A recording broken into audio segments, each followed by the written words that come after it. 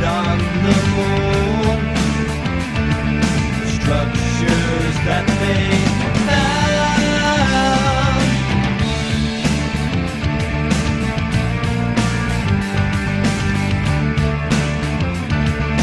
they were surprised to find structure 7 miles high.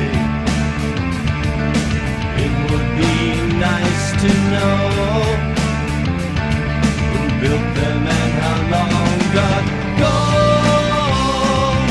Tell us about the structures on the moon. Tell us all we have a right to know.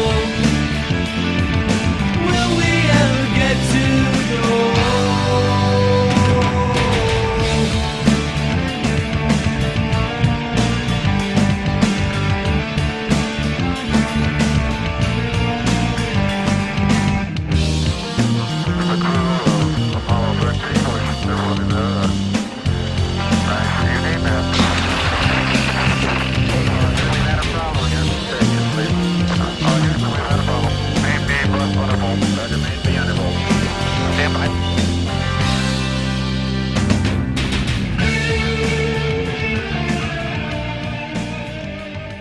How did you and Bob Dean actually meet? What were the first words that you guys said, or where did you run into each other for the very first time? I was in the street in front of his house or mine. He said, I understand you're Air Force. I said, yeah. He said, I'm Army.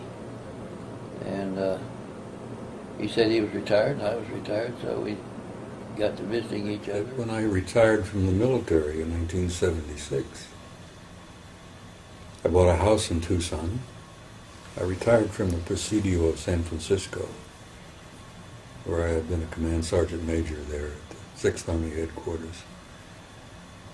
Bought a house in Tucson, moved to Tucson, so help me.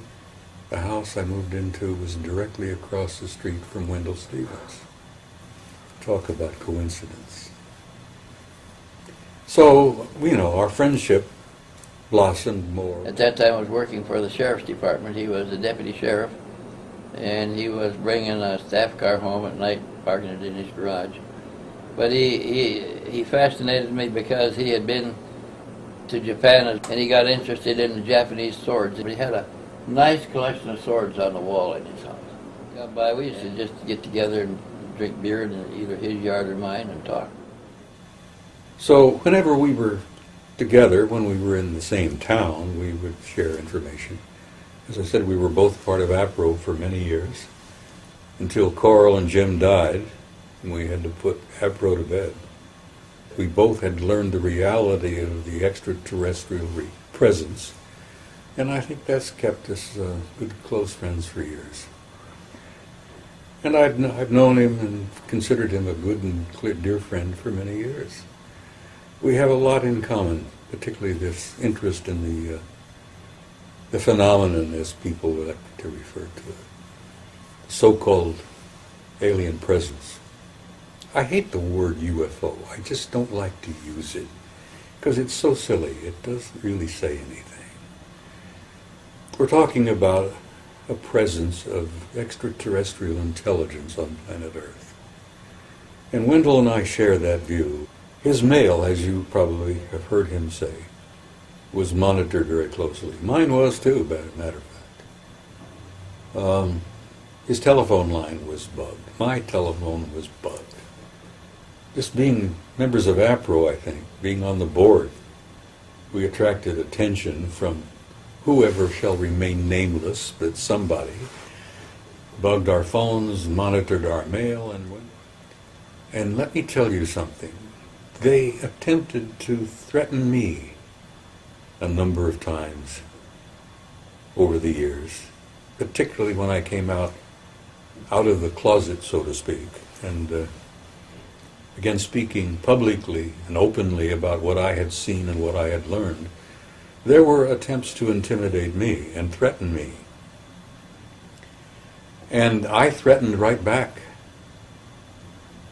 Wendell was an officer and a gentleman. I had been a commissioned officer for some years before. When I was in Korea, I was an infantry officer. But after the RIF in 1956, reduction in force, I reverted back to the enlisted grade and worked my way up to command sergeant major, and I was a grunt. I was an infantry officer. I was a field soldier. And I carried a gun, and still do. I don't have one on me at the moment, but, you know, I carry guns. And when I was threatened, I threatened right back. And I think my first marriage went on the rocks because of my involvement with the UFO field. My first wife, my son's mother, was scared to death of the whole subject. Because I said we had our phone bugged and our mail was disturbed, and we were followed in traffic many times. And, they had a repertoire of little processes where they intimidated you. The phone calls probably were the worst. As I said, my first wife, I think our marriage went on the rocks because of the UFO field. But I was not easily intimidated.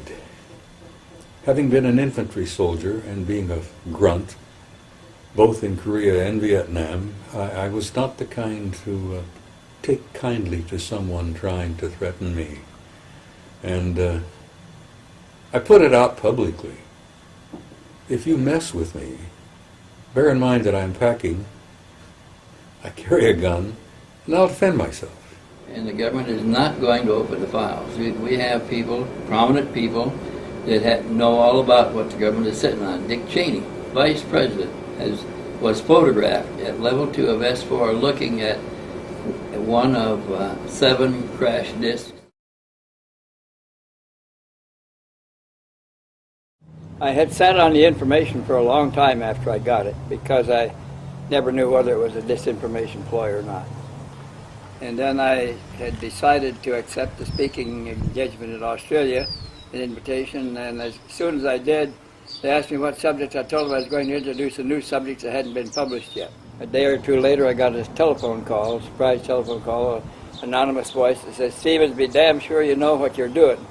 So my feeling at the time was, I got to risk it sooner or later. It was 10 years after the fact. The man was gone. I thought if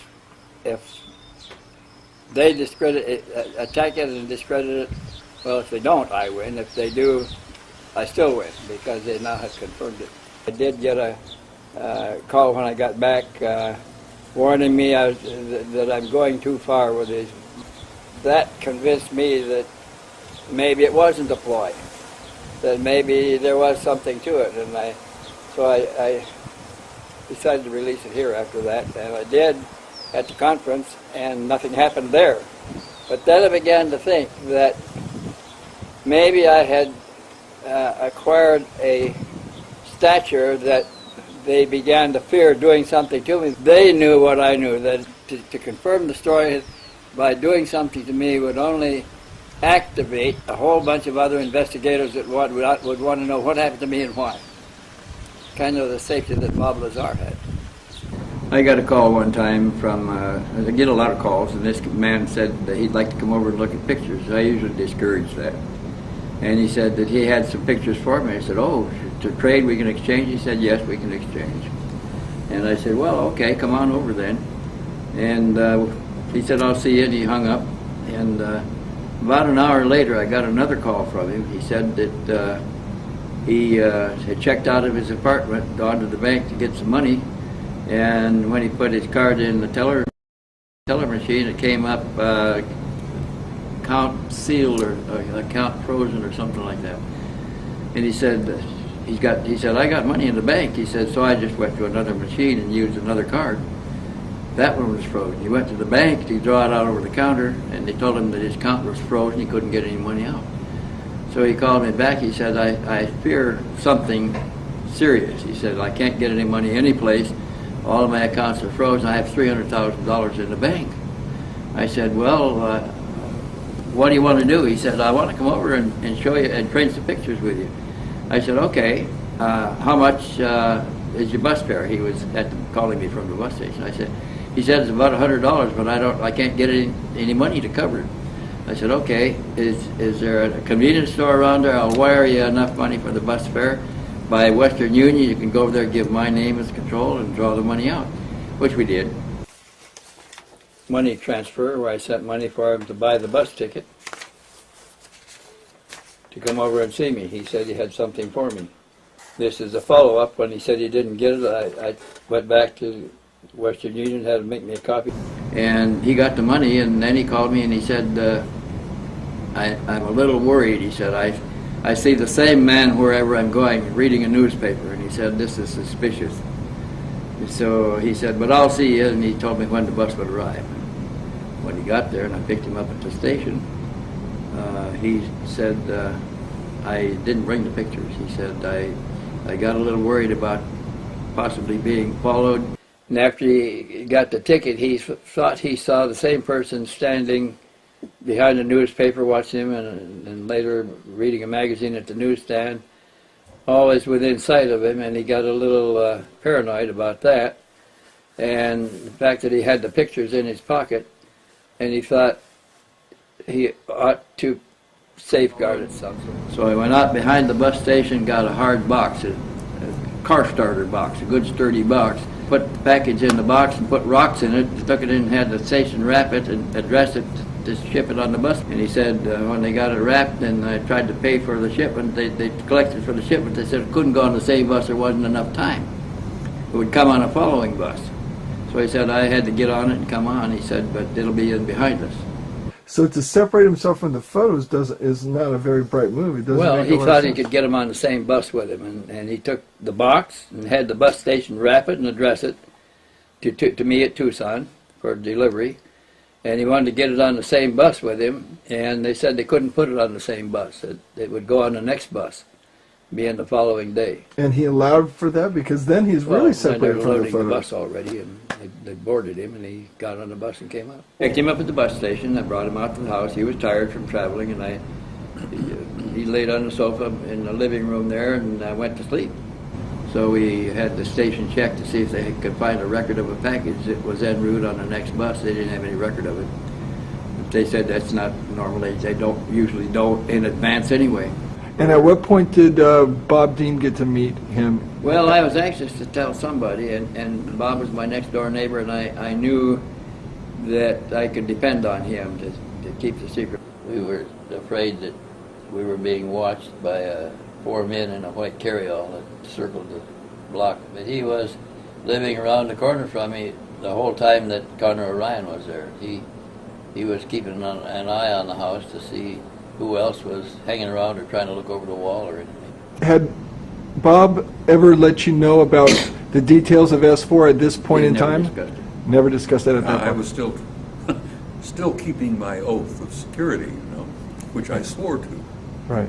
But in '91, I gave that up. I said, "To hell with it. I'm going to tell it." Let them do what they're going to do. Yeah. Now, at what point did Bob find out that Connor O'Ryan was over at your house? Connor was sleeping, and Bob came by in his sheriff's car, stopped in front to say hello, and I said, I got to tell you something. I've got a man in here says he was a sentry at level 2, and he's sleeping on the sofa now, but I don't know what to do with him. He said, well, just listen to his story, see what he's got to say. We don't know anything about that. And so we waited for him to wake up. And Bob had to go out back to duty. He got back in his patrol car and left. Came back again later that evening, stopped again. And it was the next day, wasn't it, when you came back about the third or fourth time, Connor was up, and I said, he's in the living room, but he's a little gun shy. If you want to take a look at him, that's what he looks like. I'll introduce you in a couple of days. Wasn't that it? I think so, yeah. And what was your impression? Did you get a chance to meet Connor O'Ryan, Bob, and what was your I think impression? I met him briefly, didn't I? I can't remember. Just to shake hands. Connor didn't want to talk to anybody. He was scared, and Bob didn't want to get too involved in it. Bob was in uniform, and that was kind of scary to I Connor. think that was wasn't that the time you asked me to take a video or something? No, that was a little later, but Yeah. we can go into that. He and his co-conspirators decided they would have to find somebody that they could trust. And they knew that all clubs, UFO clubs, were infiltrated by agents of one kind or another from the government that were controlling them. And so they went to the public library to look up UFO personalities, and they rejected them one by one until they got down to me, and I found that I was not affiliated with anybody else. I wasn't a member of any group. First of all, what's your background? Can you tell me something about your background? Okay, well, I joined the Navy in the early 80s. I went into the Naval SEAL program and became a SEAL. I've been attached to the Special Forces and Special Operations Department of Naval Intelligence for approximately 8-9 years now. I've been on a number of covert operations, and just recently, well, about a year ago, I was assigned to a place in Nevada, which most people know as S4, as a sentry, which all sentries there are Special Forces personnel from all 4 military branches. I've been there for 9 months. I was there for 9 months. I've recently been discharged for medically, which I'm still checking that out. While my tour of duty there, I was a sentry in the complex, which is an extremely sensitive complex, which they have discs there. I have positively identified 7 of them, and I've also identified 7 humanoid creatures with like grayish skin. I don't know if that's because of the being in the tubes and the solution that they're placed in right now. Right now I'm basically on the run there. I don't want to mention any names or colleagues. I don't know what basically my destiny holds for me at this moment. I know that this has to be said and brought out, and I've made contact here with Mr. Stevens because I feel has adequate connections to someday bring all this out in the open. He was a sentry from level 2 of S4. There were 8 of them on duty at a time, 8 of them and a sergeant in charge. The sergeant sat at a desk that overlooked the patrol area. They had to walk a beat inside of level 2. They were supposed to be walking it at attention. They weren't supposed to be looking around. They were supposed to, they were there to arrest intruders if they came in. There were visitors that came from level 1 down to level 2 to go to levels 3 and 4, and if their right eye retinal scan and palm print and card didn't all match at the elevator, a bell would ring, and their job was to arrest and hold them until somebody came down from level 1 and carried them away. And what was his name? His name was Derek Hennessy. He used the name Connor Orion at my house.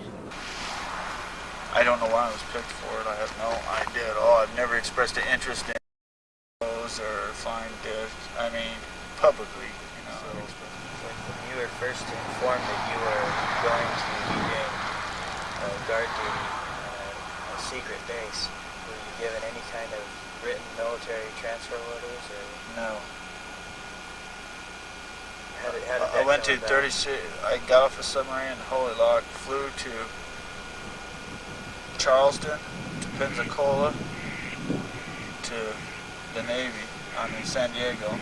Went to 32nd Street, Naval facility there. I was briefed that I was transferred to a sentry duty in Nevada somewhere, which I know that everybody's pretty much aware of all the facilities out in the southwest region out here in Sidekick. So I've already had a security clearance for entering some of these facilities. Nothing like this before. I had no idea that I was going to be involved in anything like this. I mean, when I first walked in, I was convinced that they were American prototype vehicles. The Americans were, and until I viewed the bodies, then I knew something was a little different. So Connor Orion starts telling you, Wendell, that he's been to S4, that he's been a sentry at level 2. A sentry at level 2 of S4, and he told me that they live at that level, they have barracks facilities, they sleep in, their meals are catered into them. They're told not to talk to each other at level 4 except in front of the television set watching ball games or at the table where they're eating. Otherwise, they're not supposed to be talking at all. Their names were taken away when they got the jobs, and they were given numbers. They were supposed to address each other by number. They wore number tags, not name tags. He'd been in the service for over 10 years. He was assigned to Delta Team 6, that was a special security team that was called together when they needed them. He said he'd been on patrol, perimeter patrol around the base and other things like that with his team, Delta 6 team. And that they did, that was their outside activity mostly. All the rest of his service was inside in level 2 of S4. Did he answer to the service commands? He said that they had a direct line, a separate line of command that they responded to. He thought it went directly to the Joint Chiefs of Staff. Had you heard of anything like that before? Never heard of direct lines before. He told me that they weren't allowed to socialize inside. They weren't allowed to know each other's true identity. They all arrived alone, and apparently they all arrived at the same time because they all had numbers in serials. 121, 122, 123, 124, and 125. He said that they worked regular shift, 4 hours on and 8 hours off, round the clock. He said they weren't allowed to do anything but check people using the elevators to go down. He said they didn't look at their cards or anything.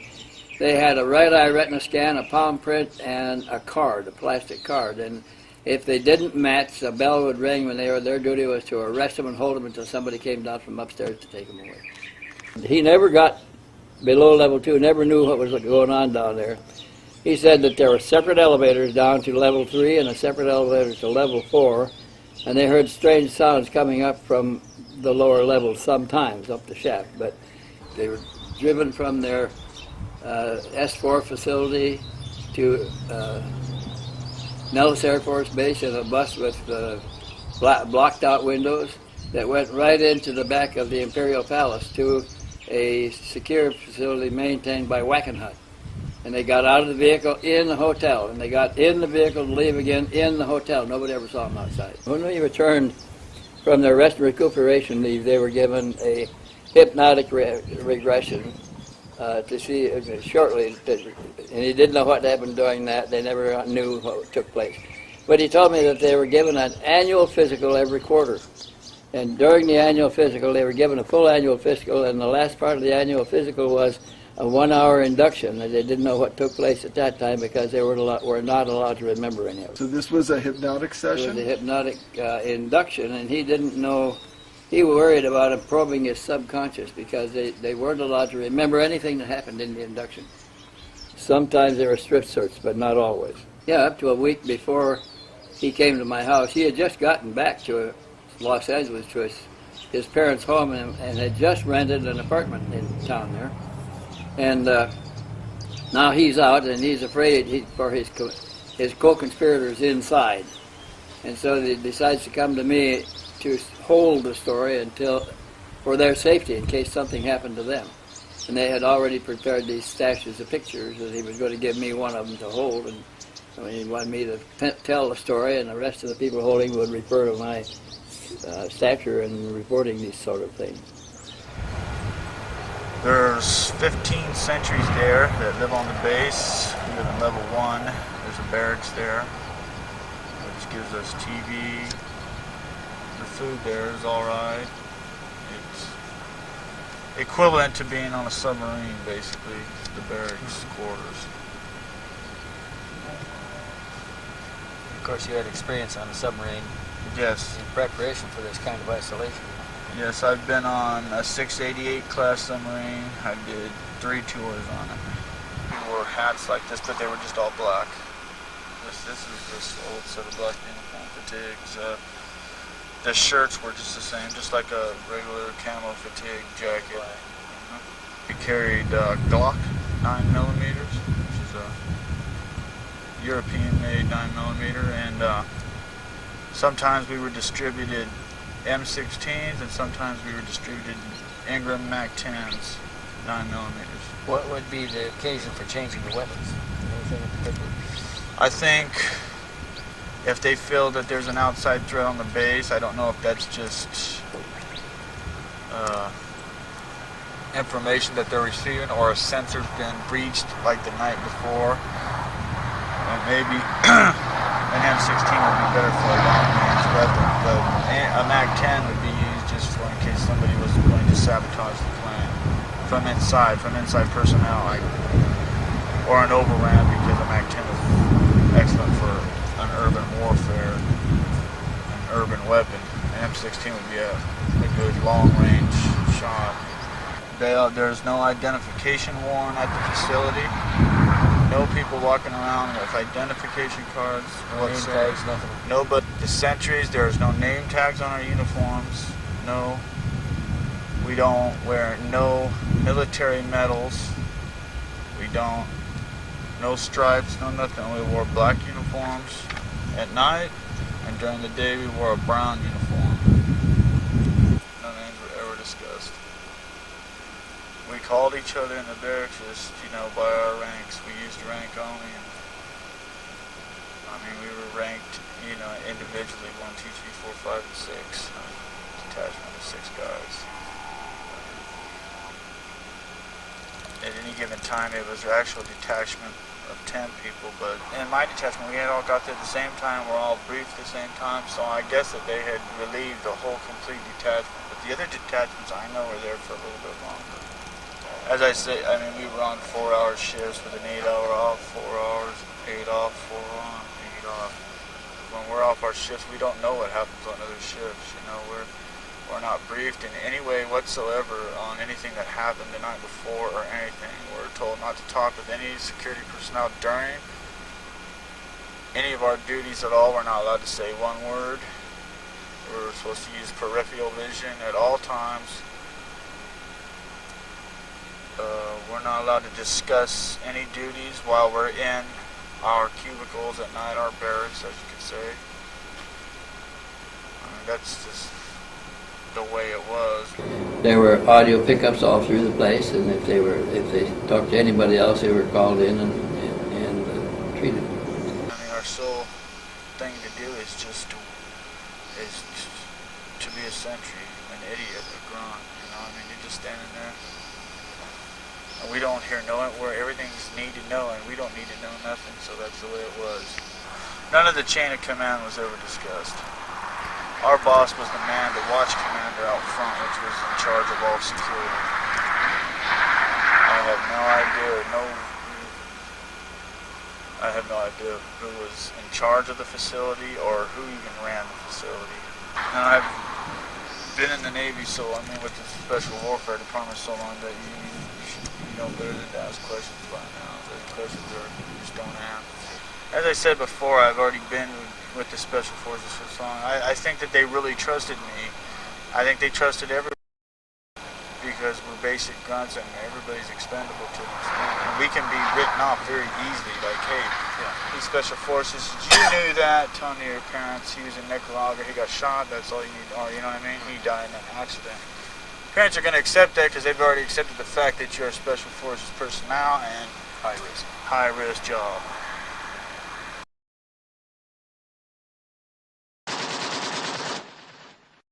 He was a strong, healthy young man, robust. He joined the Marines and then stayed in the Marines, and he kept training up to a SEAL status and then a Black SEAL status. and which is the highest ranking or the highest trained level a Marine can reach.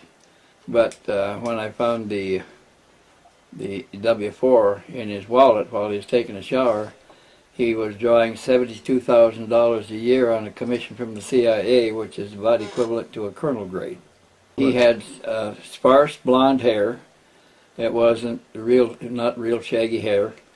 He was he stood very erect. He looked like a Marine, like a soldier. He had blue eyes. He'd answer questions, but he didn't add a lot. If he didn't ask the question, you're not going to get any information. He had a tattoo on his right arm that he kept covered up, and he got a mark for each special mission carried out. Now, to him, his special missions were terminating enemies of the United States government. If they were characterized as enemies and they didn't want them to go to trial because information might come out that would be of a sensitive nature, they would just terminate them instead, and he understood that that was what he was doing, and that was his job. To me, it's murder. To him, it was a mission. He was also living the life of a government assassin. All the special troops there apparently were being used for the same purpose. And they thought those assassinations were called missions, special missions. They got a special bonus for each special mission and a hash mark on the arm. And these young men were selected when they were in their high teens, very impressionable age, and they looked for people that already were patriotic. And they worked on the patriotism in boot camp until they became so patriotic that they would weep when the flag would go up and down the flagpole. And they were training to take out America's enemies.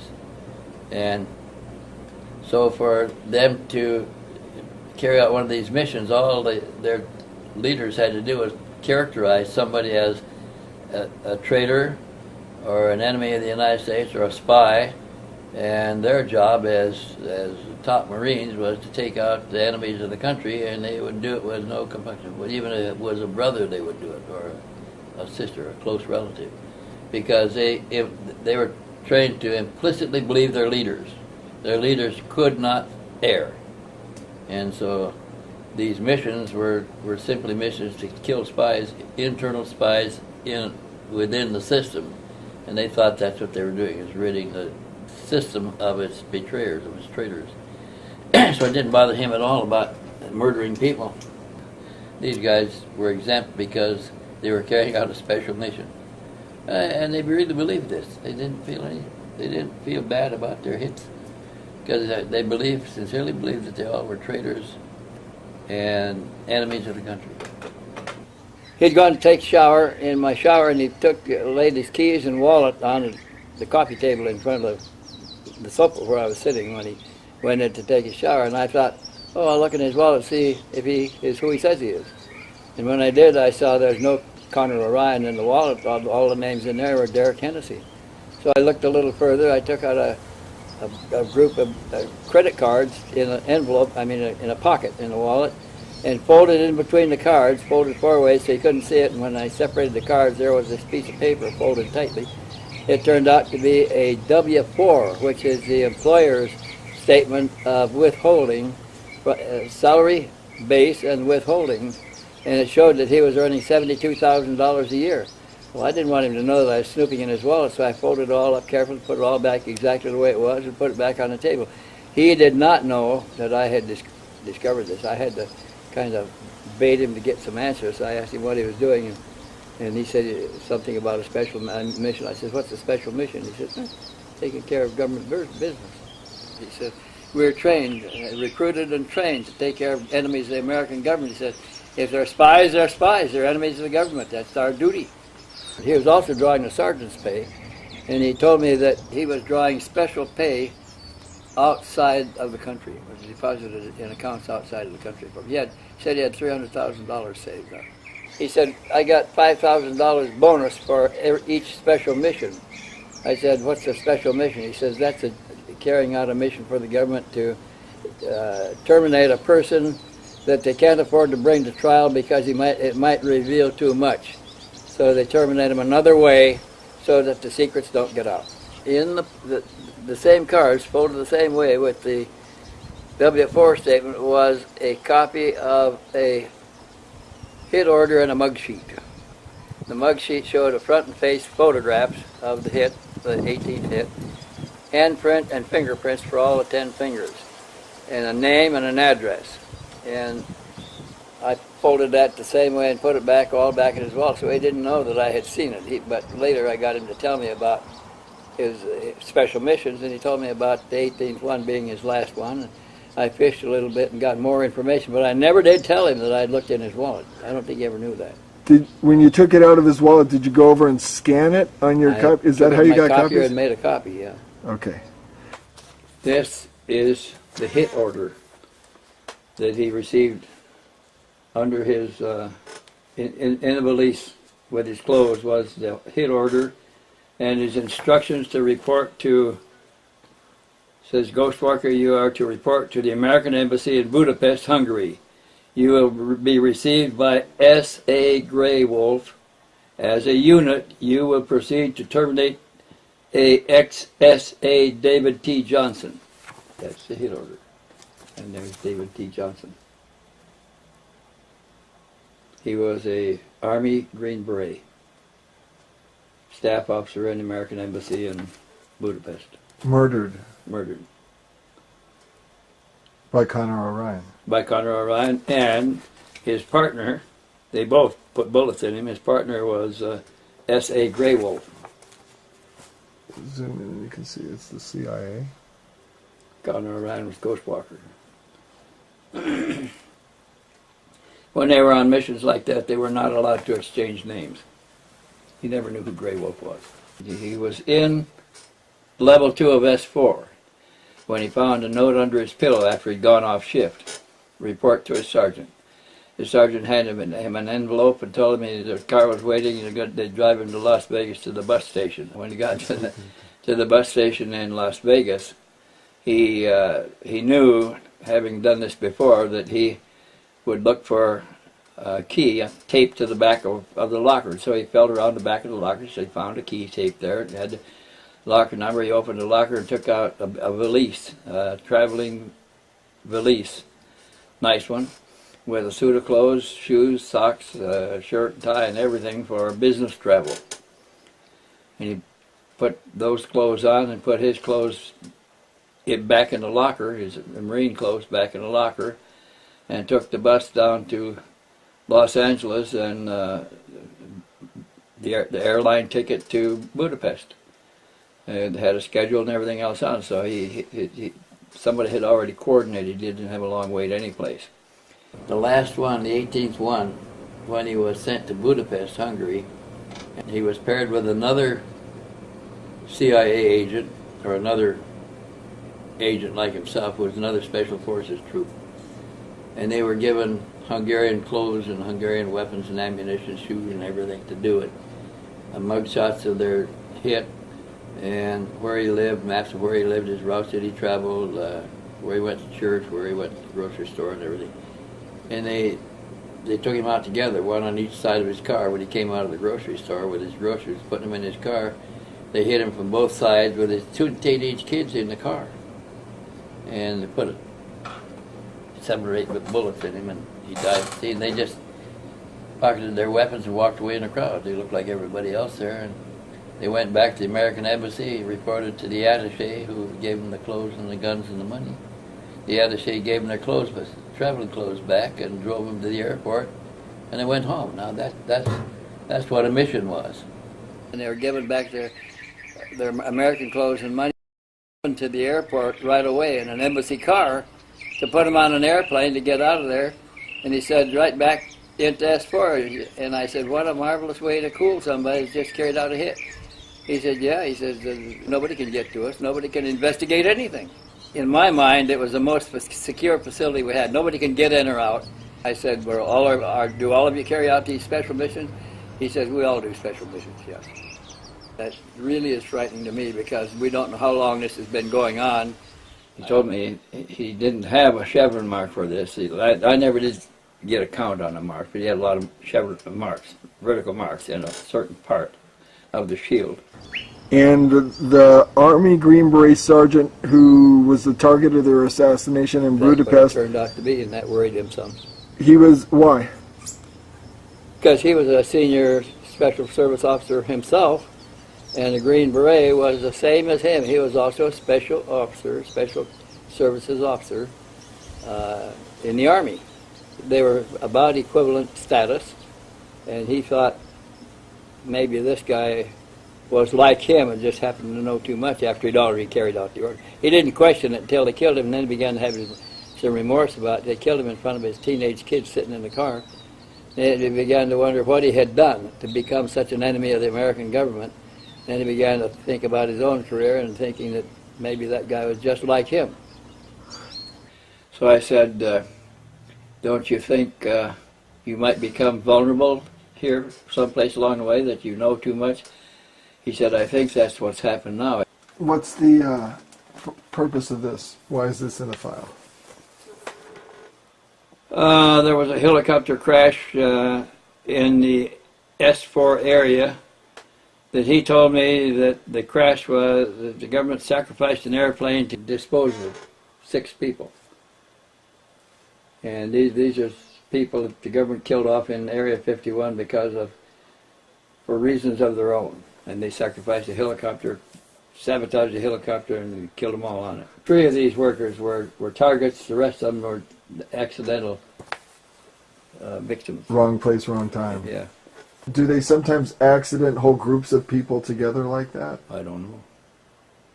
He told me one time he was on a hit was partnered with a Vatican hitman on a hit. I didn't know the Vatican had hitmen. Did you? I had heard that they did, that they had their own secret service, but I didn't know that they put out hits. But they control so much wealth, and they're so powerful within the scope of the planet that it makes sense. I mean, the leader of the Catholic Church right now is an ex-Nazi, right? Yeah. Pope Benedict what's his name? Pope? Ratzinger is his. Yeah. Benedict XVI, yeah. Benedict the 16th or whatever. He's ex-Nazi. Yeah, he was in Nazi youth, yeah. Yeah. This appalled me to understand and find out that we are executing our own American citizens with other American citizens at American money for nefarious reasons without the justice system that protects us all. And it's run by the government and ordered by higher authorities. The government knows what they're doing. When I asked him about his salary, he said he got $5,000 bonus for each special mission. And he had just finished his 18th. And by now I knew from seeing his papers that his special missions were murder, government executions. The pay we got I have always gotten demolition pay and jump pay being with the teams, but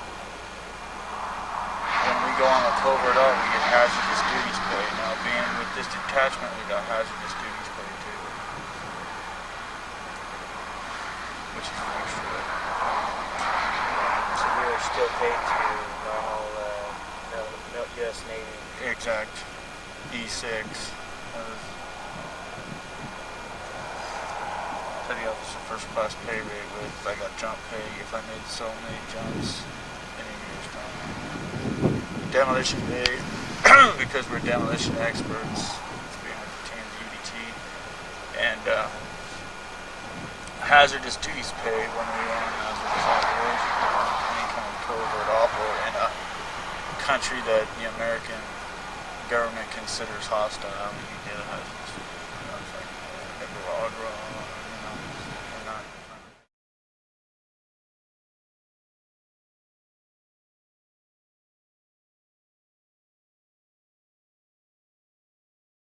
First of all, it's the Atomic Energy Commission area.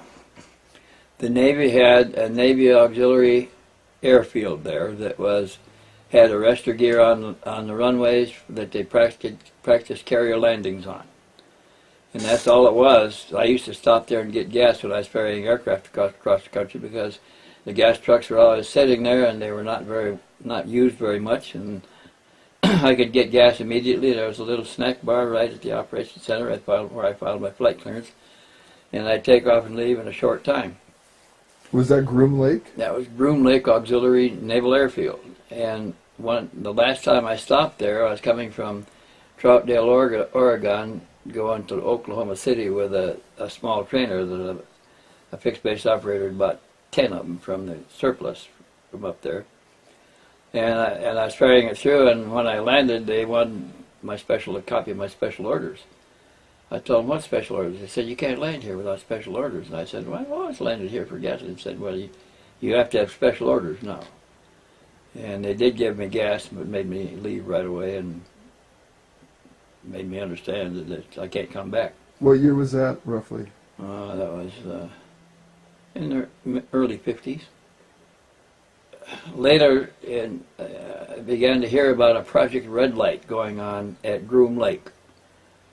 And when I tried to get information on Project Red Light, that was so secret that nothing was available. But I was doing a lecture at Oakland, California, when I mentioned Project Red Light, and the fact that they closed the base, nobody knows what they were doing there. And a guy came up out of the audience afterwards to talk to me. He said, I was a technical sergeant in the medical corps in the hospital detachment. He told me that when Groom Lake Auxiliary Airfield was closed, they brought in the reinforced CB battalion. They closed everything but the base engineers and the hospital. And the hospital served the reinforced CB battalion until they were almost through working, and then they brought in a hospital team to take over the hospital. But during the 2 years that they were servicing, they heard scuttlebutt about what they were doing. They took up the runway, they took down buildings and put up camouflage netting to make it look like nothing had changed. And when they got through, they put the buildings and the runway back. And that sergeant thought that they had only put extra facilities under the runway and some under the ramp, the parking ramp. But he never knew how big it was or anything. And that's all I had for some time, until I found at another lecture like that, a man came up to me, said that he was working in the CB battalion. He was a tech sergeant engineer, project engineer, and he told me about digging the 4 levels.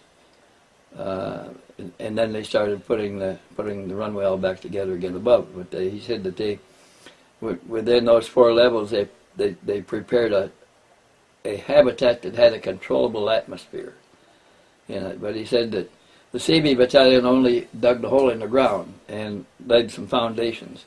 Then they brought in other contractors to put the facilities in on top of the foundations and finish it and put the runway back. So nobody ever had the whole project.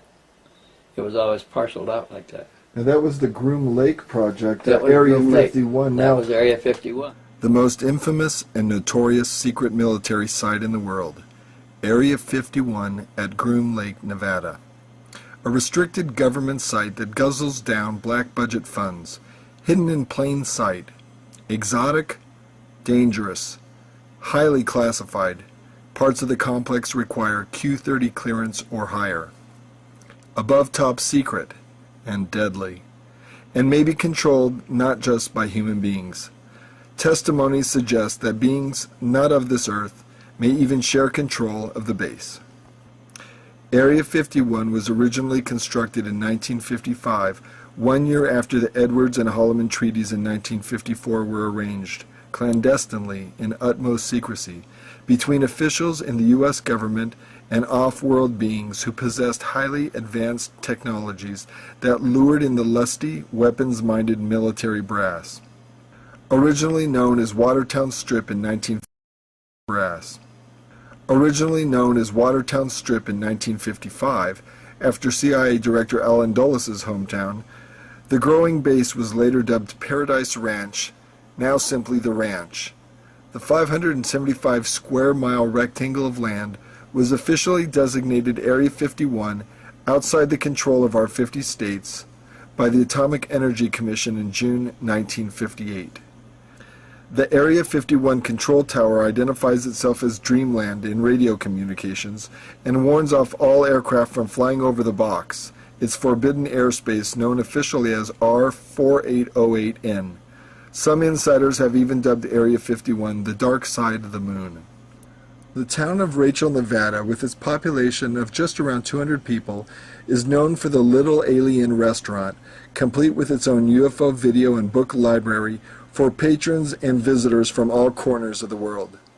Just to the west of Rachel is a back gate guard entrance to the Nellis Bombing and Gunnery Range, 8 million acres large, inside whose boundaries is Area 51.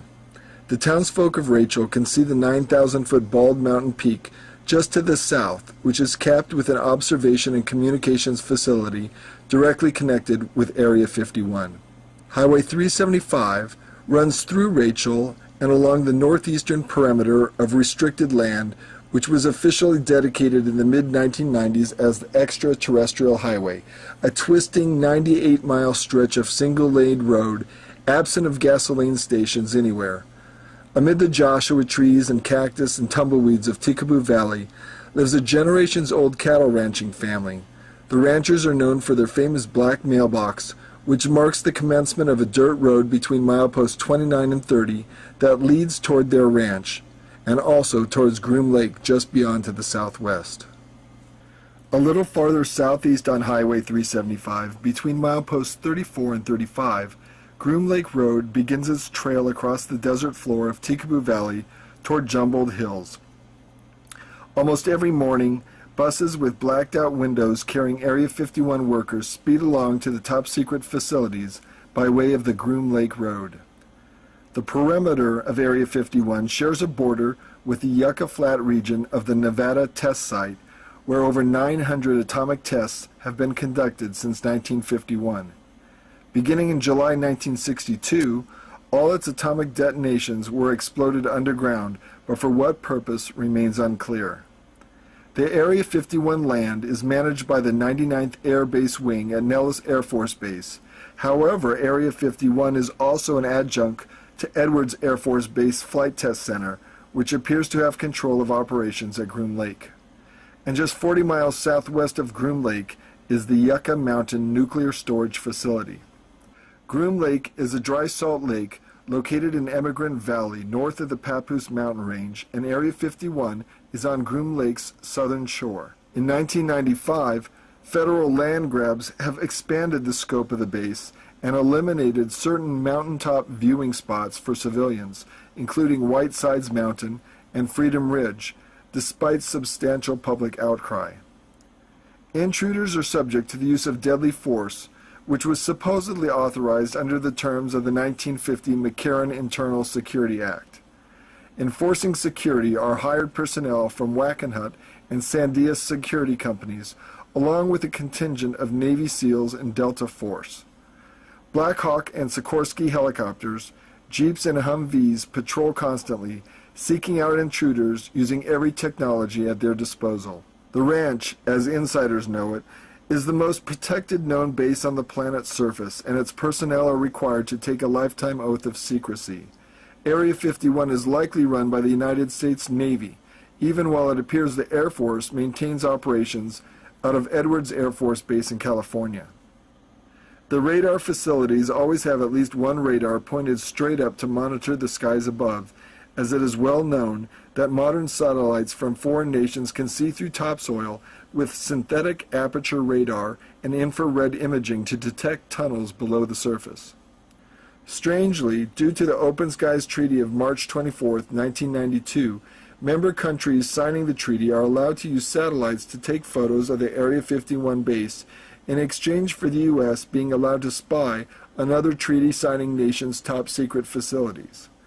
Participating countries include the Soviet republics, Canada, France, Germany, Italy, the United Kingdom, Turkey, Ukraine, Norway, Denmark, Poland, and Romania. Ironically, the American taxpayers that foot the bills for Area 51 are not allowed any information regarding Area 51, even those Americans who have suffered chemical contamination working at Area 51, for court cases seeking due compensation for their injuries.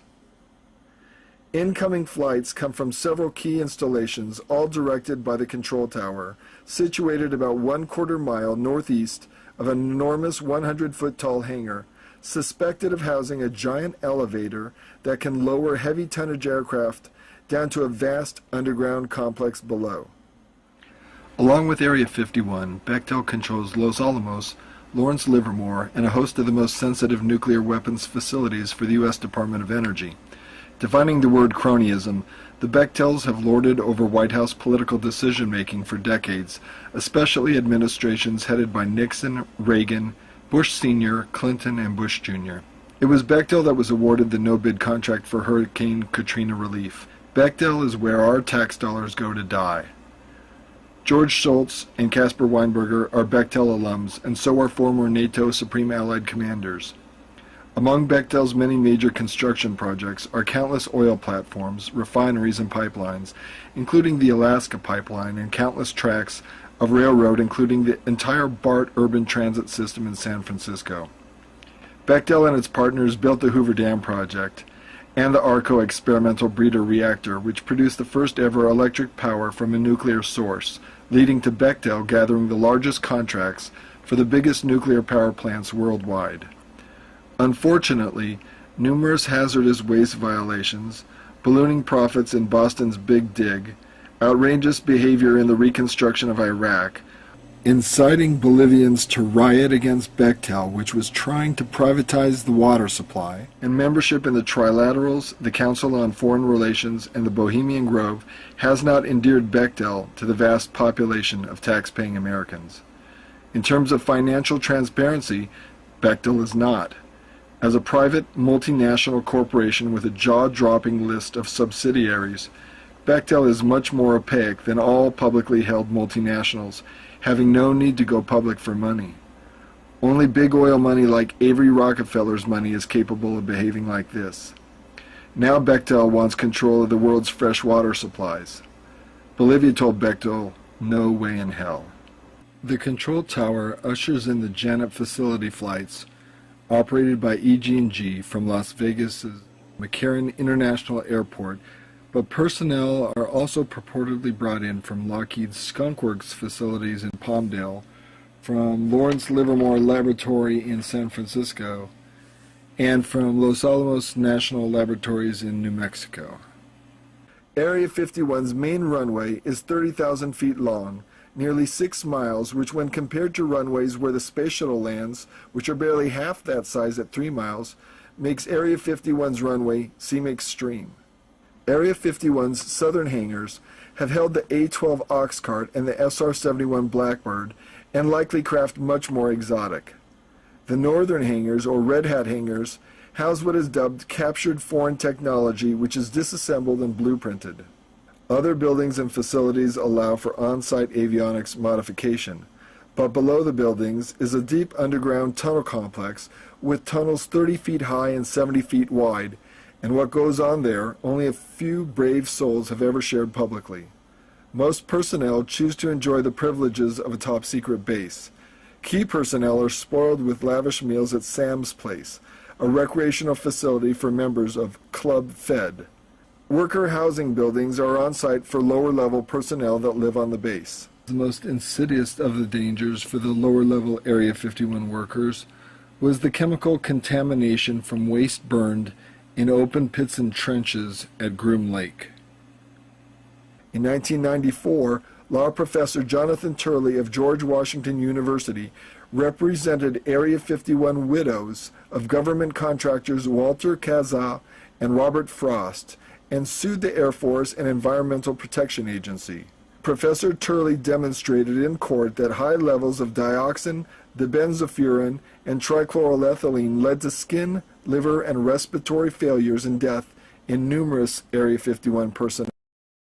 However, the United States Air Force responded by classifying all evidence of contamination in order to skirt the lawsuit, according to Congressman Lee Hamilton. Furthermore, the federal government invoked the state secrets privilege, citing the lawsuit as a threat to expose national security secrets. U.S. Judge Philip Proh rejected the government's argument, so a majestic 12 lapdog, President Clinton, issued a presidential determination exempting the Air Force's operating location near Groom Lake, Nevada. Clinton's action forced Judge Prout to dismiss the case for lack of evidence. Turley appealed to the Ninth Circuit Court of Appeals on the grounds that the federal government was abusing its power, but the Ninth Circuit refused Turley's appeal, and the Supreme Court refused to hear the case. 60 Minutes ran their investigative inquiry on March 17, 1996, in which Congressman Lee Hamilton stated, "I'm not personally prepared to take the word of a person who has, or an entity which has, a huge financial stake in the outcome here, that this information needs to be classified." Professor Jonathan Turley added, "The question is whether they are going to be held accountable, because ultimately that is what this case is about. Whether there is something unique about the United States government that either makes it accountable or exempt from its own laws."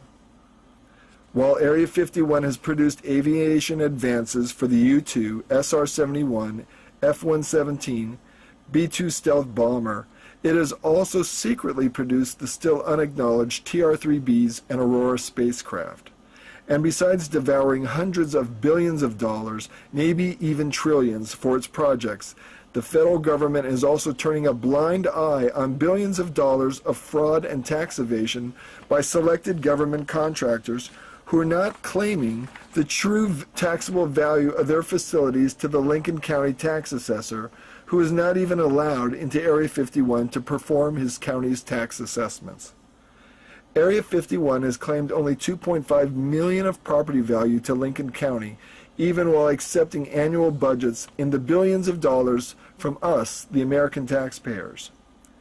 Dangerous underground atomic detonations, nuclear storage and waste concerns, the use of deadly force against civilians, lavish treatment of high officials, uncompensated chemical contamination of its workers, abuse of the law and its own power, tax evasion, and evidently secret extraterrestrial alliances. These improper government practices should impel Congress to hold open investigations into the nearly 60-year history of corporate and federal abuses at Area 51. Area 51 is a big area. It has the Groom Lake Naval Auxiliary Airfield in the valley with a long runway in the dry lake bed, but through the mountain in the next salt valley south, and you got there's a mountain range in between, and between there's a tunnel now that runs all the way from Groom Lake through to S4. It's about 8 miles through mountains. That tunnel is over. The tunnel is over 100 feet wide, and nearly 100 feet from top to bottom, and that's where super secret aircraft are stored. It becomes a huge hangar. And the vehicles can be taken out either the S4 end or the Groom Lake end. S4 is where the hangars were built at the end of that tunnel on opening into the valley is where S4 facilities were built, and they were built into the mountain, but they were camouflaged. They had a side of the mountain slid aside and to make the doors, and rolled away and opened the facility, and that's how they took the captured vehicles in and out. Was they'd roll the door back and take them out, and when the Russian satellites had already passed or were not due, they bring them back in before the satellites were due again. Did you ever hear talk about S4? Let me explain something about Area 51. It was, at the time, simply a range as part of Camp Mercury. When you look at the map, you had areas such and such, 49, Area 50, Area 51. These are all part of the original Camp Mercury atomic test site facility. So 51 was part of Camp Mercury initially. And while I was there, I was at Department of Energy School in 1979. And the weekend in between, and some of the contractors who dined with us in the mess hall, we'd gotten to know pretty well. They were instructors as well. They said, look, let's all hop on the bus after breakfast on Saturday. They invited us to hop on the bus, and we're going to show you guys something. So away we went on this fairly rickety old bus, wasn't one of the more modern, more comfortable ones. And down the road we went. We went over a pass into Groom Lake from the other side, from the rear. I never went through any. The mailbox out on the road's kind of garbage. We came in from the back over to Groom Lake. And they took us over to one of the facilities, and we got out of the bus. And anyhow, never made it to S4, but I heard the contractors talking about it. And some of them were contractors who were involved in the construction. They said that S4 had 30 levels. You take a 30-story building, put it in the ground, and that's where apparently the aliens were. And some of the contractors had seen them. What were their but they had descriptions? not got very close to them. Well, they appeared to be kind of like grays, but not the little ones. These were 5.5 feet tall, or 6 feet even. They were grays, and they had a fairly large eye, but they were not the little guys with the wraparound eyes. I was to learn later that those little dudes are laboratory products. Organic robots. Yeah, they're organic robots, I guess is their best description. At the very bottom of this thing at S4, there was a gate. A retired bird colonel shared with me. He said, I went down to level, the lower level, the third level, 30th floor. He says, they told me to put on a summer uniform, and it was wintertime. He went down, they had his luggage and suitcase and his briefcase and all. And he stepped through the doorway, and he came out, and he was at, what's the middle of Australia? Pine Gap. Pine Gap? Mm-hmm. He went through a door at S4, and on the other side was Pine Gap. Australia. Yeah. So Which they already we- had teleportation at Which that where point. we were to learn later was just a mile and a half from one of the major UFO ET installations on the planet. The ETs had had a facility there from apparently over 100 years. The retired colonel told me, he said, you know, I was in a state of shock. He said, I didn't feel a thing. He says, I went through the door, I'm in S4 in Nevada. He says, the next thing I'm coming up, being led off to a private set of quarters in a facility that is in Pine Gap, Australia. And he says, it took me a while to adjust to it, he says. When we were sitting down together with Bob Dean, Bob Dean says he heard that S4 had 30 levels, which are 3 sections of 10 levels each, coded green, blue, and red. But I gathered from your 10 days with Connor Ryan that he only knew about 4 levels. He only knew about 4 levels. And He never saw anything at 3 or 4. do you subscribe to Bob Dean's description from somebody? I don't have any information on the other levels. Do you think they exist? Or do you think there are only 4? I don't know. If they exist, they would have been dug after the initial red light project that set up the facility there, the first 4 levels. I think one of the things that impressed me the most about what the contractors would share with us is that they were in the tunnel building business, and they were digging tunnels all over the damn place. And they had these big 40-foot tunnel boring machines, you know, on railroad tracks. They'd go into the side of a mountain, literally, and they would go down and then out. And they were laughing one time. They said they were digging a tunnel and they ran into another tunnel, which they didn't know about. Really? And they said the tunnel they ran into was better than the one they were building. And all our ears perked up. And I said, "What?" He says, "This thing was beautiful." He says, "It was big and it was smooth, and the walls were like glass." And he says, "We built this damn thing. The ones we were building were, rough and not too ready, and we had to plaster them and, finish them up a bit, cement and all to make them livable." But he says, we ran into a series of tunnels that were incredible. And what we were going to do is we were going to get a Jeep and load it up with, spotlights and water, and whatever, and we were going to explore. And one of our senior supervisors, he said, found out about our plan and threatened to court-martial or put us all in jail. And he said, you stay the hell out of those tunnels. Those are not ours. Those are not for you to look at. You leave them alone. And they said, all among themselves, who the hell built those tunnels, you know? Well, who had the technology to build those that good? And here we are digging these things in. When I retired, we knew officially, at my level of security, that there were 4 different groups that we were interrelating with. They were all humanoid, but only one was human, or at least so much like us that you couldn't tell the difference. Technologically, they are so far beyond us that we can't even imagine it. And I think spiritually they are so far beyond us. And I think those are the ones that are really calling the shots. I think those are the ones that are really in charge of the program. And you see other aliens, you see little grays, you see tall grays, you see tall whites with no hair at all. You even see, some of the people have described seeing reptilians. I don't deny that. I don't doubt that for a moment. But I've concluded that the one group that seems to be running the program, at least on planet Earth, are the Anunnaki from Nibiru, our cousins, our forefathers, as it were. So it's possible that they had built those tunnels. I think so.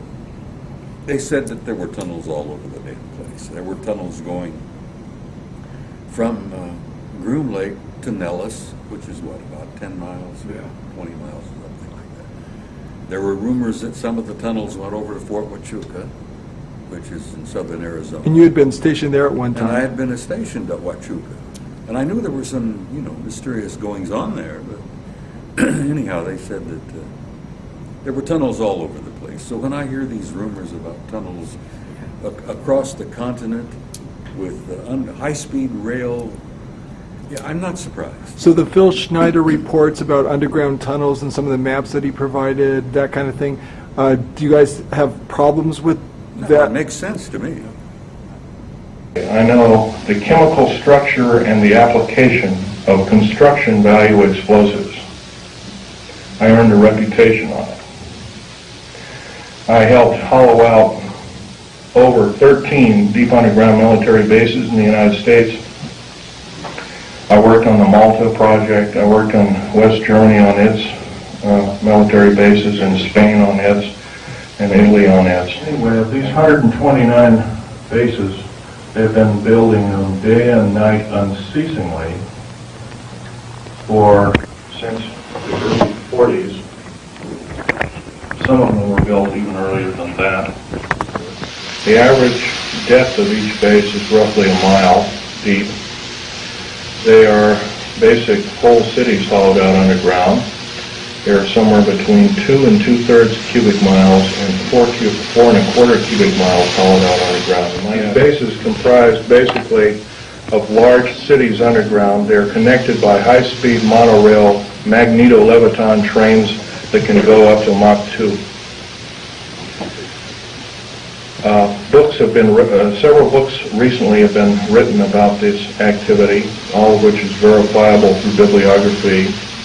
Richard Sauder's book, he's a PhD architect, and he alone also is risking his life by talking about this. He worked with a number of government agencies on deep underground military bases. I have helped build 2 main concerned bases within these United States that have some significance as far as what is it called the New World Order. Number 1 is Dulce, New Mexico. I was involved in 1979 in a horrendous firefight with alien human type, whatever you want to call them. And I was one of the survivors. I'm probably the only talking survivor you'll ever hear.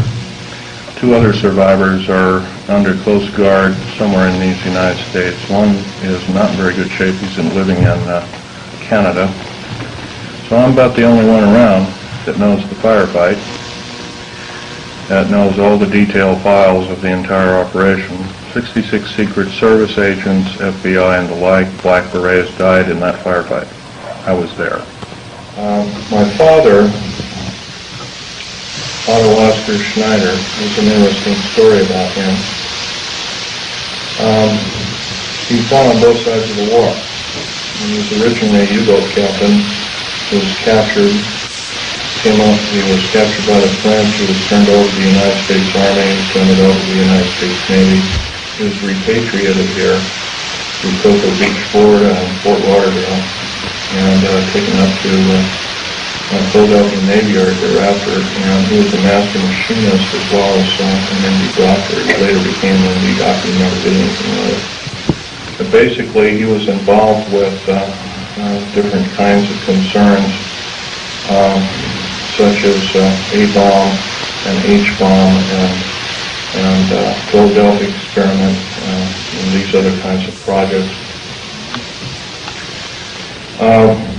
His groundwork, he invented a camera, a high-speed camera that took pictures of the first atomic tests in Bikini Island on 12th of July 1946, to which I have original photographs of, which show unidentified flying objects fleeing the bomb site at a high rate of speed. Bikini Island at the time was infested with things in various depths of its waters. The natives always saw them. The natives had problems with their cattle, basically pigs is what they raised, and other things, although this story has never come out. This is basically what happened. Maybe somebody knows a senator or a congressman or has had help by such. There's one outstanding in Oregon. His name is Mark Hatfield. That man helped me fight the federal government. See, my father left me these pictures of what he took at Bikini Island. Operation Crossroads. And I'm going to have this one out on the table. It's the original. I'll ask you please carefully handle it and try not to put too many fingerprints on it. Right over here, and I'll point to it,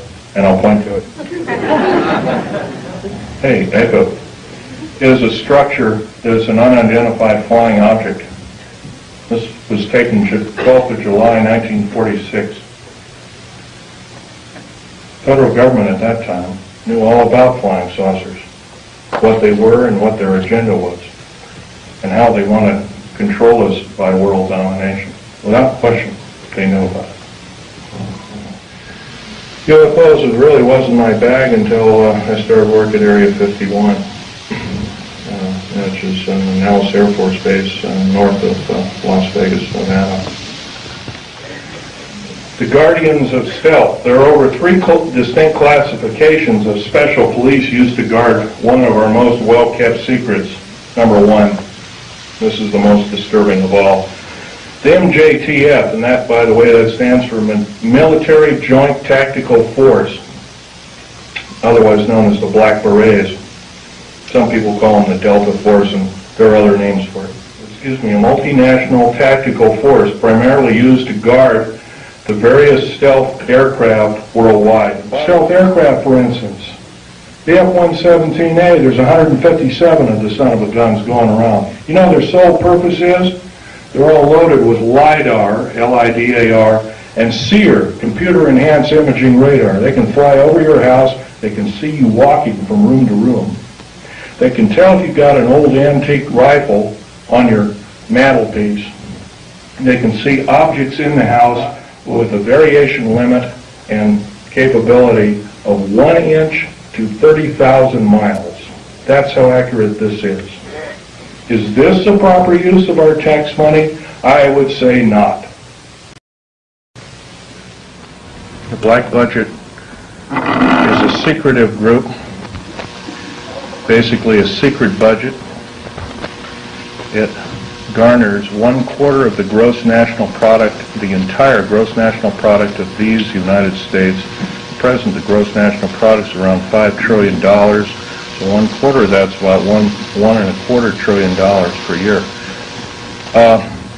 At least 1.023 trillion, and I say at least, is used in black budget programs like deep underground military bases.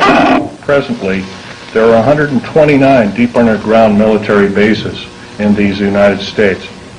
Still, 68% of the U.S. military budget is directly or indirectly affected by the black budget. Star Wars, otherwise nicknamed Star Wars, Strategic Defense Initiative,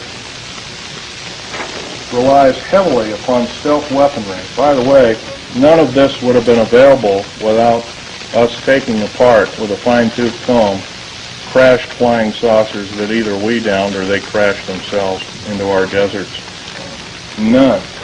Budget from U.S. Congress 5-year plan that we're told about is $247.6 million. You couldn't buy the spare parts of all the black helicopters and the F-117As and the B-1, the B-2 bomber, and all the other 24, 25 prototypes. Couldn't even get the nuts and bolts for that. So we've been lied to, folks, and I know we can do better. Black budget garners this figure, roughly $1.25 trillion every 2 years. Trillion. I'm not talking billion, folks. Trillion. If you don't know what a trillion is, it's 1,000 billion. It's a big number. If you were to regard that in dollar bills, it would be 11 tons of dollar bills. That's how big a trillion is. Okay, the black budget literally means hidden budget. The U.S. Congress never sees the books of this clandestine pot of gold. Contractors of stealth, and I've listed quite a few here. EG&G, Westinghouse, McDonnell Douglas, Morrison Knudsen, Wackenhut Security Systems, Boeing Aerospace, Lorimar Aerospace, Aerospatiale of France, Mitsubishi of Japan, also Mitsubishi Heavy Electric Industries, Ryder Trucks, Bechtel, IG Farben, that's a chemical company, plus a host of hundreds more. Now, I've talked about a number of topics that are rather controversial. I'm not advocating the overthrow of any government. I don't believe in such. For the main reason, the number one, it always kills the wrong folks. But I believe if I have the chance to tell people about these atrocities, I think that there will be some serious letter writing, if not letter writing, some serious conscientious voting done in the very near future on various elected government officials, if not the whole category of elected government officials.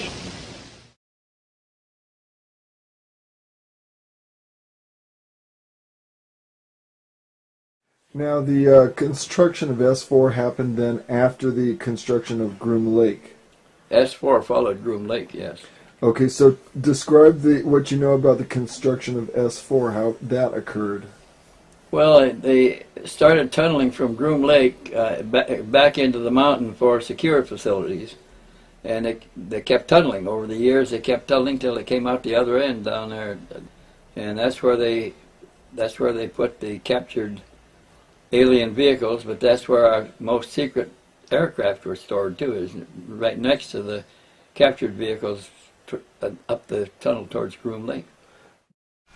There's 4 levels in Site 4, excluding the top level, the surface, which is basically a hangars with the satellite. There's really not too much to it, but the levels are all operated. There's the first and second levels are all elevator where they keep the flying disc, ships, whatever you want to call it. They bring it to the surface. Right when I was there, they were trying to operate the disc, but to my viewing, unsuccessfully. There's scientists there. I've personally witnessed high White House officials being there. Was there any reference to any of those dry lake beds?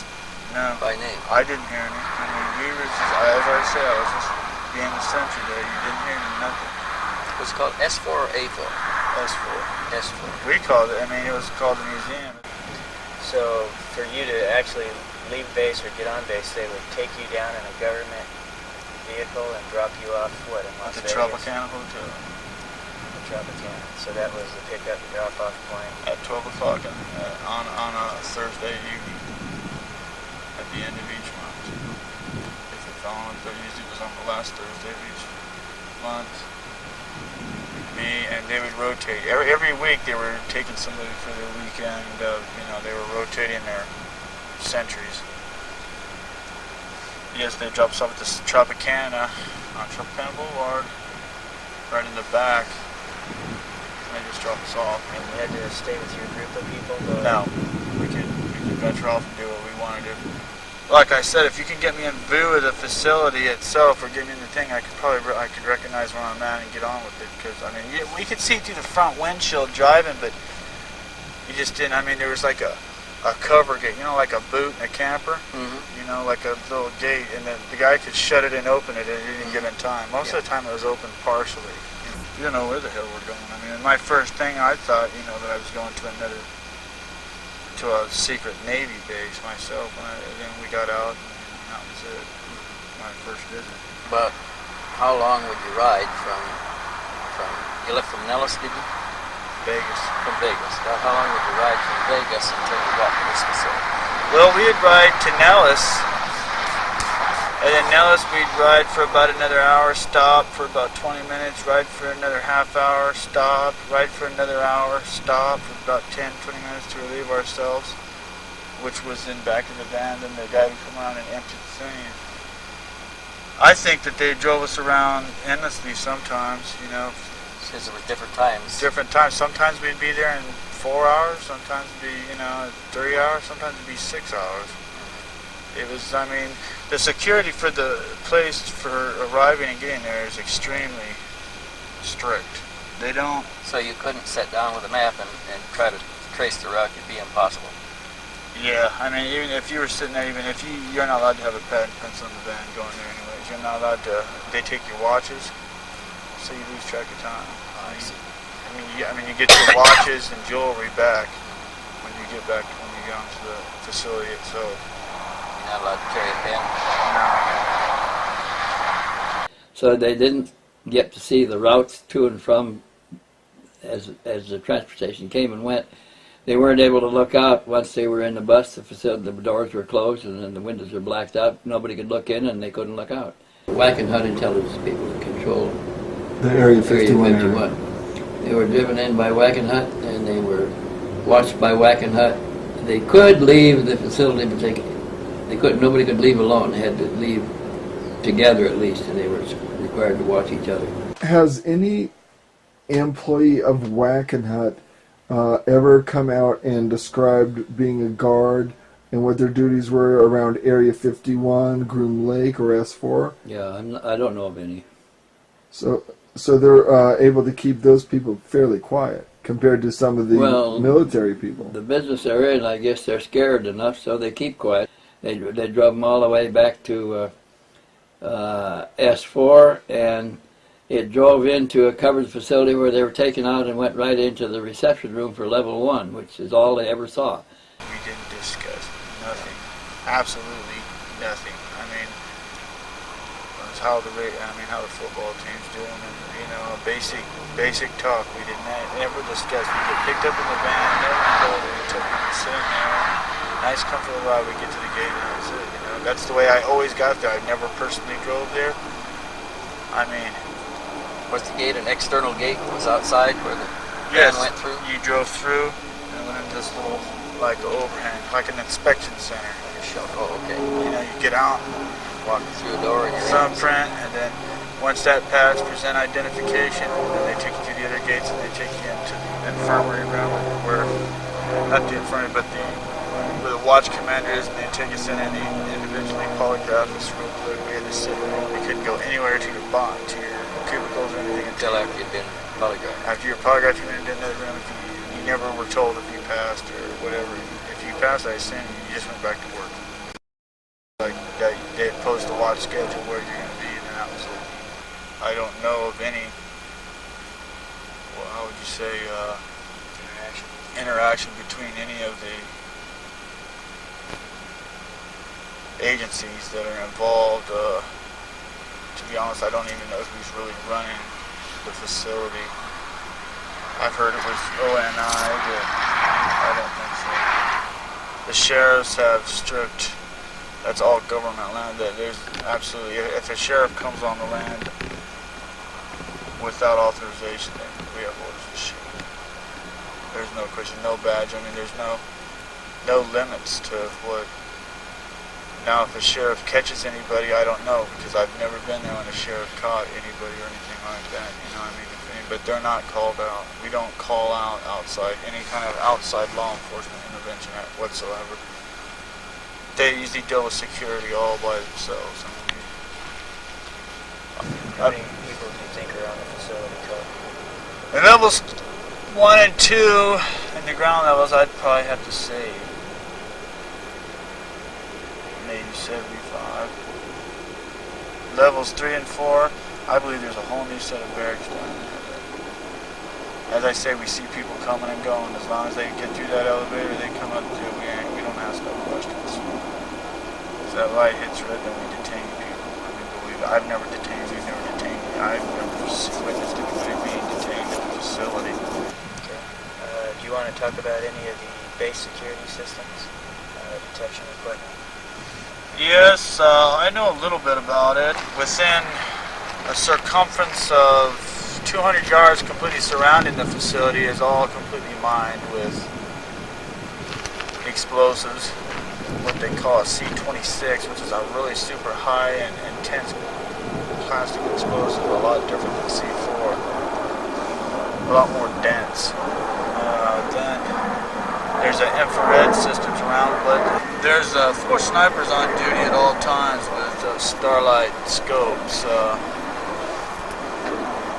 And then there's laser setups all around, which presented a problem a lot of times because of the vermin outside would penetrate it. I believe the last 2 months I was there, they upgraded it so it had to be somebody walking on 2 legs to completely tow it. It had to be an upright walking person to penetrate it instead of a 4-legged.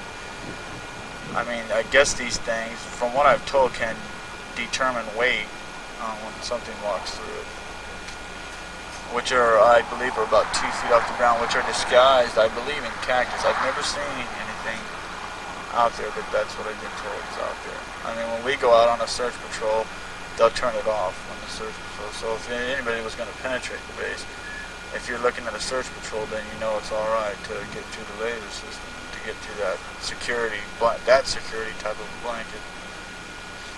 To get through the mines and stuff, you'd have to be an experienced. You're going to have to crawl on your belly for at least a half of a mile and jab and move before you can get through it. I mean, if they go off and you're within a 10-foot vicinity, then you'd be dead. You'd be very fast, because that C-26 is a classified. I mean, it's supposed to be classified. I don't know what too many people know about it, but it's a high-grade explosive. It's a lot more volatile than C4. As I say, satellites pass over that area, especially, I mean, Eastern Bloc satellites used to pass over. I don't know about now, but in the last couple of months it's pretty rough. I don't know, but I assume they're still passing them over. They pass over pretty periodically, and they shut that place down. There's one satellite, I don't know the name of it, but when it passes over, we shut it down completely until it's completely off, then they open it back up again. Bring everything inside when Everything. the satellite is due. It's like once every 2 days or something like that. It'll zip around. I know I assume it's a Russian, or it might even be one of ours that they don't want ours, with a high sensitivity to see, you know, some guy at the National Security Agency pretty much controls with Cheyenne, you know, they jointly control those satellites. So. He knew that sometimes the craft from level 2 were taken up to level 1 and taken out. They had to wait for the Russian satellites to pass. They'd get them all ready, so as soon as it passed, they could take them out and work on them until it was due again. They'd bring it back in and close the doors once more. Okay, this is the dirt road comes on in. This is guardhouse 1. You have to drive into an enclosed building, a little one. Guard comes out, you go over here for a thumbprint check and your identification. There's 2 other gates you got to go through, but being security personnel, we never had to go through that. We would just go straight through. Now the facility here is the ground level facility where they bring the disc up themselves. There's a door right here that completely opens up. There's a big satellite and kind of in the rear here, and there's one in the front over here. It's usually pointing straight up at all times. The mess hall is over in this corner. There's a door to the parking lot, which is a wall, and you can come right into the mess hall. It goes around. Which is a hallway. Over here is, what do you say here? CIC Center, like on a ship, you know?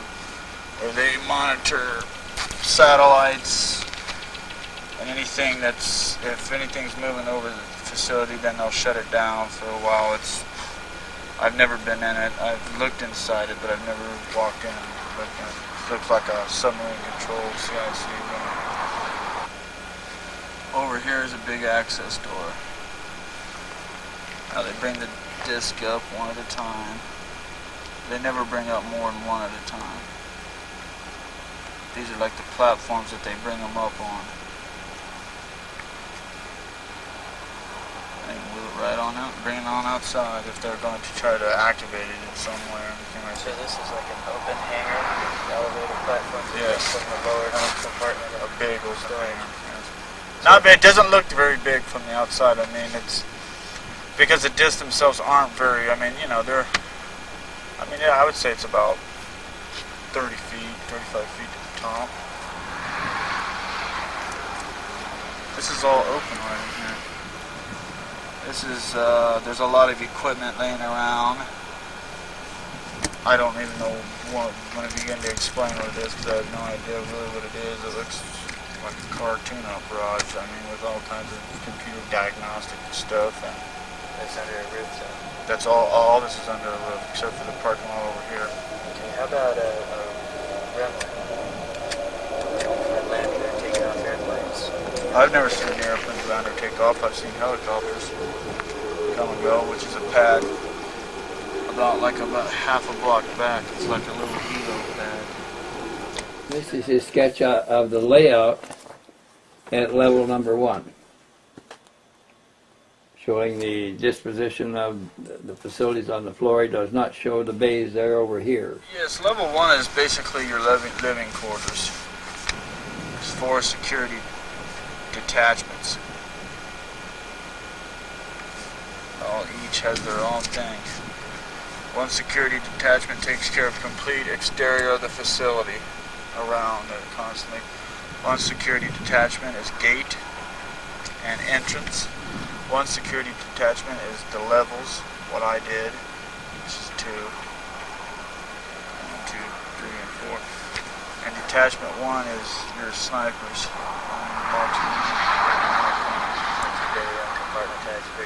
They keep everybody compartmentalized. We're not allowed to interact with any other security whatsoever.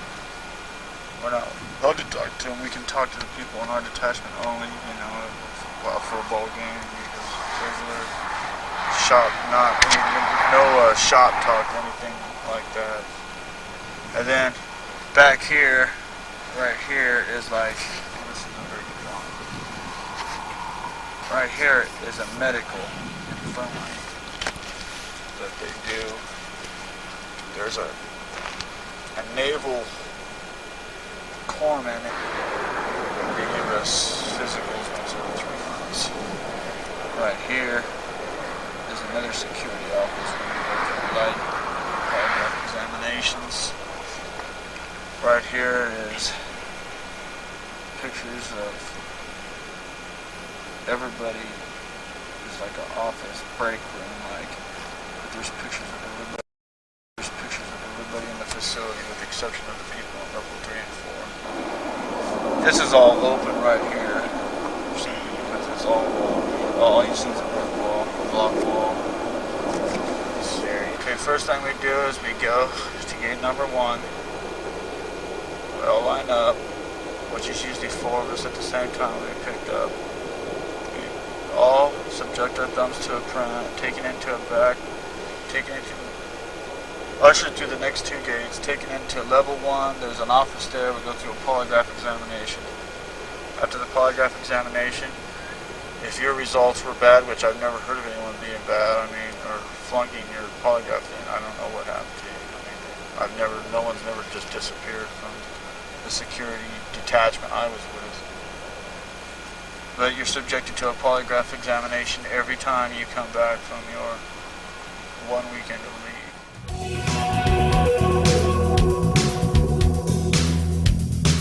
How is Bob Lazar connected to S4?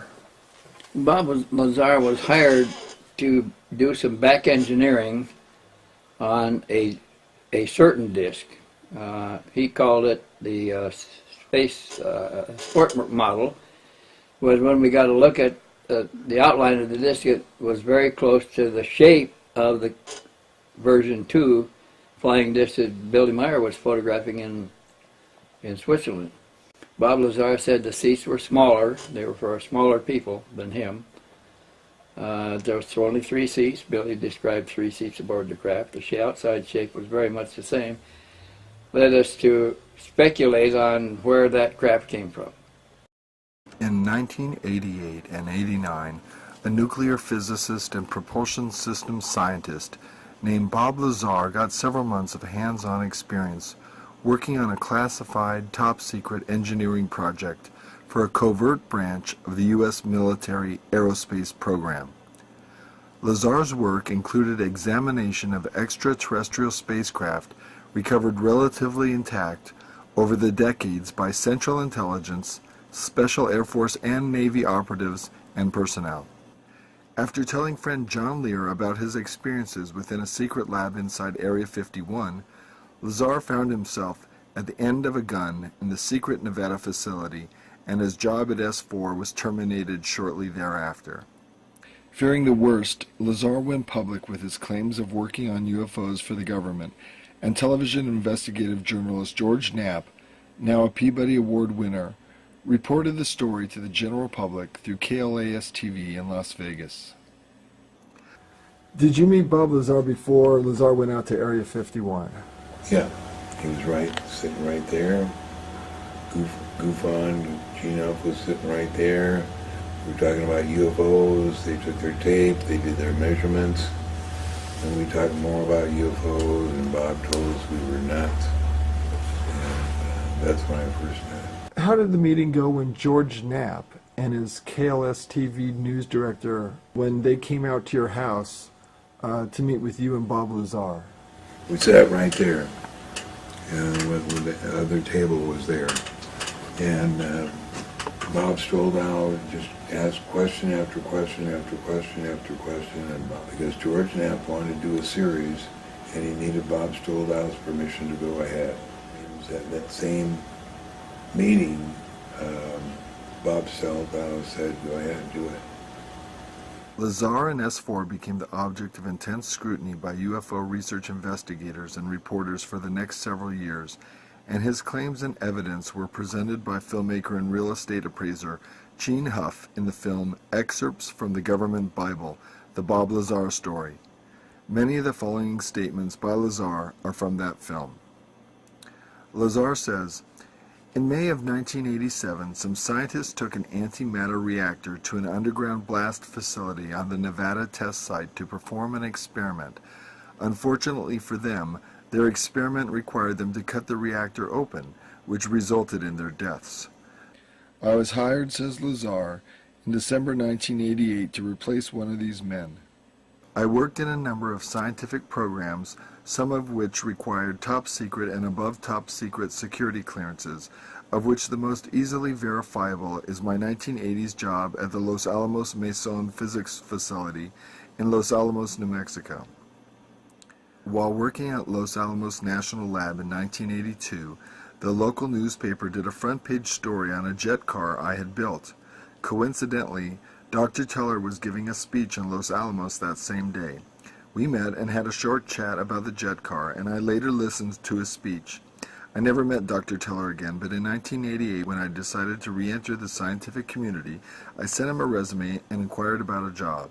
And did Lazar investigate a classified library at Los Alamos and discover that Project Grudge was still ongoing? I don't know whether he did or he gave the job to a friend of his, because there was 4 questions that needed answers to, and one was YY-2, what that meant, the classified library, and there was 2 other questions, and I forget what they were. Dr. Teller responded by telephone and told me that he was no longer active, but just functioned in a consultant capacity. He gave me the name of a contact to call in Las Vegas.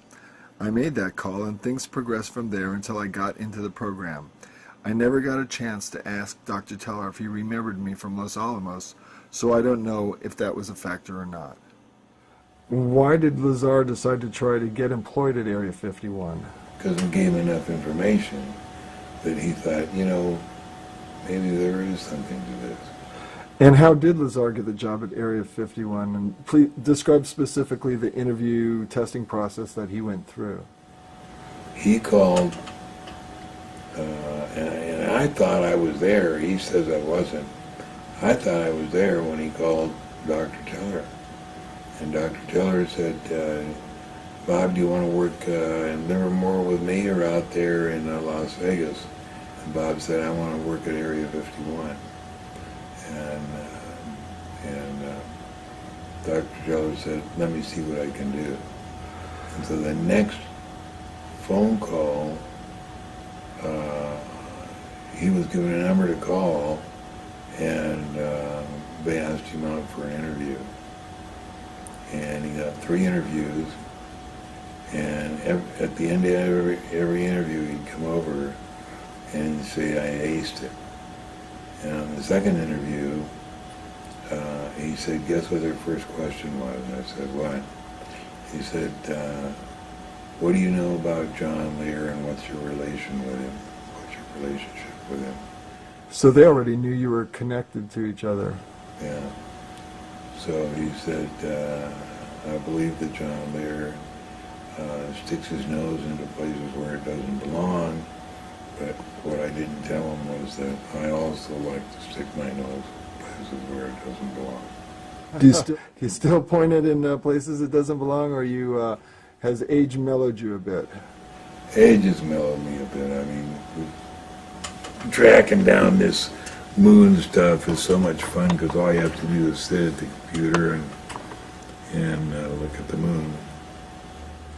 How do you think Area 51 already knew that Lazar had a friendship with you, and why do you think that was important to them? I don't know. Yeah, why would that be important to them? And if I ask you on camera if you know Bob Lazar, can you just say no?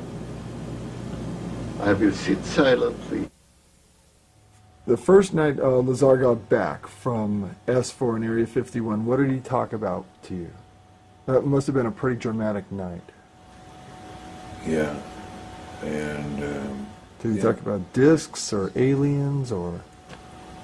He came, he sat here and he said, I saw a disc today. And I said, what? He said, I saw a disc today.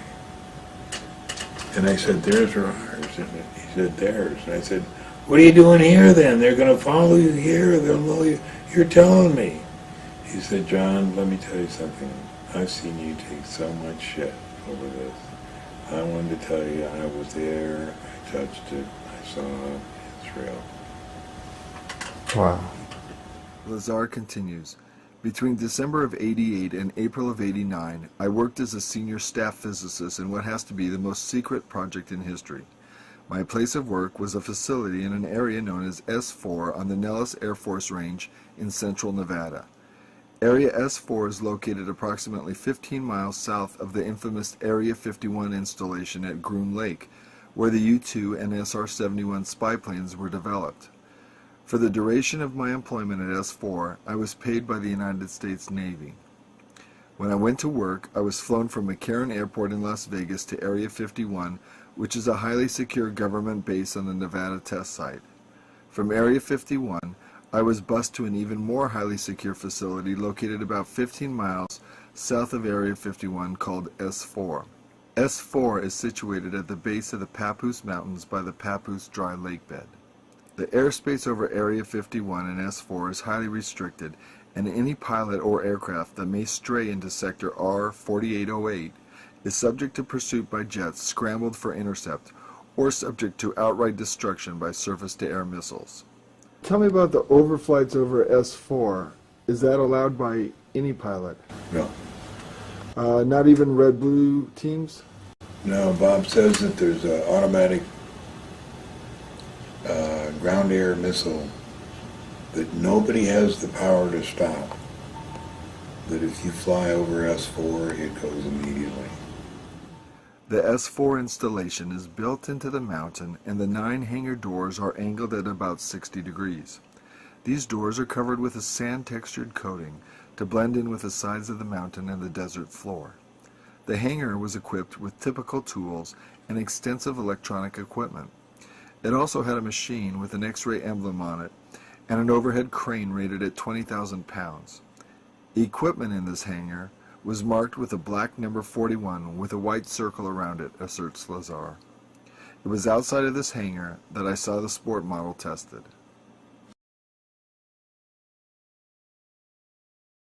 The program out at S4 consisted of 3 projects: Project Galileo, Project Sidekick, and Project Looking Glass. Project Galileo dealt with gravity propulsion. Project Sidekick dealt with a beam weapon that had a neutron source and was focused by a gravity lens. Project Looking Glass dealt with the physics of seeing back in time. I was not personally involved with the hardware of Project Sidekick or Looking Glass.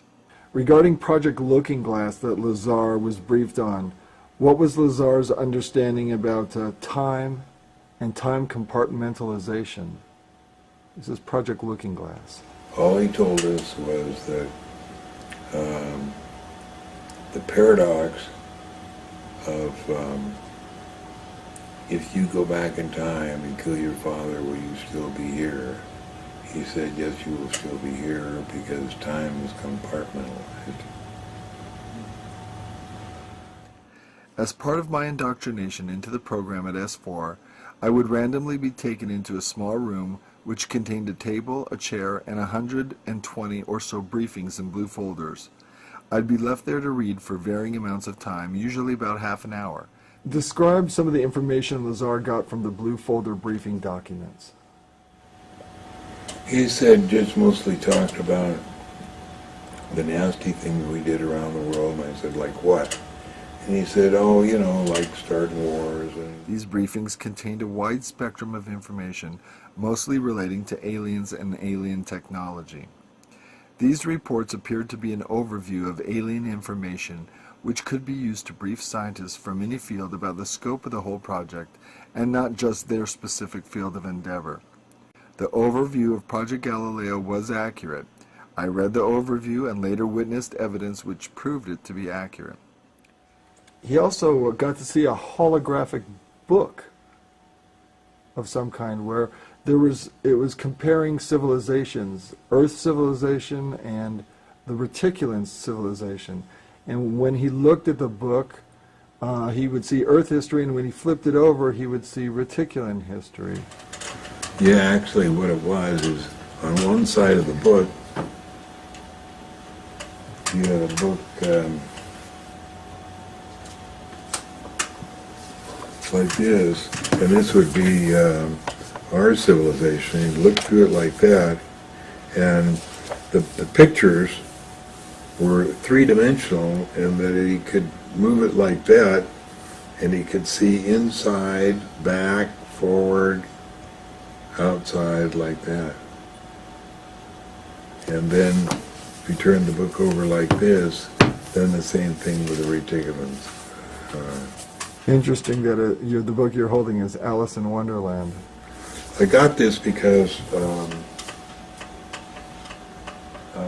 the new secret base up in Nevada uses a lot of Alice in Wonderland terms. So I got the book to read all the terms that they use. I know you probably can't say who, but how did that information arrive to you that they were using Alice in Wonderland terms for the new base?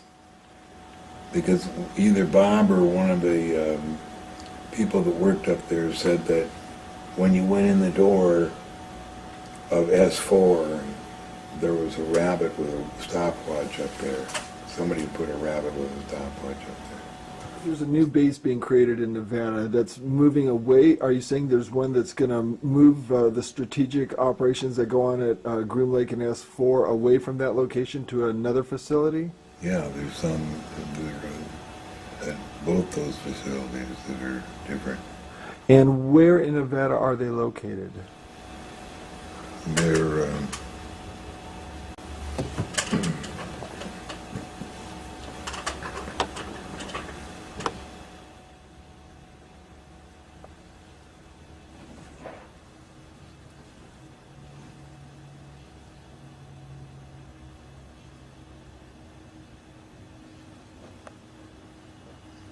oh, here it is. Wait. No, that's where it is. I don't know where it went.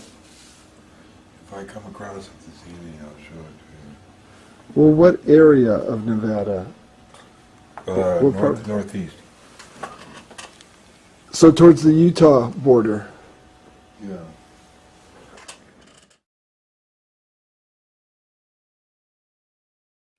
My job in this program was to be part of a back engineering team. Back engineering is the act of taking a finished product and tearing it apart to find out what makes it tick. The goal in this program was to see if the technology of the disk could be duplicated with Earth material. I had at least partial view of 9 different disks out at Area S4. Lazar describes the interior of the flying disc he nicknamed the Sport Model, in which he was allowed to go inside. I not only saw 2 of the 3 interior levels, but I also saw it fully functional in flight. And no, unfortunately, I didn't get to go for a ride in it. This particular disc appeared to be in excellent condition, and because of its sleek appearance, I nicknamed it the Sport Model. The Sport Model is about 16 feet tall and 40 feet in diameter.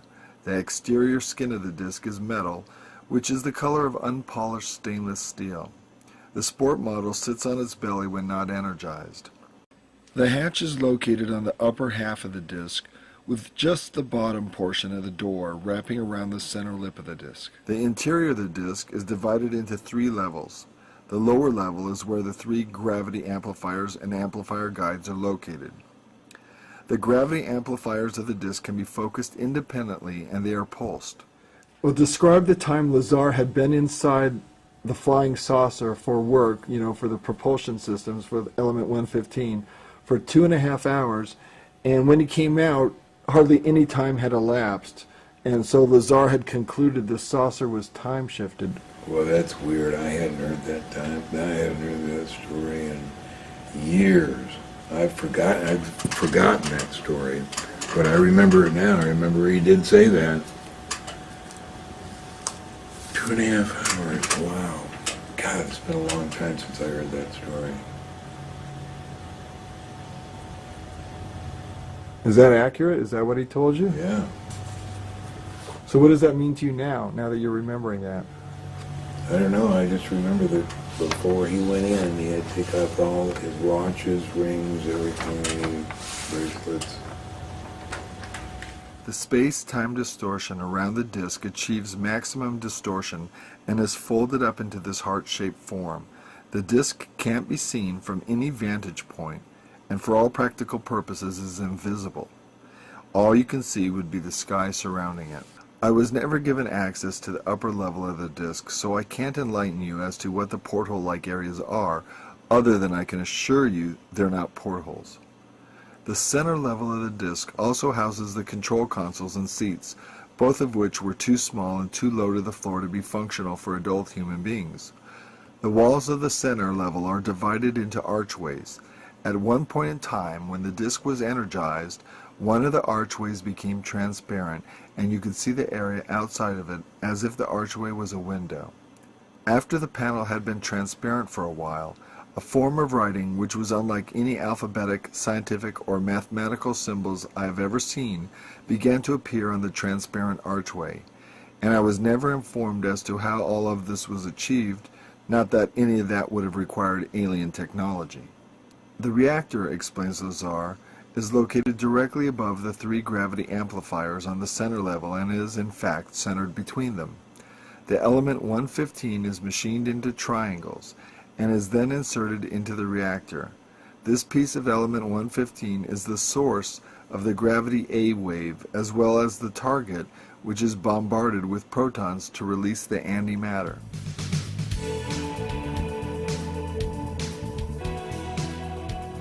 Dr. Edward Teller was the key scientist who determined that fusion, as opposed to fission, could be used to create a nuclear bomb that would be even more destructive than the bombs dropped on Japan. Teller is known in the scientific community as the father of the hydrogen bomb. Teller's hydrogen bomb fusion process releases vastly more energy than fission and results in a much larger explosion from the identical amount of nuclear material as that within the bombs dropped on Japan. We never dropped the hydrogen bomb, and, quips Lazar, Dr. Teller's been in a bad mood ever since. Is there any other nuclear reaction besides fission and fusion that you know of? No.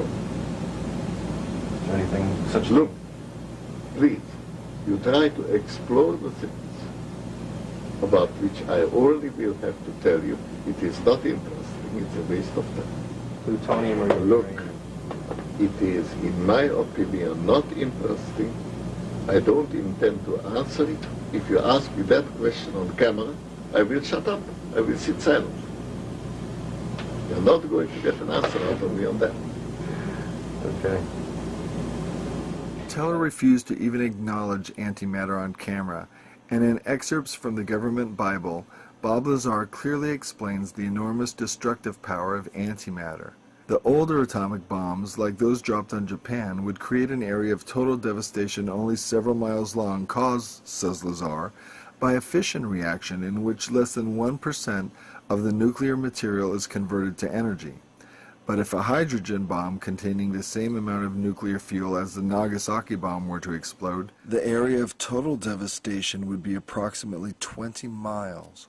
Now, if a bomb was made with the same amount of nuclear material as the Nagasaki bomb, and that material was antimatter, when that bomb exploded in Baghdad, says Lazar as an example, the area of devastation would include parts of Africa, Europe, and Asia, with the exact area of total devastation being very difficult to calculate.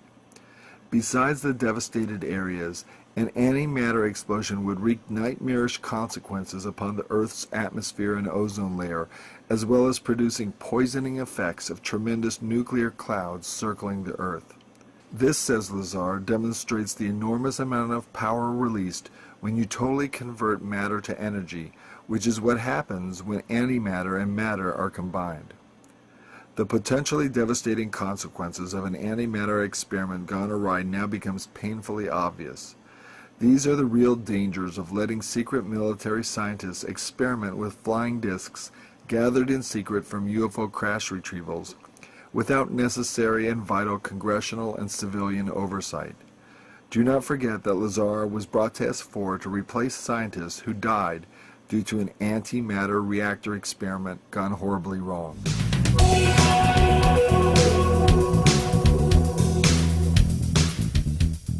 Says Lazar, there's a small segment of the United States government that makes scientific and technological judgments from a knowledge base that is not available to the general public. If the following information is true, the United States government also makes judgments on a historical, philosophical, and even theological level from a knowledge base that is not available to the general public. This technology was brought here by some alien beings from the Zeta Reticuli 1 and 2 star system. These stars are located in the constellation Reticulum, which can only be seen from the southern hemisphere. Zeta Reticuli is a binary star system, which means that it is 2 stars and is located approximately 30 light years from Earth. These beings are from Reticulum 4, which is the 4th planet out from Zeta Reticuli 2. The beings are 3 to 4 feet tall and weigh 25 to 50 pounds. They have grayish skin and large heads. Not only did Lazar see discs there, he also saw aliens. What did these alien beings look like? He saw several different types, or one type, or...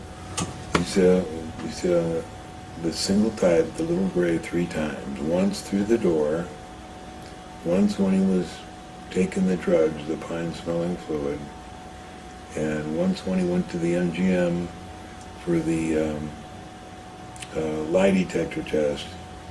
When he opened the door for this room where they would do the test, there was a desk and a chair and a setting that reminded him of the incident at S4 when he saw the alien and he nearly fainted.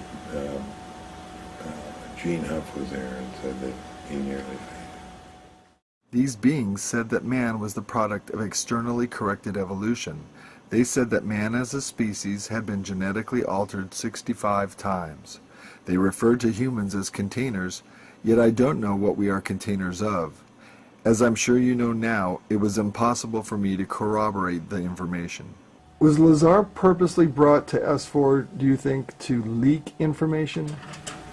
That's always been a possibility. It's always been a possibility to leak information to John there, false information, to lead them in a different direction. And I've never denied that. That could be true. John, that March 22nd tape with Lazar, why is that important in the history of ufology? Because that's the first time that Bob took us out there knowing ahead, a day in advance of exactly the hour and the minute when that flying saucer would fly. And we saw it at that time. And how many minutes did you get on camera? Nothing on camera. The camera was on the bumper wheel. I forgot to take a picture. Because you were so caught up in the event at that time. Did you ever get any photos of UFOs that you took yourself? Have you ever taken... No, but Bob or George Knapp did the next Wednesday night of it going around. Now, have you ever had an experience with Wackenhut security? I know you and Bob and Jean and some of your wives went out one time. It's a famous story where you went out to film and were... Yeah, and other than the thing out in the desert, no experience. What was your feeling when you guys were being held by the sheriffs there at that time? Were you feeling in jeopardy at all, or fairly cool-headed? You've been through combat and a lot of different things. How does that rank as far as stress levels? You know, S4 let us go, and then when we got out onto the highway, that's when Doug, what was his name? The sheriff. The sheriff. That's when he stopped us, and he knew all of us. And he said, okay, hands against the car, you know. All I want to know is 2 things. Why are there 5 guys in this car and there was only 4 on the test site? And where's the 9mm?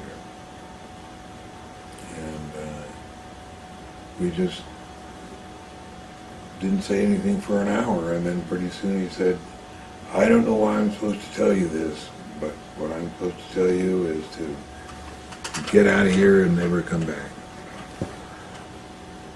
How was Bob Lazar treated by the FBI agent on the debriefing the day after the night, viewing objects above Groom Lake with you?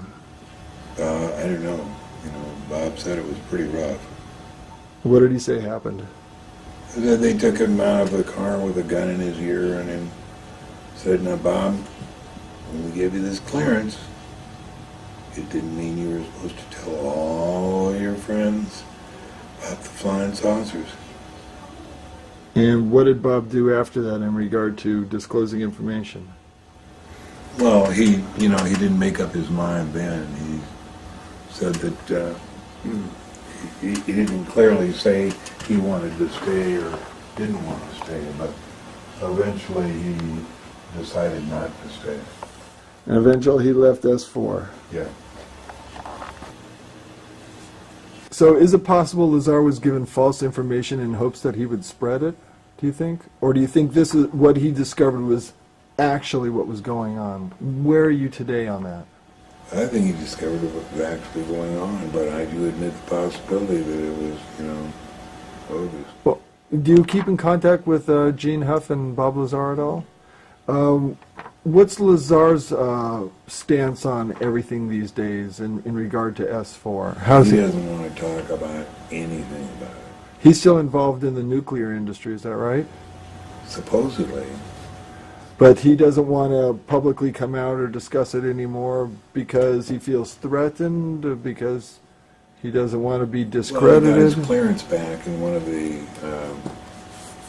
the promises when he got his clearance back is they said, "Now, Bob, you're not going to give us any more trouble, are you?"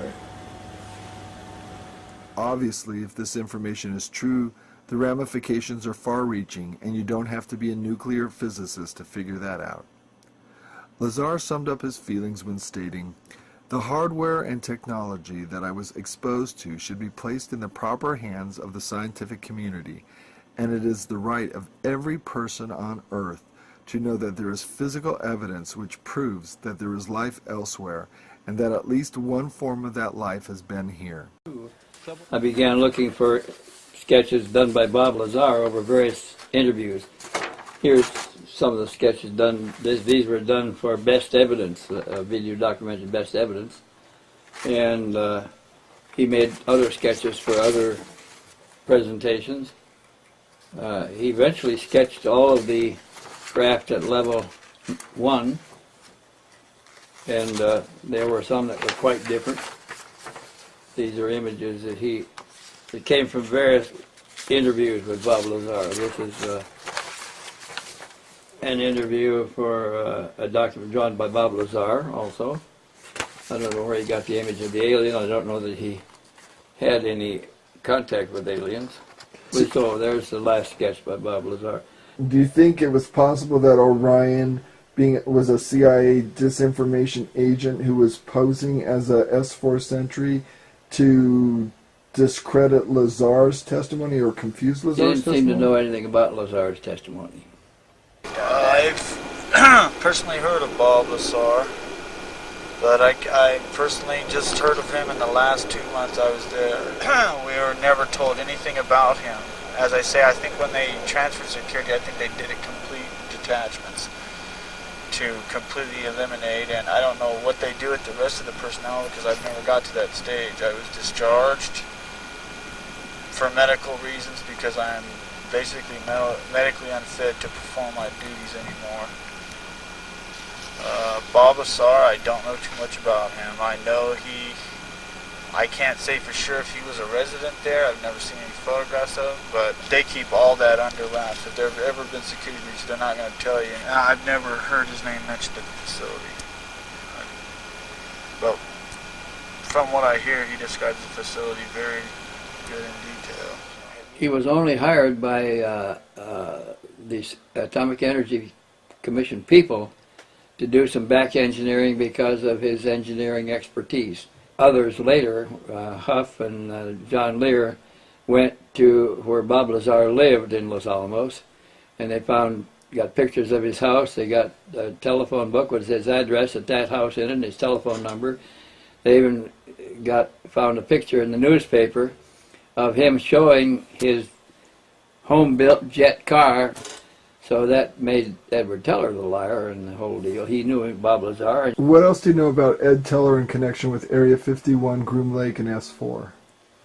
Well, Edward Teller was the head of the Atomic Energy Commission and was therefore the overall head of all of the Groom Lake operations. S4 and Area 51, all of them. They had Edward Teller, for instance, one time, who was the head of all of the Atomic Energy Commission facilities, which included Area 51 and Los Alamos and all the big, most secret facilities this country has. He said he told them he didn't know anything about UFOs. At the same time, we know that a few years before that, in 1968, he held a conference in his center facilities there at Los Alamos for 18 people, a progress review conference, to find out why we hadn't solved the technical problems on an operational UFO that we had recovered, and one of the alien occupants of that UFO was sitting across the table from my friend Bill Uhouse, an engineer, a simulator engineer there, who was working with the alien on trying to bridge the technology between their technology and ours. And from 54 to 68, they hadn't succeeded in making any real significant progress. And this is what the meeting was all about. Why aren't we able to do this?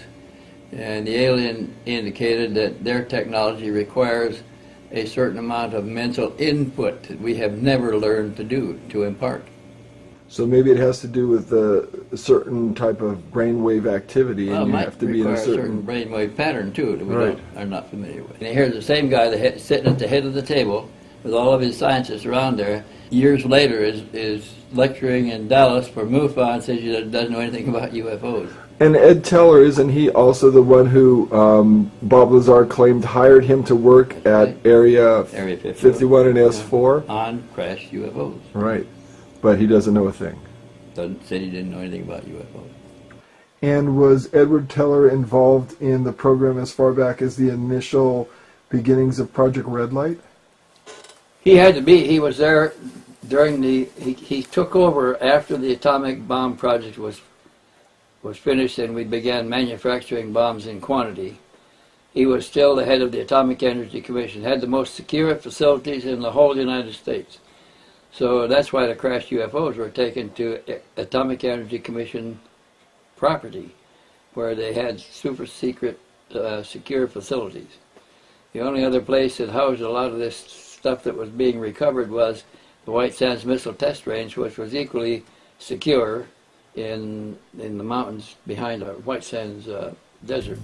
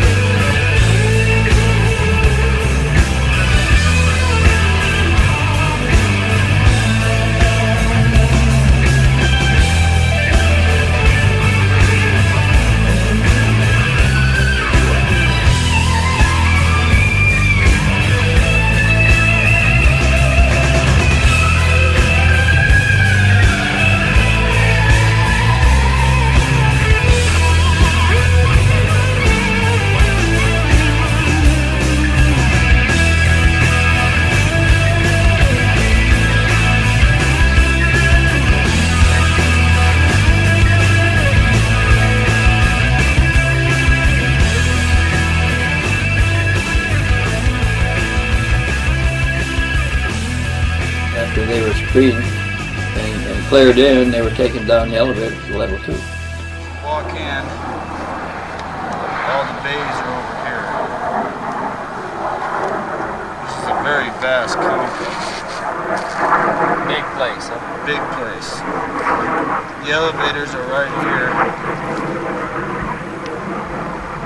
There's 4 elevators. 3 and 4 are was sentries down at 3 or 4. And the levels of 3 and 4, I don't know what goes on down there. I heard something about an Abbey or EB down there. I'm not too familiar with what it is, but as you get off the elevators, you get off, and this is level 2. You walk in, the bays are over here. They're all separated by like an automatic doors that open and close each bay. Walk down, there's 5 on each side. There's a hallway right there, and each of these bays have elevators. It'll bring them all the way to the top. It'll bring the whole floor all the way up with a hydraulic system. Now, as you walk down, there's a lot of machinery right here, which I have no recollection of what it does.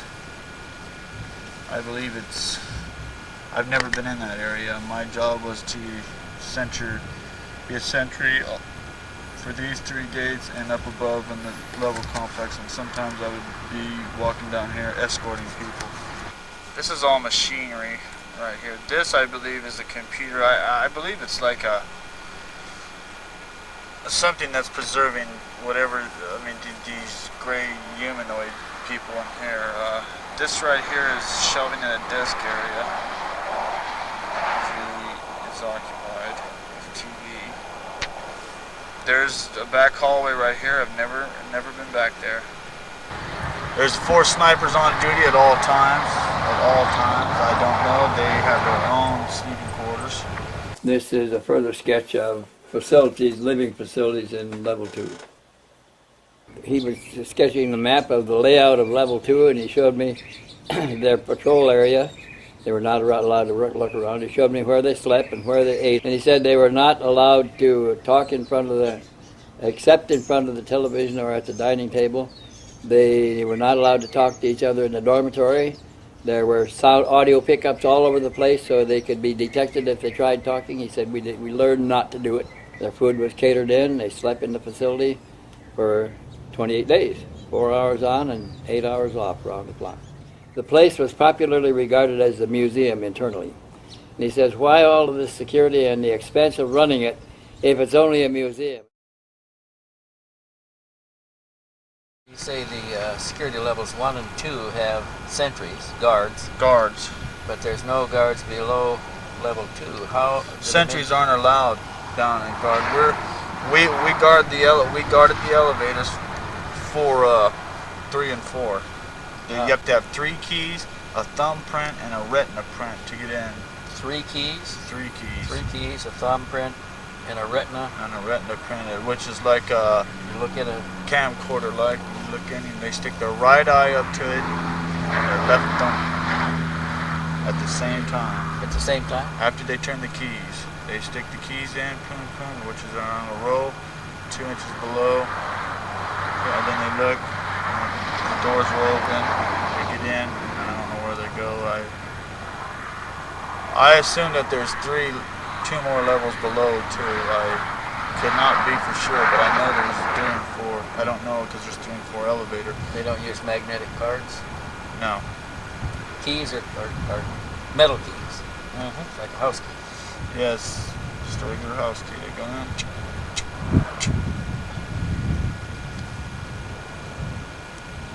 I heard in level 3 that they had what they call a EBI, or an EB, which I don't. Mr. Stevens described it a little bit better, but I don't know what it looks like. I never viewed it. They said it was dead or alive? They never said.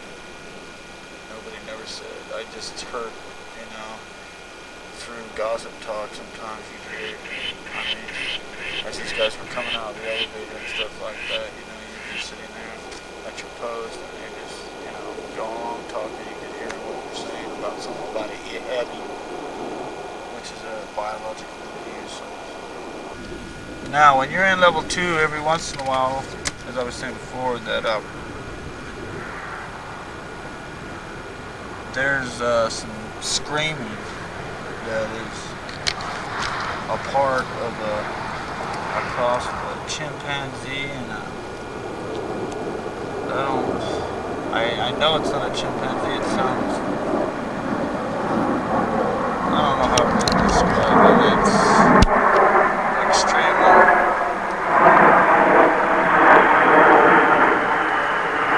Blood-curdling, I guess you would say. I mean, it's like eventually everybody goes up.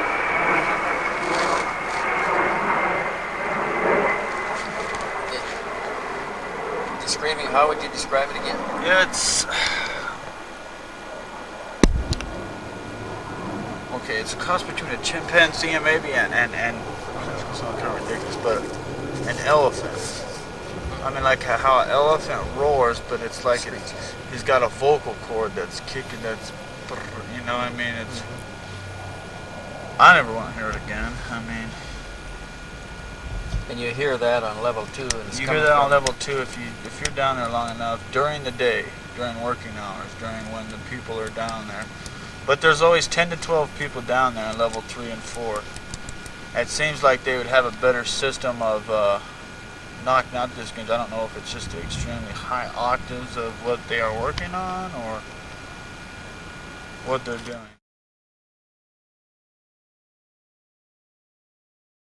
He told me his name was Connor Orion, and I didn't question it at the time. Saw 7 ships stored at level 2 of S4. 3 of them were identical, and the rest were all different from all the others. I remembered Bob Lazar saying that he saw 9 bays in a row and different craft in each bay. They were not allowed to look directly at the cadavers pickled in vertical cylinders. There's about 5 or 6 of them on one side, and they weren't allowed to look directly at the craft in the 7 of the bays available there. He said it looked like all the craft were stored on separate mobile bays that could be rolled out and down to a big elevator, like a carrier elevator, that took them to level 1 where they could be taken outside. And he knew that they always had to wait when they got to level 1 until all the Russian satellites were below the horizon before they would take them outside. As far as the disc craft and other craft over in S4, are they all captured alien vehicles, or are they also Nazi-engineered vehicles that those were we took over? Oh, yeah, those are in another part of S4. When we were out in the desert at the High Point interviewing Connor Orion, we had him sketch the craft that he saw in the 7 bays of the bay facility there. And he said that there were craft in 7 of the bays. If 3 of the craft were identical, all the rest were different. What was your main focus in doing the interview? To let him say what he could say as much as we could get from him. I didn't want to be leading him or introducing anything, changing the subject. I wanted it to be his testimony. This is his sketch on the notebook that we were using at the recording site of the ship in Bay Number 1. He's doing all the sketching in ball pen in blue ink. This one is this one's got the legs and all. I mean, I don't know too much about this one. I've only seen this one twice. It has like a hydraulic system in here that keeps it up off the ground. The legs kind of like they got joints in them that move. There's 4 legs on this one. I mean, I believe this is an older recovery. There's no. Is this a smooth curve up here on the top? This is a smooth curve, and there's some kind of a white crystalline substance right here. Crystalline substance. Crystalline. Looks to me like a diamond, but I mean, it's about 8 inches wide. I don't know what it is or what it's for. I've never seen it activated. This is of a low priority vehicle. This one is mostly covered all the time, and this is in Bay 1. I think 1, 2, 3, 4, and 6. Yes. And this is, I mean, this. It's like they don't pay no attention to this one at all. This is mostly covered all the time. I've seen it uncovered once. What kind of testing have you done on the craft that you have on the side? Well, I know there was, I mean, there's I guess what you call a metallurgist at the facility that's there all the time. I mean, he was always constantly trying to get some kind of, I mean, they were trying to scrape it, but a couple of them would produce some kind of residue from the scrape. Some of them wouldn't. I mean, as I say, when somebody was there on the ship, we couldn't get a view at all. When they were working on the vehicles, we couldn't. If we turned around and looked, we were reprimanded immediately in the body. So it was best not to observe. You just walk back and forth. I mean, you can kind of look out a corner of your eye, but that's about the best you can see. I mean, they had machines they'd wheel in there, and I just couldn't make it out because everything was so tight. When they were working on it, it was tight. I mean, they didn't trust us. They trusted us to know. I mean, we knew what was there, but it was like to know what's going on. It's a whole different story. It's a need to know, and that's basically all there is to it. Did you ever overhear any of the scientists discussing any properties of the metals or magnetic fields? I heard one time about they were trying to figure out how many times that this metal was laid or something, laid upon each some kind of a process that they didn't know what kind. I mean, that's about it. They were trying to figure out, and they were talking about how many times it was laid, like 1,000 times it makes it laid to produce this kind of a metal or something. But that's about it. I didn't. Nothing about conductivity or magnetism? No. Never overheard any of that? No. I mean, I've read books about geomagnetic repulsion and stuff like that. Were you guys ever briefed on radiation hazard areas or magnetic, electronic hazard areas? Yeah, just a little bit though. We were told that the machines themselves were high in radiation not to touch them. I don't think that's true. I think they just didn't want us near them. I mean, the people that were working around them always had a suit on. They were always dressed up appropriately. On the new one, they were. Does the first one there look like any other ships that you've seen or photos in your catalog? Or in Bay 2, 3, and 4, there were 3 identical ships just like that. That's a sketch of the Bay 2, 3, and 4. What's the rectangle you just sketched on the bottom? Is that what they sit on? Or This is like what they sit on now.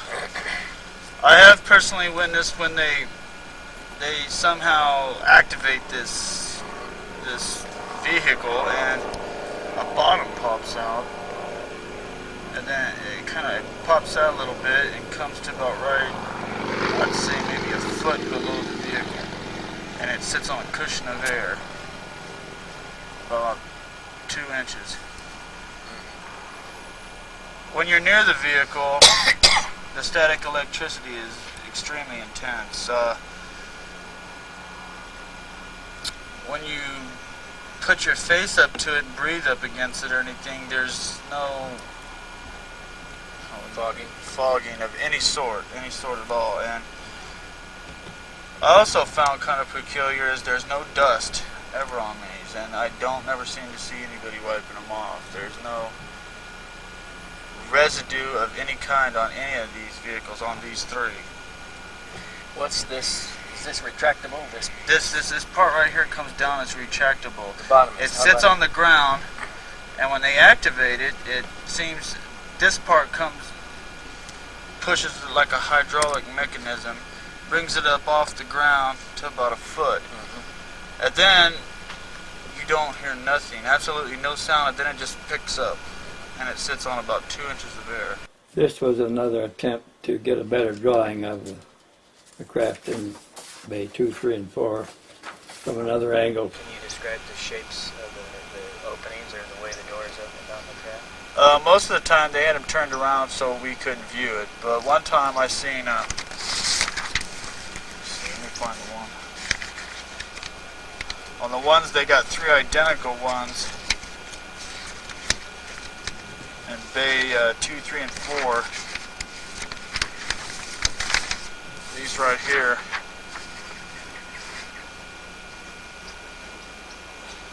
Something like this will just open up. Not from a hinge either. Just all pop up. A whole section will just pop up. There's no stairs or nothing. they had a stair system that would go to it. This is just a view that I've seen. The whole thing is popping Yeah, out I mean- all the way out and they laid it on the floor? Or No, it would pop up and just sit there with some kind of a hydraulic, not anything like we've seen, not hydraulics, but from a view like this, it would look like this.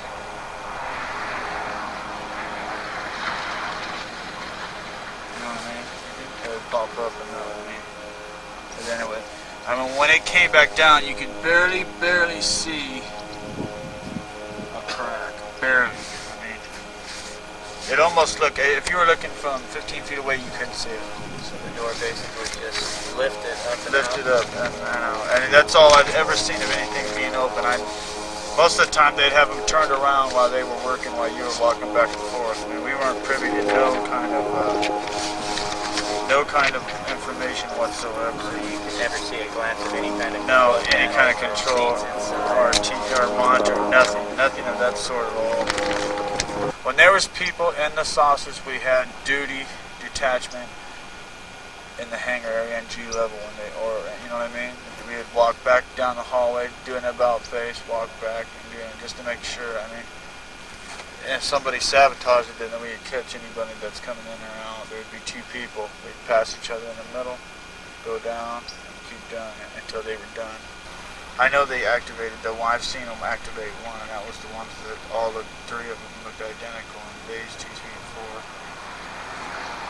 I mean, I would assume it was some kind of a reversal of gravity or magnet. I mean, When you say you saw one or more craft activated, one craft at a time. one craft activated, when you knew that it was activated, did you notice anything different about it? Did it seem to come alive in any sense of the word, or was it just as inert as it always was? It was inert as it always was, with the exception of the bottom of it being kind of blurry, like I explained, the heat coming off of a hood and like it was.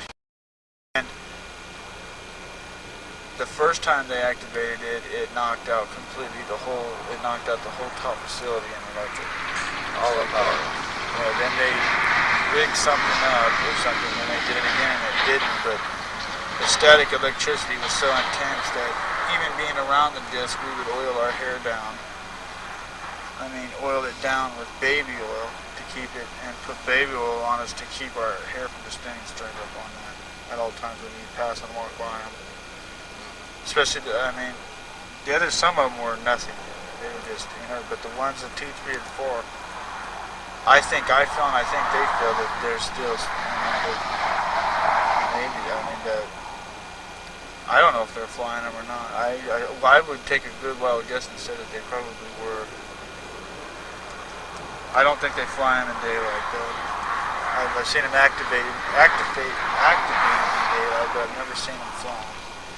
Did you ever see any pilots going to the craft or coming from the craft that might indicate? No. They wheeled out the one in Bay 3, which is identical to 2 and 4. They wheeled it out and activated it.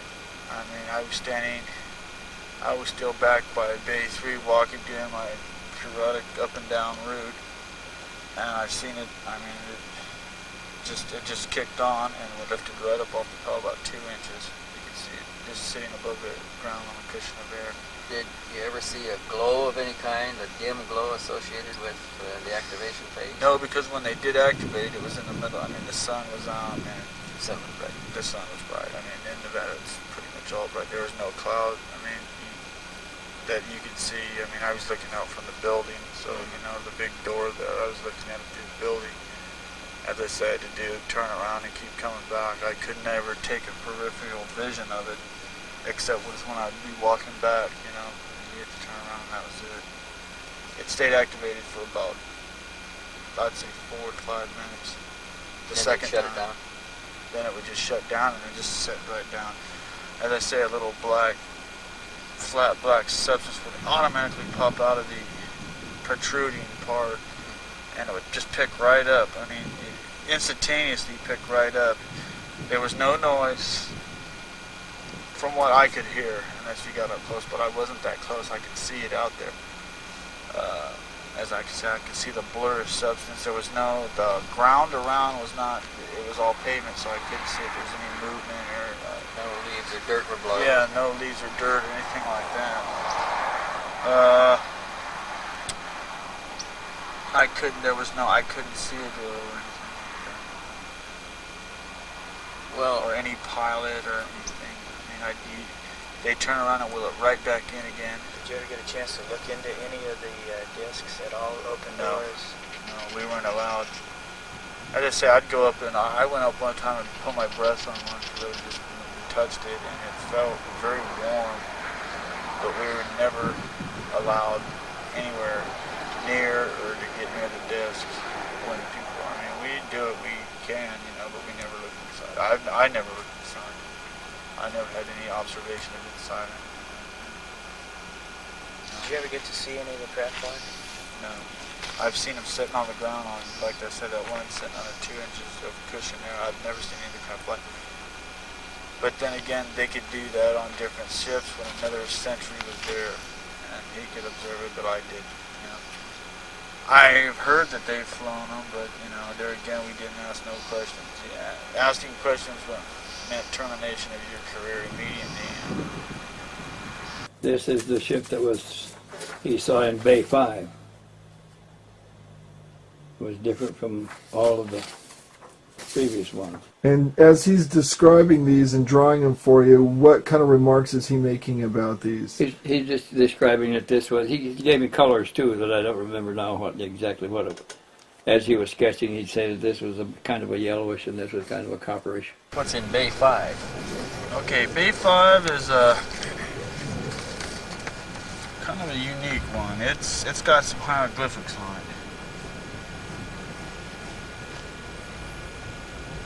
Now I know because I've seen this one rotate. I've never seen it leave the ground, but I've seen it rotate.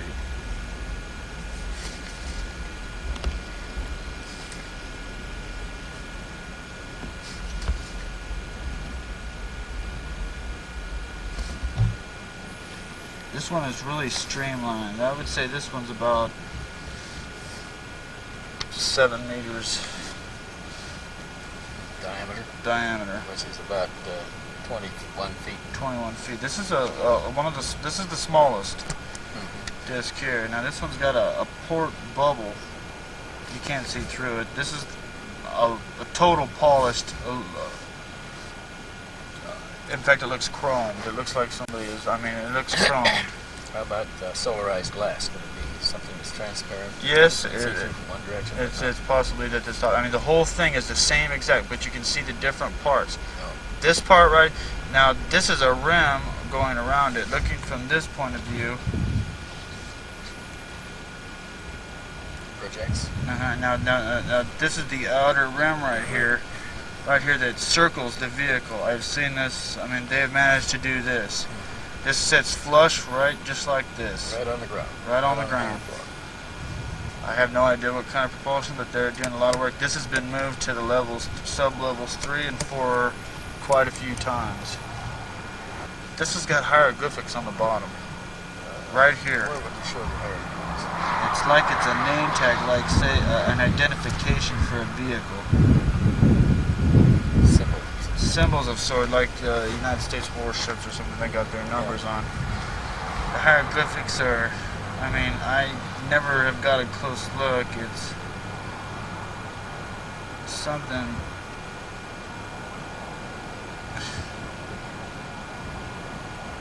We have photos of it. We can take a look at the photos.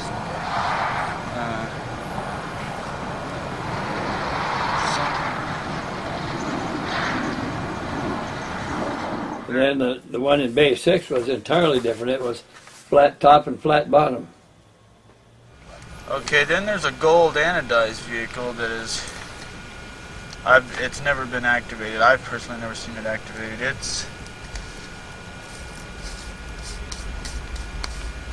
Now it's flush on the bottom all the way.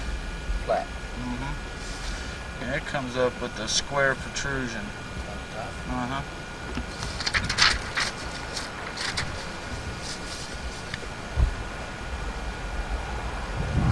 Now it looks to me like, I've never seen it do it, but it looks to me like this part circles around this part. Rotates? Rotates.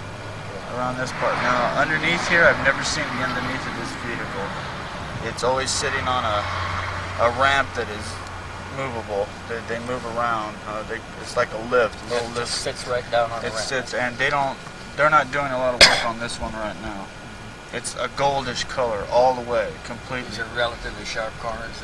Very extreme. I mean, everything is extremely. It looks like it was machined. I mean, So we got 1, 2, 3, 4, 5, and 6. Is there any more bays? there's 10 bays. 10 bays? What's in 7? Okay, now base 7-1 is one they've just pulled in. I was there when they brought it in about 4 months ago. They pulled it out, which was covered with a lot of sediment and dirt. I was told it was brought from the southwest region. I don't know for sure. I'm not going to say I do. But it was apparently brought from south region, and it was apparently buried deep in sediment, at least 1,000 to 2,000 years old. Now that's a round. It has a round dome top, and it too has a little protrusion down here of about 6 inches. And this one looks like a smoked, a grayish. It's not shiny. It's smoked. It cleaned up real nice. I mean, but it looks like it hasn't changed its color. I'm not any authority in there. There's no visible writing on this, and there are no visible machine parts that look like they move. No seams or joints? There's just a seam right here, but it's like, I mean, no bolts, no nuts, no any kind of interlocking parts that is keeping this vehicle. They're still trying to figure out how to get in this one. I left 6 weeks ago. They haven't yet to figure out without destroying or how to get in it. I've seen it twice. They just don't. It's been down in level 4. It was brought in. We've seen it. I watched them clean it up. Then they sent it down to level 4 up one more time. Kept it for about 2 days in Bay 7, and then they brought it right back down again. And Why don't you write the 7 on the corner there so we can remember which bays these were? Was there anything in Bay 8? no, they're empty. 8, 9, and 10 are all. 8, 9, and 10 are empty. These are all second level. They can be brought to the first level and on up to the top when they want to. Or as I say, I don't know what's in level 3 and 4 or beyond that. But I think all these vehicles have been to another installation sometime or another before they got here, with the exception of the one they brought in from the southwest region that they dug out of the ground. That they dug out of the ground. I mean, they were very excited with it being there. I mean, I overheard him saying that it was at least 1,000 to 2,000 years old in rock sediment. The vehicle itself, that was based on the sediment in the that rock. It was found in. Yeah, it was found in. How they found it is beyond. I have no idea. I'd say one of the most outstanding events is the arrival of the 7th disc, the one that was supposedly buried in sediment, which had sediment all over the rock. So the people there were extremely excited, which went against what we talked about before about the place being a museum. You know, I mean, I don't really know, but the facility was in a kind of an uproar. I mean, not an uproar for the good. You know, they were kind of like,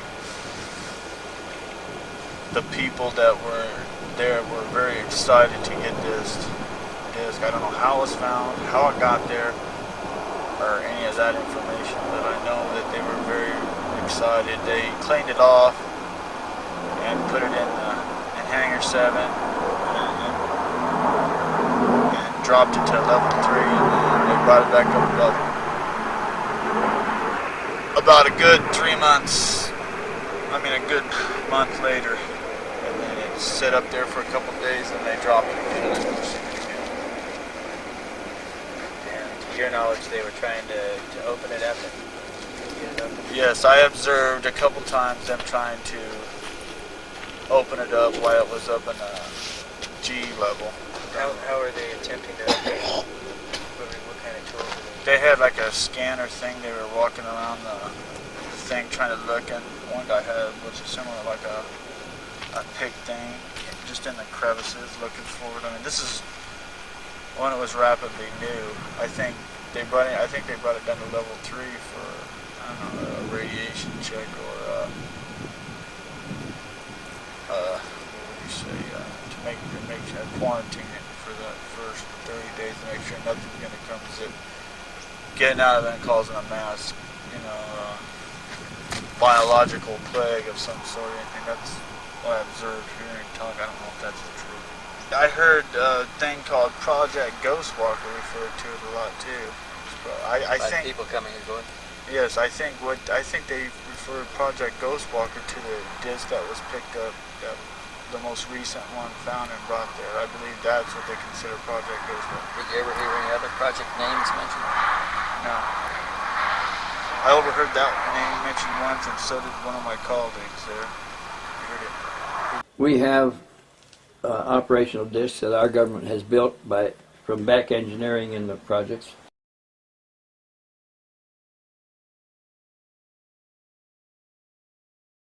You said that we had craft that were up there on patrol. Tell me what sources you have for this information, and then tell me what craft are being shot at and shot down, and why this scenario is as it is. Our operational discs, we can keep them secret because they're all operating in a special program. And the people that are in the program are recruited in a recruiting stage. We identify people that have limited family ties, foster parents that they don't maintain contact with, or they're outright orphans, or they've lost their parents or something like that. So they're unmarried, young men that are unmarried, fit, otherwise qualified in every way, but don't have strong outside contacts. And they recruit them, they identify them early on when they're processing the incoming cadets to the academy, assigned to the secret Air Force Academy on the other side of the mountain, out there in Colorado Springs. And few of the instructors know anything about the other academy, which has special instructors, special trainings programs, and they train the disc operators and the disc maintenance men. And they're all trained in a special facility. They come out with special grades and special pay scales, and they're assigned to special organizations that are closed organizations. People don't rotate in them. They're assigned there for their career. They don't talk because when they're recruited, they're shown that they're getting better paid than anybody else. They're getting all the perks life can give them. They have their internal recreation. They have their internal facility. Get the best food, the best pay, the best clothes, the best environment, everything the best and top of the line, and they're constantly reminded that they are a special elite force. And to break any of the rules is not only to be kicked out of the force, but probably if you're not allowed to leave the force alive. So it often means a death sentence too. And they know this. And they live that lifetime. It's a career lifetime. In all the other services you rotate on your job. Here in this group you don't rotate. The organization remains the same. There remains the same people in it for an entire career. And when they retire out, they simply move from a high-level active position to a high-level support position in the same facility. Stay there till they die. So the perks are great and the punishments are severe. And there's very little comes out.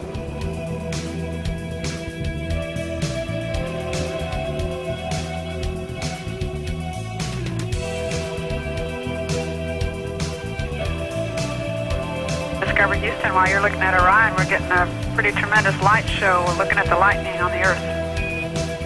Yeah, I was looking at that myself, and looks like we're coming up on sunrise. To orient you, the glowing curved line, unevenly dividing the dark upper right portion of your screen from the larger gray tone portion to the lower left, is the airglow layer of our atmosphere.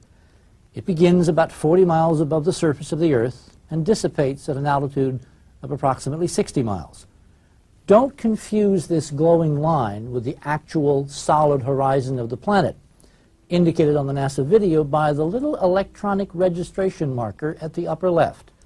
This real horizon is slightly darker, opaque, 40 miles below. That's the actual Earth's surface. Remember, the shuttle's flying 355 miles above that surface, about 300 miles in airless space above the airglow. Now pay attention to your screen at the top center. You will see a dot of light appear and begin to move from right to left. Watch carefully.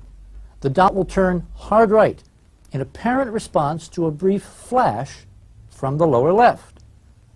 3 seconds later, 2 contrails move sharply upward from the lower left.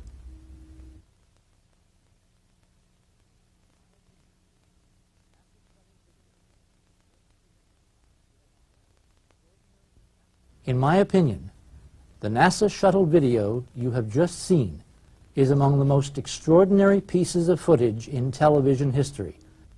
Some of you may have seen parts of this extraordinary NASA footage elsewhere. It's made the rounds of several national television shows.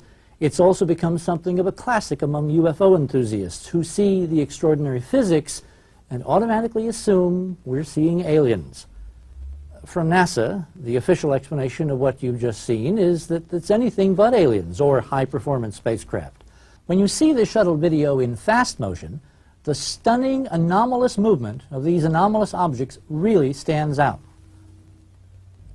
When I first saw the shuttle tape, I was overwhelmed. If these are not mere ice flakes or something equally mundane, their existence and their behavior is confirming the fundamentals of our entire hypothesis and 10-year investigation.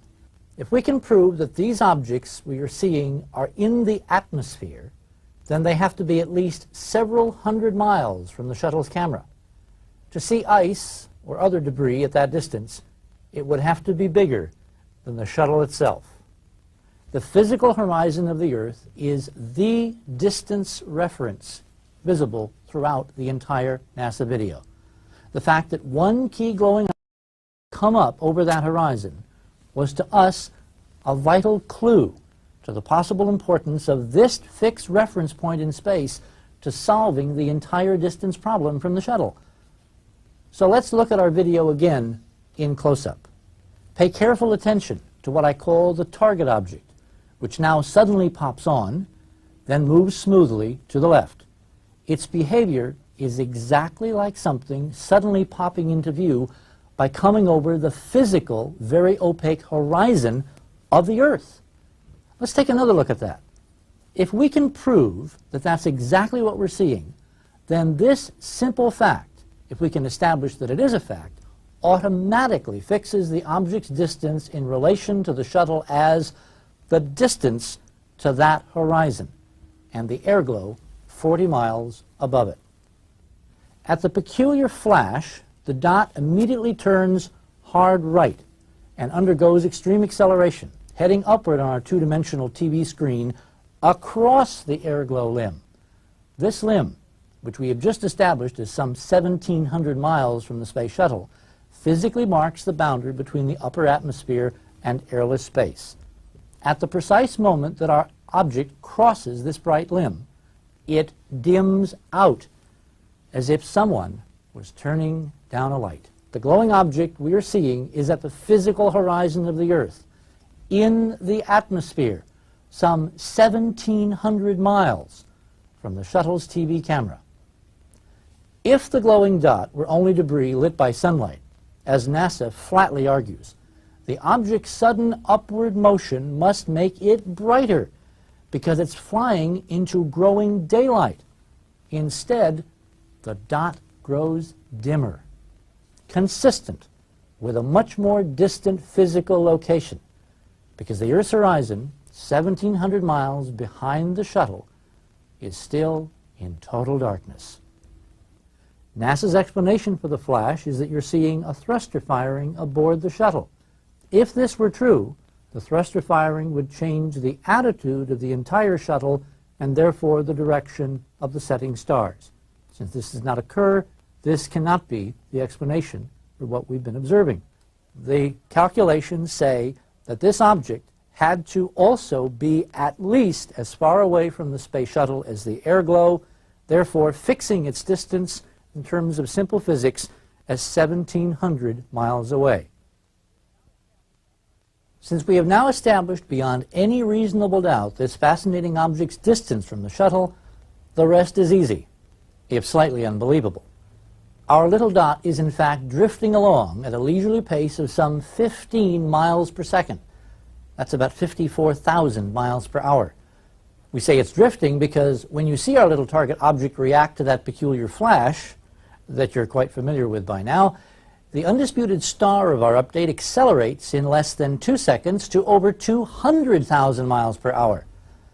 And for those of you who may be wondering how many G's this little guy experiences when it accelerates in reaction to that flash, its numbers clock out at a cool 14,000 times the Earth's gravitational acceleration.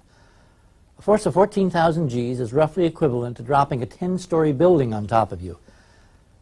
200,000 miles per hour in less than 2 seconds, 14,000 G's.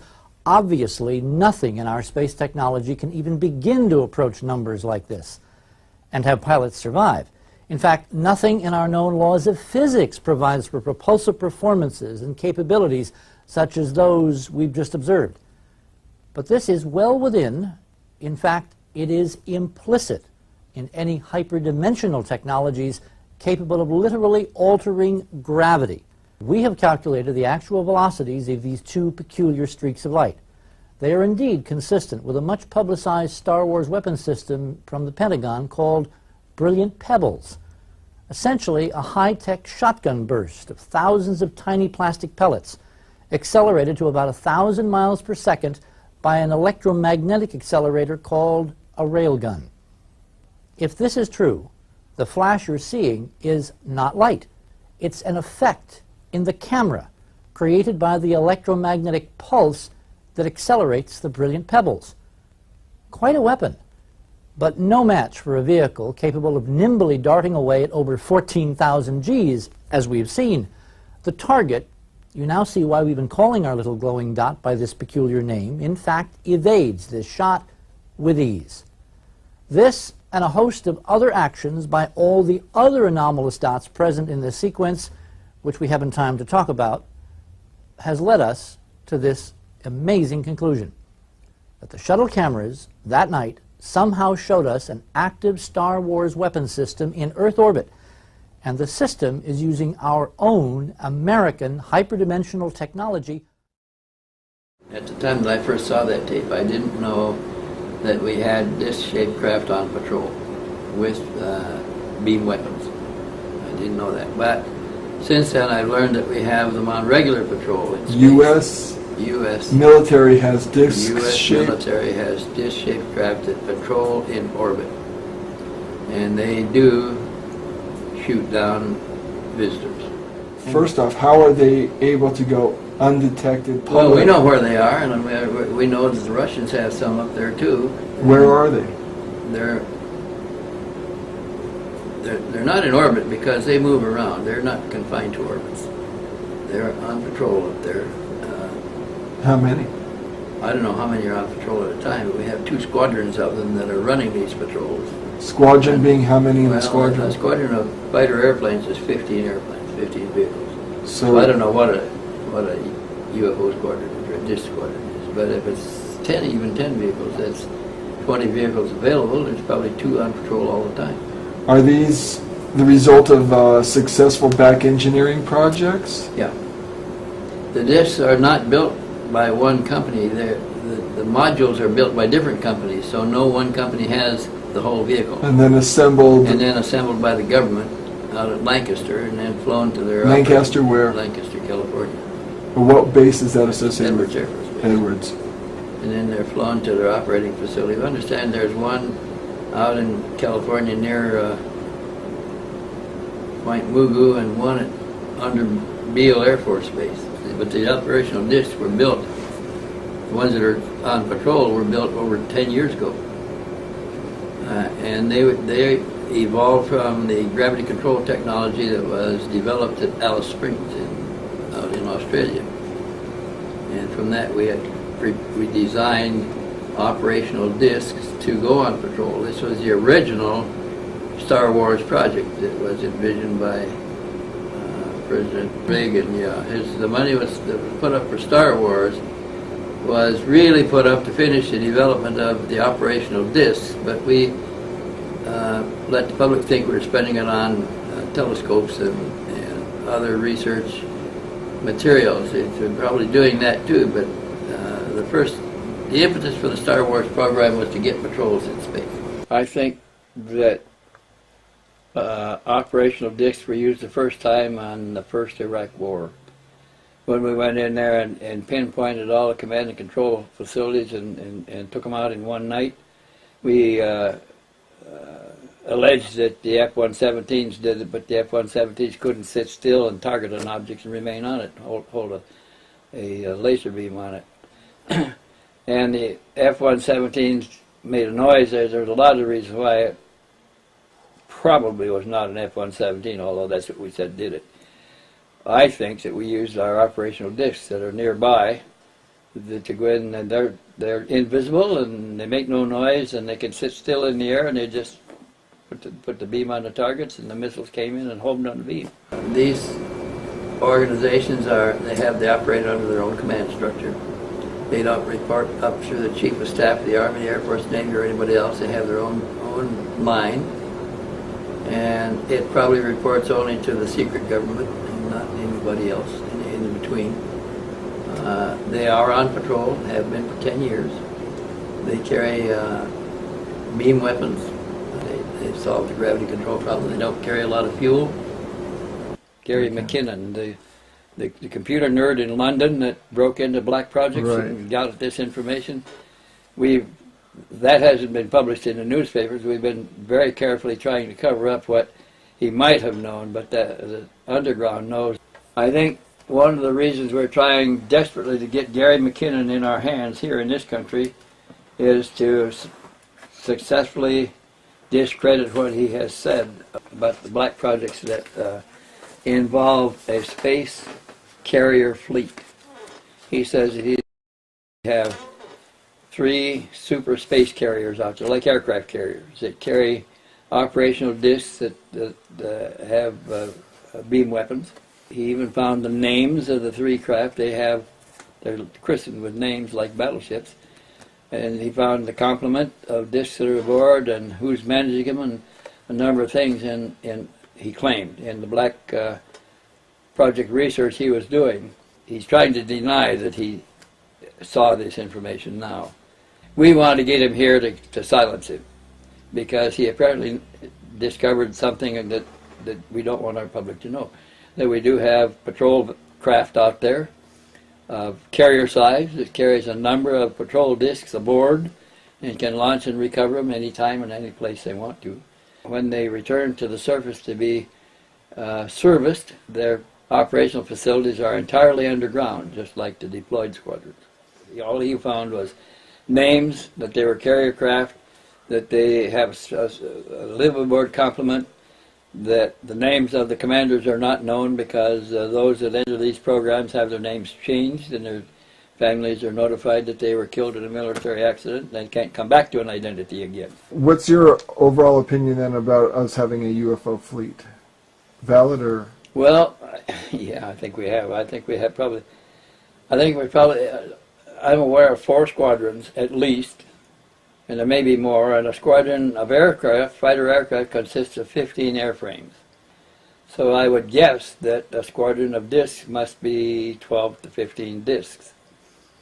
The crew members are all picked out from the plebes that go into the Air Academy, and there are probably some taken from other academies too that are identified when they clear in as being unmarried, have no close relatives, have they're orphans or have foster parents that not making close contact with, not going to be missed. And once they get in the program and experience the perks and the benefits and the dangers of trying to get out of it, they're there forever. It's a career job, and they don't change positions. They remain in the same job until they retire, and they work in it again in civilian status after that.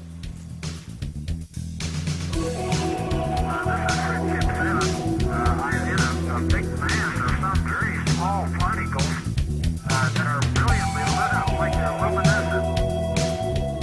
did you happen to meet Bill at Uhouse? He came to me one time, a long time ago. Back about what year? Oh gosh, about 1990. 1990, and how many years did you keep in contact with him? Or are you still in contact? I was in contact with him up till a year ago. I haven't heard from him. He may have died now. He was an older man. What city was he living in? He was living in Las Vegas the last I knew. He went back, he was from Kansas, and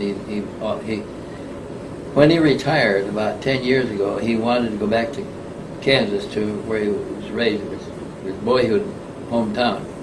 And he and his wife began making plans to go back and look at property there. As soon as they made several telephone calls and began firming up their plans, his wife came down with a brain tumor. They took her to the hospital, military hospital, of course, there in the facility at Area 51, where they removed a tumor bigger than a golf ball. And that incapacitated her for a long time. And it took her a couple of years to recover. As soon as she got where she felt reasonably well again, they began the telephone calls once more, and then she comes down with a second brain tumor, fast-growing brain tumor. This time it was bigger than an orange when they took it out. And she never fully recovered from that. So they stayed out there in Vegas, where she had to be treated regularly. She had to keep going back to the neurosurgeons, and he couldn't afford to do it anyplace else. So they had him captive there, where he couldn't go anyplace, and they had him under control. And in my own mind, I'm not so sure that wasn't induced just to keep him there and keep him out of circulation. He was a simulator engineer. Started out as a link trainer technician, and then as the science grew, he grew with it, going to the schools as it evolved, until he became a simulator technician and builder out there, building the machines to teach pilots to fly airplanes that had never been flown before.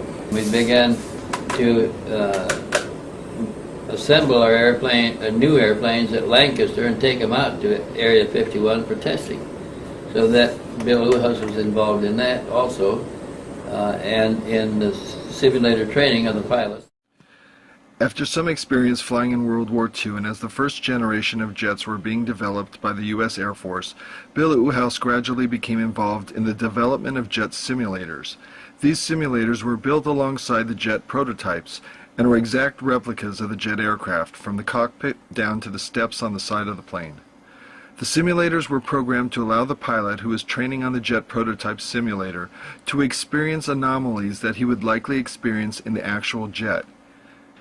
Changes to a jet's production design would come into the engineers even up to the last days before coming off design, going into its initial production run, or even just before its test flights. Uhouse and crew would have to repeatedly modify the simulator's complicated and bulky electronics, instrumentation, and avionics to make the simulator remain identical to the jet prototype. So S4 became a simulator facility to train, mostly to train pilots to fly our new aircraft, our new generation aircraft. After nearly 5 years in jet simulation, Uhouse claimed that he was recruited into a very secret project.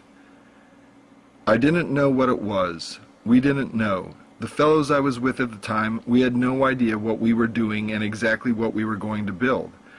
Everything is compartmentalized.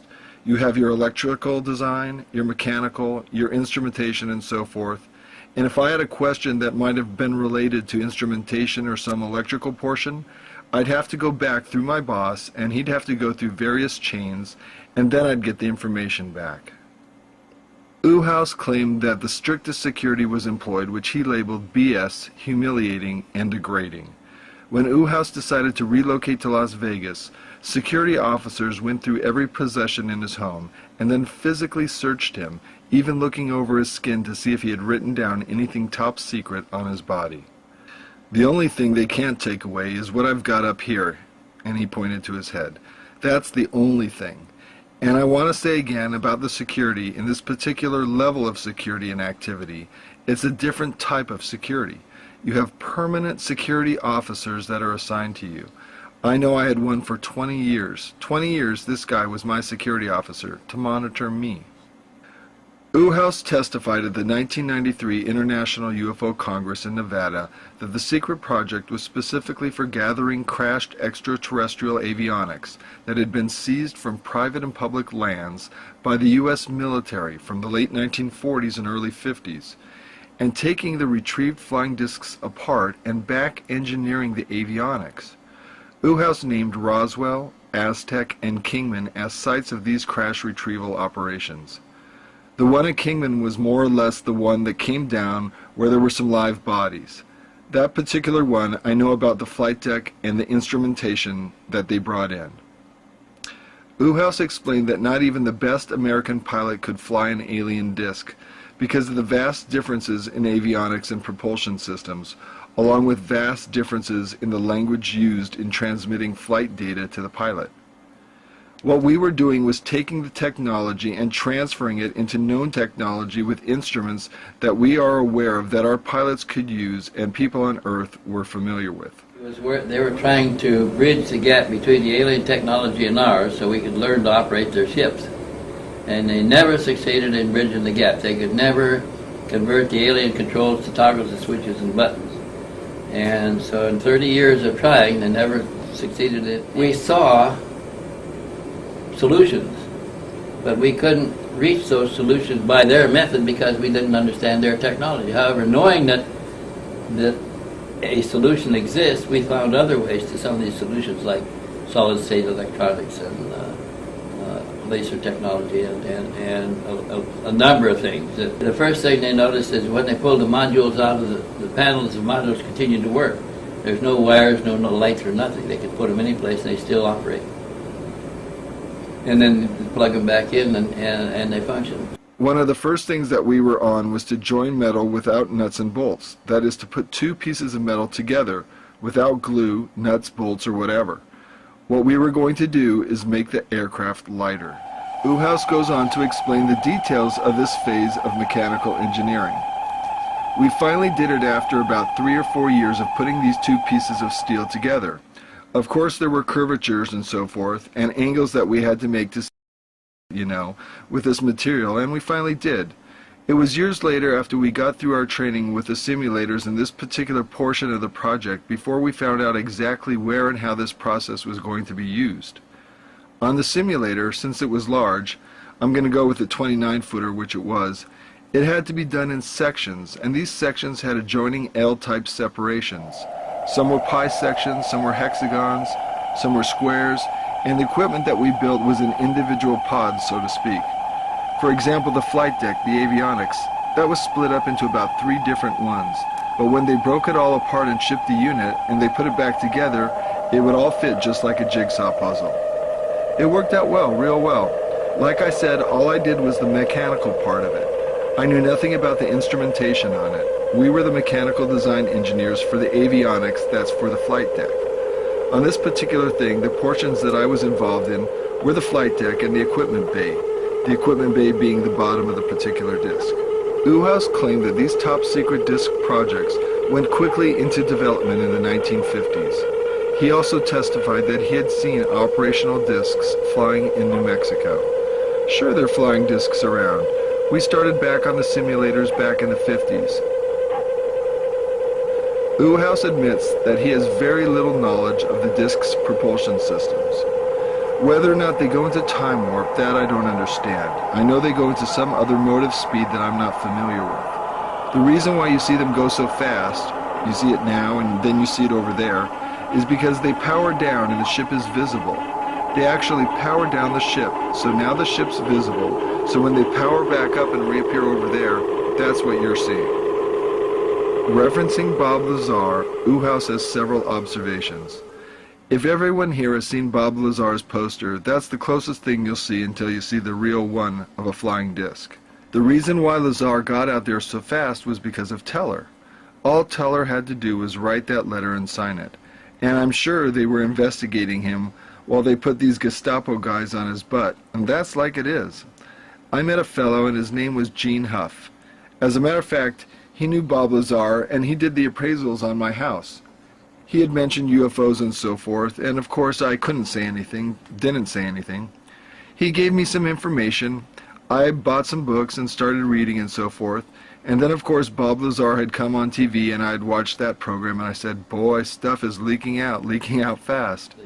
The Alien Project was a side project that very few people know about. It was a highly classified side project. The habitat was apart from everything else in S4. They keep their ship there. They can come and go as they please. They're not detained. Uhaus refers back to the live bodies from the Kingman crash and claims that he had several occasions to work with a living extraterrestrial during the engineering process. When they first introduced us to the Greys, it was sort of a long period of sessions that we went through, but finally they did, but it was only on a limited, like 2 or 3 minutes or whatever. And the other thing, if they speak to you, you're going to hear it in your own voice. The agreement, as I understood it, was that the aliens would give us some technology, help us with some technology, and they did this in the form of delivering one of their spacecraft with 2 operators, pilots. And before they delivered the spacecraft and the pilots, they laid a requirement on us, which I got this from the man that built it now, a requirement on us to build a proper habitat for their visitors, for them to live in. And so we did this out at Area 51, in the S4 area of Area 51, where Bill Uhaus, who I later made the acquaintance of, and he told me that when the agreement was reached and they got the specifications for the habitat, he was given part of the job.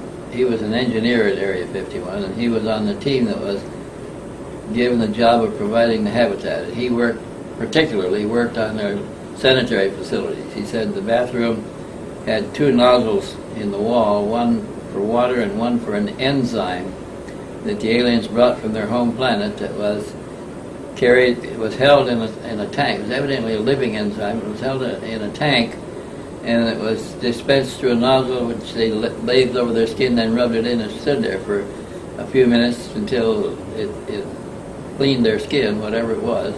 And it might have nourished them too. And then after that interval, it was washed off with the shower nozzle, and everything was collected in the basin.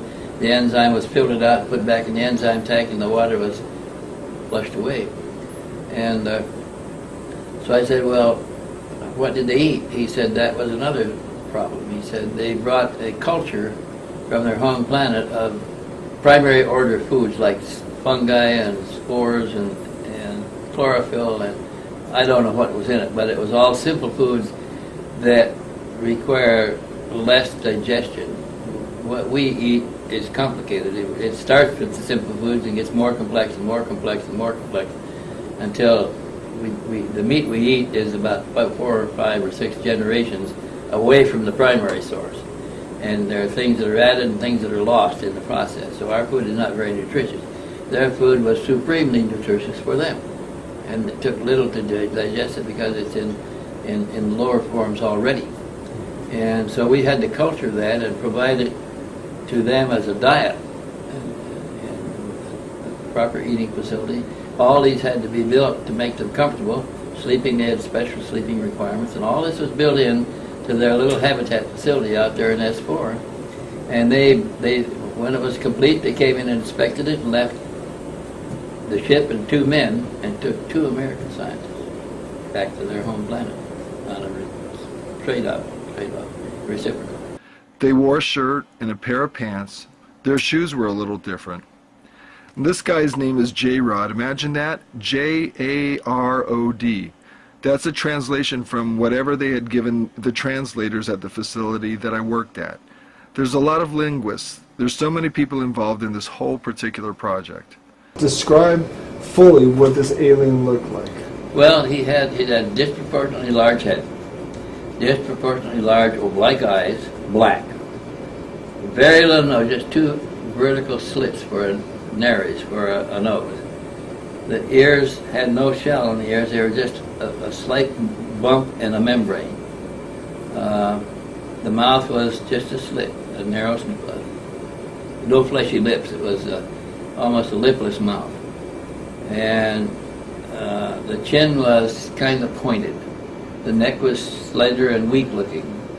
No hair at all. The skin was a different skin texture. It was more like the skin of a fine-skinned beaded lizard.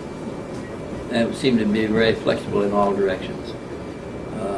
There was no muscular activity in the face. The creature couldn't smile, couldn't grimace, couldn't laugh or anything like. Could openly close his mouth, but he only, his expression was all in his eyes when Bill could see him around the table. The lenses are too dark to see anything.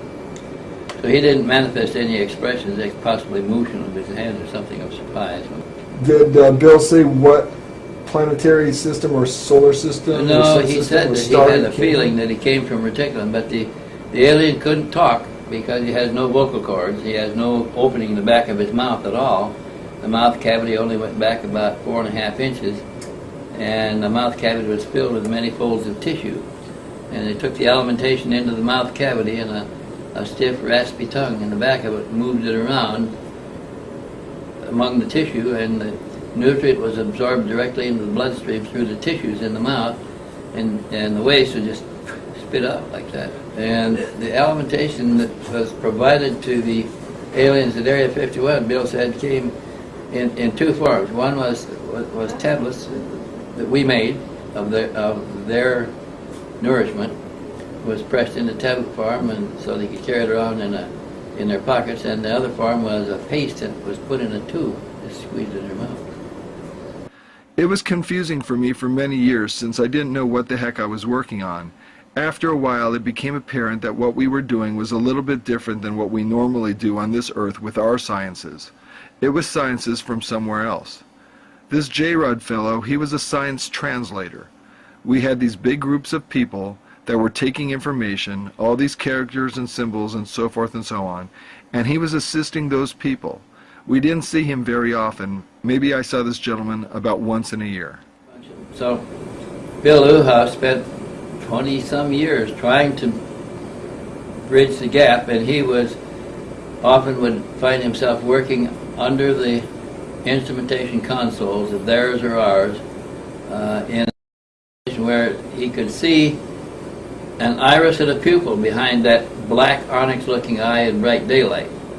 So that whatever that was in the eye, it was light sensitive, and in dim light it became more transparent.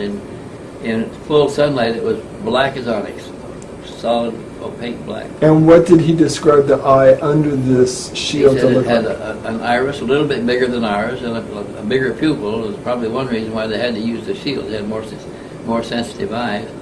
And the shape of the pupil and the eye? It's round, it's just like ours. And the pupil as well? Yeah. And he said that that in 1968, a progress review conference was called at Los Alamos with Edward Teller heading the table, and they took him and his... The one who eventually hired Bob Lazar. Yeah. And they took Bill Uhouse and his counterpart, the alien counterpart that he was working with regularly, to Los Alamos to sit around the big oval table with 18 participants to discuss the failure in making any progress in the technology assisted we were supposed to be getting. We haven't learned a damn thing. And they took the alien there with Bill Uhouse. They put him in a white shirt and slacks to make him look less alien, but his proportionately large head and proportionately large black eyes with no hair and everything stood out starkly in contrast to all the other participants around the table. So Bill Uhouse, most engineers are pretty good sketch artists.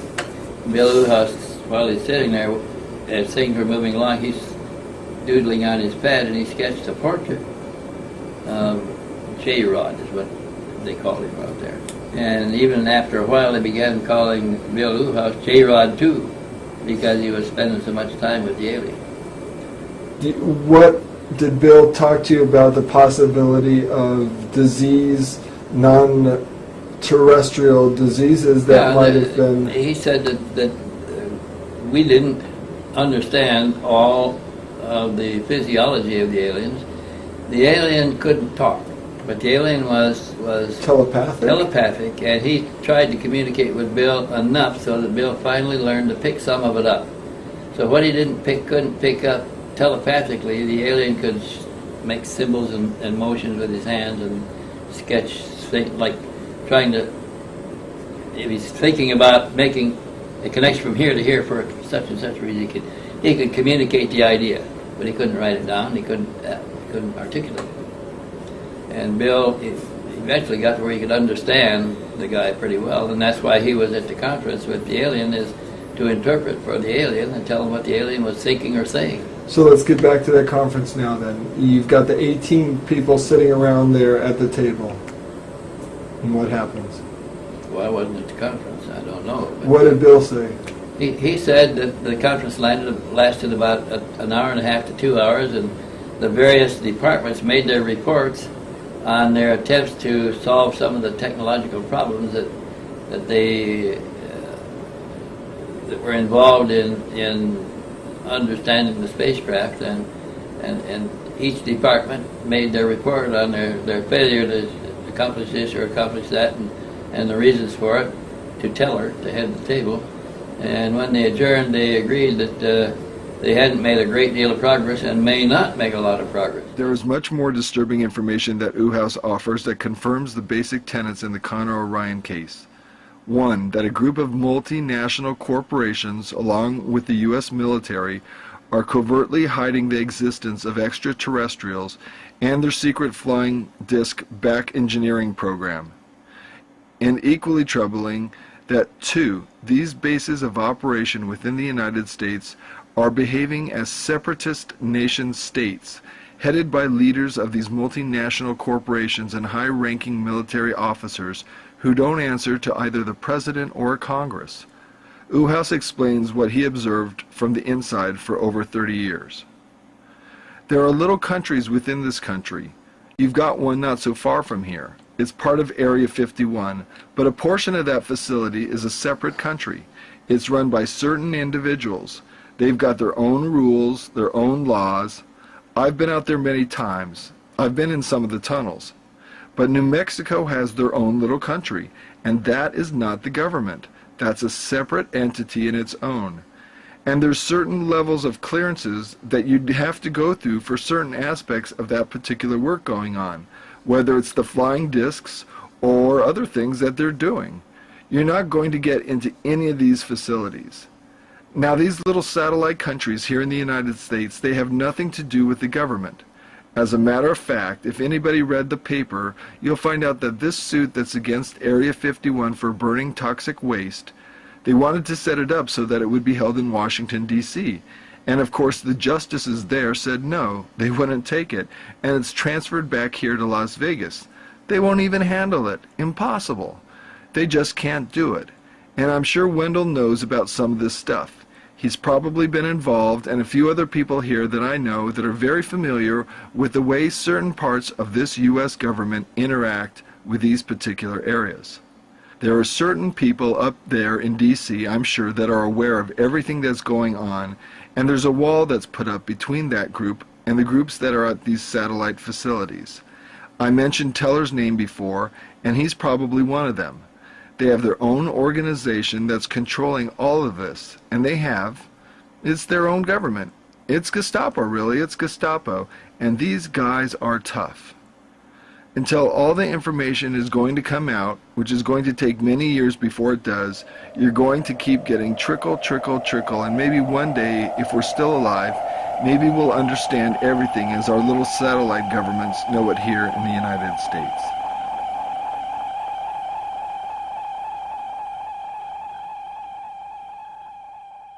The aliens are still there, by the way. In S4. One of them is ill. Yeah, they're still here. We rotated our scientists. We wanted them to bring our exchange scientists back in 2 years, which they did, and we sent 2 more. And I think we rotated them every 2 years. So we must have a dozen or more scientists that have been to that home planet for a year or more and come back. Now also down in level 2 there are 7 gray bodies. Little humanoid type creatures. We're in a solution about how tall would you say? I would say max 3.5, maybe almost 4 feet max. Oh, they're absolutely identical. I've never had a chance to sit and observe them for more than maybe a minute, but I couldn't see no individual identification on any of them. I mean, no different lines on their face or anything of that sort. You said a little earlier that they called this place the museum. You got any idea why they called it that? Yes, I think it's because, I mean, we all referred to it as a museum because I think that all of this stuff has basically been analyzed before. Yeah, he said that he saw 5 or 6 tanks, the vertical cylinders that held a human-sized cadaver pickled in some kind of solution and visible through the glass tank, like a big glass test tube. But he could only see the front two, the details of the front two, because the rest were obscured by the front two in the line. It looked like the bodies were held erect by a metal band around the waist. Otherwise, they were completely naked. The eyes of one of them was sunken back quite a bit, indicating that it had been there for some time. Now, over on this, there's a hallway down here that breaks off, which is there's a big computer system right here. I believe it's a computer system. I'm not going to say for sure.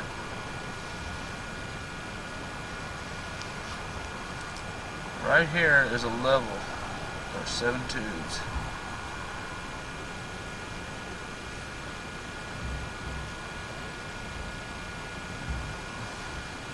These tubes are about 2 feet in width. They're about 6 feet in height. They stand on end? They stand on end on end. Now, as you walk in and you look at these tubes,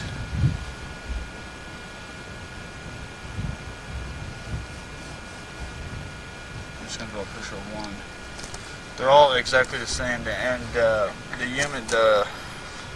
creatures inside are completely identical. There's absolutely no way that I can see of identifying each and every one of them individually.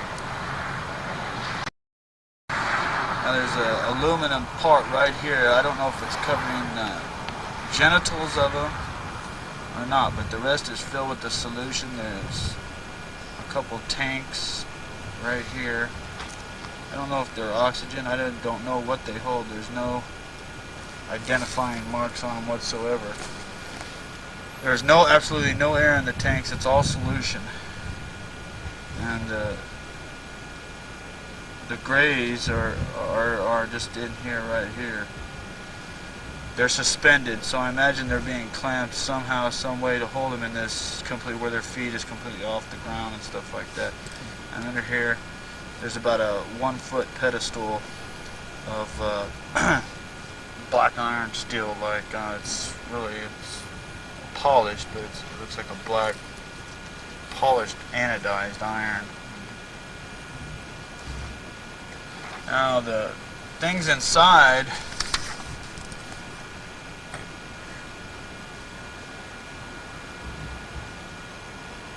I mean, resemble what everybody sees, and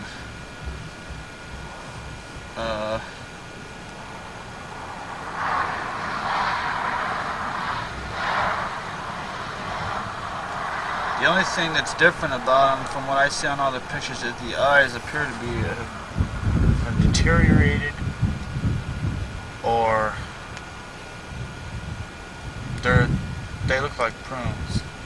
They're like your fingers get pruned. They're all shriveled up, and you can't see no eye sockets, and there's no visible eyelids or anything like that. They have a grayish, like a grayish pigmentation. It's not scaly or anything. It's like a pigmentation. There's no apparent hair on them. There's little holes, not really slits, but a little hole, maybe an ear cartilage. I don't know. The slits are really kind of small for the nose and the mouth. The bodies themselves are very, very thin. They appear not to have any breast or navel or anything like that. Not that I can see. Yeah. I wasn't able to sit and study them in full view for a while. But I don't think I have heard talk there that I know their systems aren't like ours. But they're very thin and they look very, very frail. Did you notice the hands? The hands got a little bit of webbing. Minute, very minute. There's 4 finger-like things, and they're very, very minute piece of webbing. There appears to be no fingernails. As I say, I couldn't look in detail because the hands are turned like this. They're just like a full view, so I really can't see. You can see where there is one joint in each finger, it looks like. Where like ours has 2 joints, I think they only got 1. I'm not sure. You can just see the crease in where they only got 1. And 1 acts as a thumb like what we do. The feet are not in view. The pedestal from before covers the feet completely, so Didn't get a look at that. I didn't get a look at and they are all completely identical. This is his sketch of the tank that the cadavers were suspended in. And he mentioned that this was some kind of a regulatory panel that controlled the temperature and the solution in the tank. This is his sketch, rough sketch, of the alien figure in one of the tanks of liquid. And he said it's not a very accurate sketch, but it's the best he could do.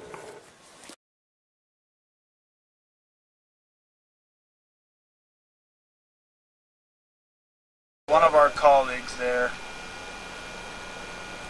the rest of the people there are sentries. That there are 4 people there that believe that they're working to try to get this on here. And one of them is a biologist, which I guess he's personally performed the autopsies.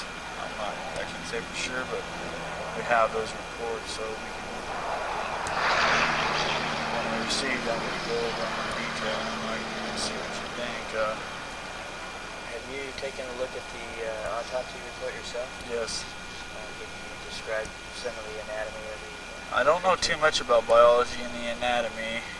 I'm not a pathologist, but I didn't go into detail in reading it. I'm going to be honest, I didn't read it. All I did was look at the pictures of one of the autopsies. And they had the extraterrestrial little gray, opened up. They did what they call a scalp, and they cut the top of his scalp off, and we're looking in there.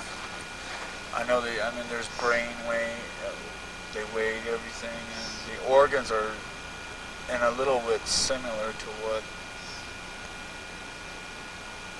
a human Homo sapien anatomy is. So they had an epidermis, they had eyes, they had a mouth, throat, a brain. Yes, and they have a small Adam's apple. Because you can see that through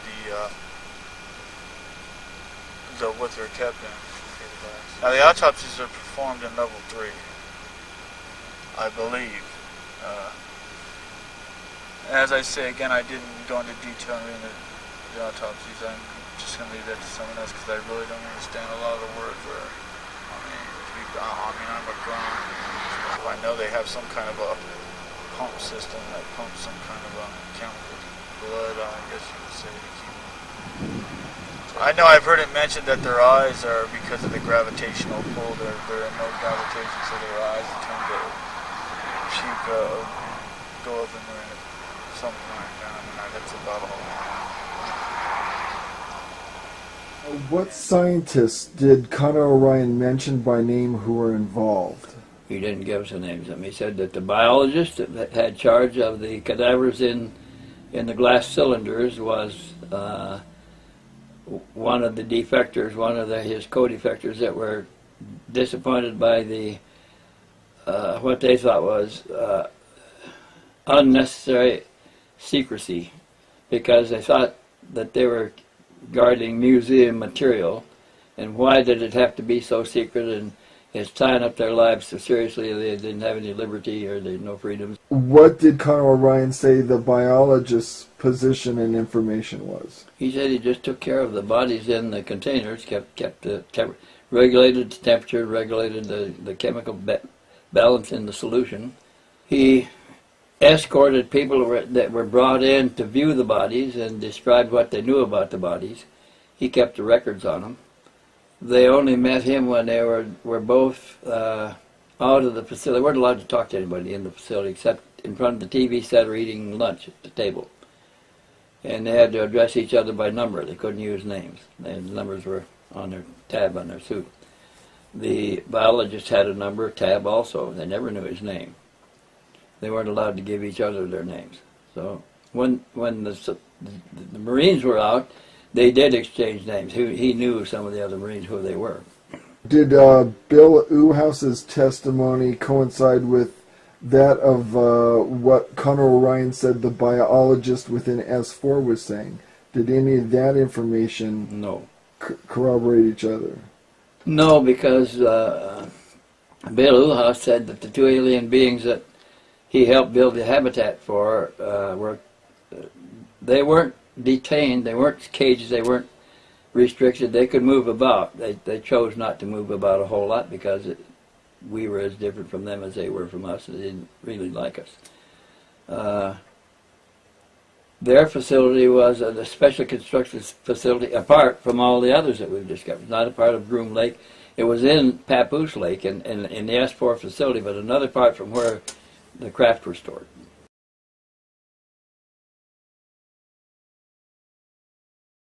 After Carter rested up and got we took him to the restaurant and had something to eat, came back. He told me what he was there for. He said that he had become disenchanted with the security there.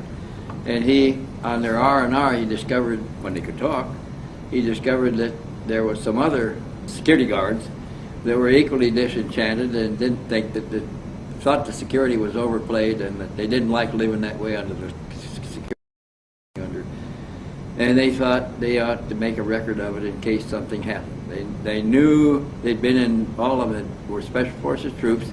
They had been in military security long enough to know that it's dangerous to break the rules. But they really wanted up, and they weren't allowed to transfer. They knew too much. There are some colleagues there that believe that it should be brought out into the open, and that's what we're doing right now. We want to do it slowly and surely, but I don't want to mention no names. No names there, I was just wondering about ever. I know who they are because I spent my leave with them and we discussed it in detail, how it should be done and who we should contact in this situation. On their rest and recuperation, they could talk where they couldn't talk in the facility. And they just talked a lot. Yeah, they found out that the biologist was disenchanted too and approached him. And when they asked him what he could do for the project, to safeguard themselves by stashing information that could be released if anything happened to them, because they're all thinking they're vulnerable because of what they know and what they're doing. And he agreed to furnish documents and papers from his files when the time came to let some of it out. Did any of that information get out with the 52 photos? There was a statement on paper by the biologist along with some photos of the bodies in the tanks. I would buy books. I bought a lot of books. Not a lot, but I'd send home my mom. I'd read them. When I was on leave, I'd go to the libraries and read what I could. I read Light Years at the library. I mean, I didn't really do too much when you're on leave because, I mean, you just, after a while it became kind of an obsession to find out what I'm really dealing with here because I kind of almost feared for my own safety. I mean, I don't want to walk away with some incredible, crazy-ass disease or anything like that, you know, I mean, plutonium poisoning. I've been discharged now for almost 7 weeks. I met them in Vegas. I met two of them in Vegas 3 weeks ago. and we discussed MUFON. And I did a little bit of calling and stuff, and we came to conclude that MUFON is an organization with way too many leaks. We thought it best to go with the private person that is not going to get greedy and ignorant and sit on the information until we can get it all out. We feel that a big organization like Center for UFO Studies and any nation abroad won't sit on it like we want them to. We need it to be sit on. I mean, we need it to be hidden away and sit on. So you guys are basically looking for us to do is to gather the information and store it. Think of more that we need so that we can put it together into a good, logical, solid format, and then eventually a documentary of what it would be to bring out and basically to shove it right up the governments, and to make them. Naturally, they're never going to admit it. But the other 4 people that are still currently working there will be willing to come and testify when the time comes. But they have to be assured that they're going to be safe, because they do have families, and we don't want to destroy their family structure or ruin their credibility like what had happened if we went to a big organization. It would be destroyed within hours. I mean, have you ever been I called MUFON. I did call MUFON. I didn't destroy myself. I just asked them what their procedure was for investigating government secrets, and they gave me some big old line of, and I just hung up on them. They don't. And we knew about Mr. Stevens here, and we know he's been in trouble before and on trumped up stuff, and we just decided that he'd be the best private person to investigate this for us and document it the best they can be documented. He said we went to the library looking for somebody to approach for this purpose, and we rejected all of the names available to us down to yours. You didn't seem to be a member affiliated with any UFO organization. You were familiar with the APRO people, but you weren't an APRO member. You didn't. You seemed to be working alone, and less chance of you being infiltrated. So we decided to come to you with the pictures. This could all be published on a signal to raise the profile of the group in case any of them were harmed. They hoped that a public outcry would result, and this would leave that this would save some of them from internal executions. Such an outcry could lead to lawsuits against the government, subpoenas of evidence, and finally bringing down the house of cards of security over those important matters affecting us all, our society, and our world. That was probably pipe dreaming, because they're too secure for that to happen. In terms of the guards conspiring together, did they do all of that on leave? They could only communicate on leave. And did Connor say... Everything inside the facility was monitored and recorded. Did Connor say how he was going to stay in contact once he was out and over here? To the one guy's girlfriend that he was seeing every week, every R&R in Vegas, his girlfriend would come see him. Do you think they already figured out who she was? And I'm sure they did, because when she lost contact, she was sure that her boyfriend had been picked up. If he was picked up, they would be aware of the others. And yeah, you've seen those little cameras. They just fit a roll of 112 film, and they managed to bring the camera in with a roll of film in it. And they even got another roll of film in later. Some of the guards were strict, and some were not that strict, and so they were very careful about bringing the camera in and the film out. So they had, when they were out on R&R, had conspired to bring in one of those little tiny Instamatic 110 cameras that just fits the reel of film, and they watched the guards. They knew which guards, screening guards, when they came back through, were lax and which were strict. And they were calculating their schedules, and they started calculating the shift to figure out which guard might be on when they came back in, and they got the camera in on one of those calculated risks where the guards stripped it, searched them, everything, but didn't go through the pockets. And they got through okay with it. He didn't. They got it in, and they got it. It was on a package of film, and they got later they got a second package of film. But they used that and began to take pictures covertly at their level. These guys weren't all the same.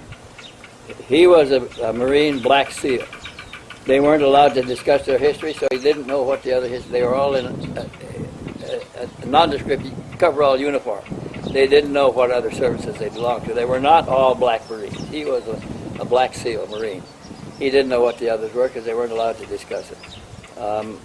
But they discovered early on that the curator, the caretaker of the cylinders, a civilian biologist, was also had the same feelings about the overplayed security and wanted to get out of there. And he became one of their co-conspirators in getting out, and he had agreed to supply documents and photographs of the bodies in the cylinders. And the first deposit in the locker in the Las Vegas bus station included pictures of the bodies and material from the biologists also. And he said, the thing that sparked my interest, he said that there were hangar bays, small hangar bays at level 2, and there were craft in 7 of them. And he said that they had taken pictures of all the 7 craft, and that they took a picture of Dick Cheney standing in front of one with one of the lab people from above looking at it. He said, they want to say he wasn't there, we got proof. And I thought Secretary of Defense at the time. He was Secretary of Defense at the time, Dick Cheney was, yeah. And he's in there looking at one of the craft in level 2. Were you able to recognize any public figures that ever came through there of any kind? Yes, I did. Would you like me to mention? Yeah, let's mention a couple. Okay, 3 of them we haven't identified yet, but I believe that they are high CIA from the science department. One of them I've seen his picture before. I've looked for it in libraries, but I haven't placed it yet.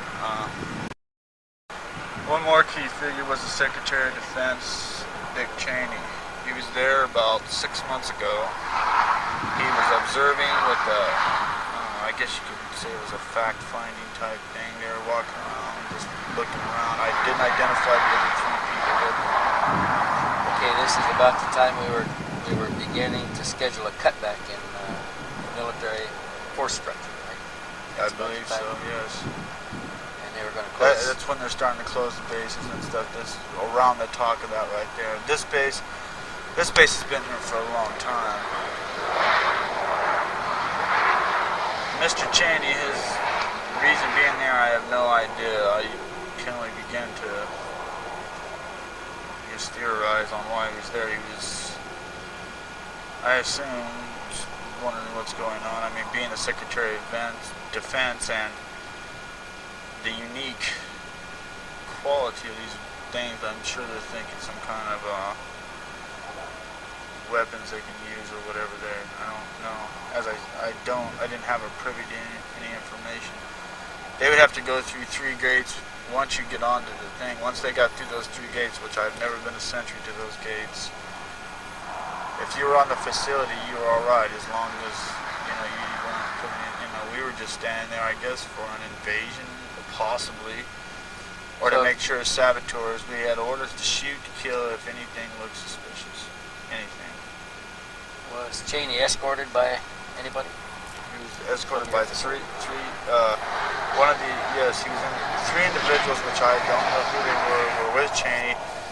There was 2 people from the facility that were there, that walked with him through the complex. He went to level 2, level 1. He did not go to level 3 and 4. He only went to levels 1 and 2. Because I was in level 2 at the time during his visit. I was by elevator door number 3, and I watched him go in, and he went into the back building, and we were called up to go guard it into the front of the hangar area as we went up there.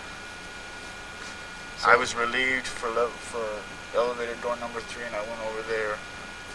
So he visited levels 1 and 2, so he was able to see the spacecraft in level 2 yes. and the bodies in the cylinders. Absolutely, without discussion, he's seen the spacecraft. Without discussion, he's seen the bodies too. The 7 little gray people. Now, I mean, just like I said before, I'm on the run and I know my time's limited. So well, it sounds like you and your colleagues have thought this out a little bit. What is your best goal for getting this out in the open? Did you guys want to put it together into a movie format? No, we don't. I mean, it's not. We don't want no money. We don't want no publicity because these guys have families. I don't. What happens to me is irrelevant, and I've always been an expendable being. What I've always done in my life. So it's. But these guys have. They want to remain anonymous until the time comes. But they don't want no stardom. They don't want no. We don't want no movies. We don't want books. We just want the American public to know that what is really happening behind closed doors. I mean, the government is massively deceiving people, and many lives are being destroyed because of their debunking processes. There's safe to say that there's probably many people in prison on, that have tried to do this before. So we want to take it safe and slow. That's why I've contacted you. I mean, I'm just the first leg of hopefully a massive, something massive that we can bring this out in the open someday.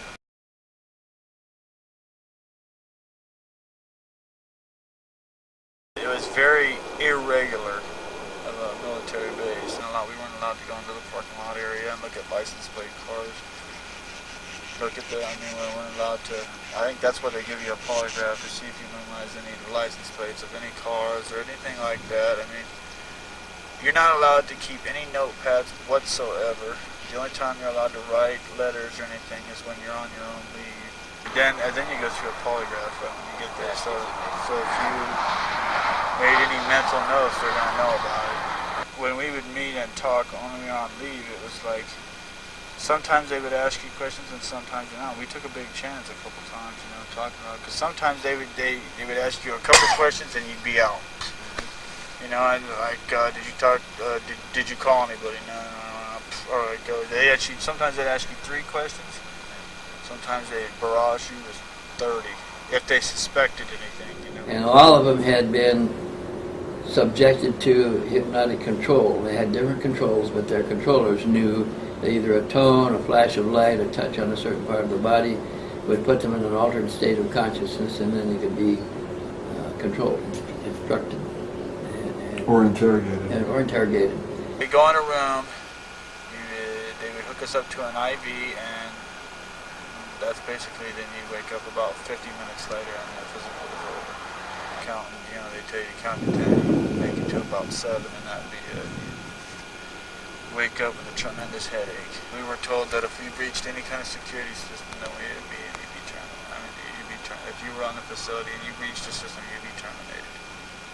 Period. They've already done 9 years in covert operations with the SEAL team, so I think they pretty much trusted me in that concept to keep my mouth shut, which I would have. I mean, I don't want to be the one for ringing the bells, but this goes way beyond covert operations and stuff. Yeah, this was a dangerous situation. They were tempting fate every time.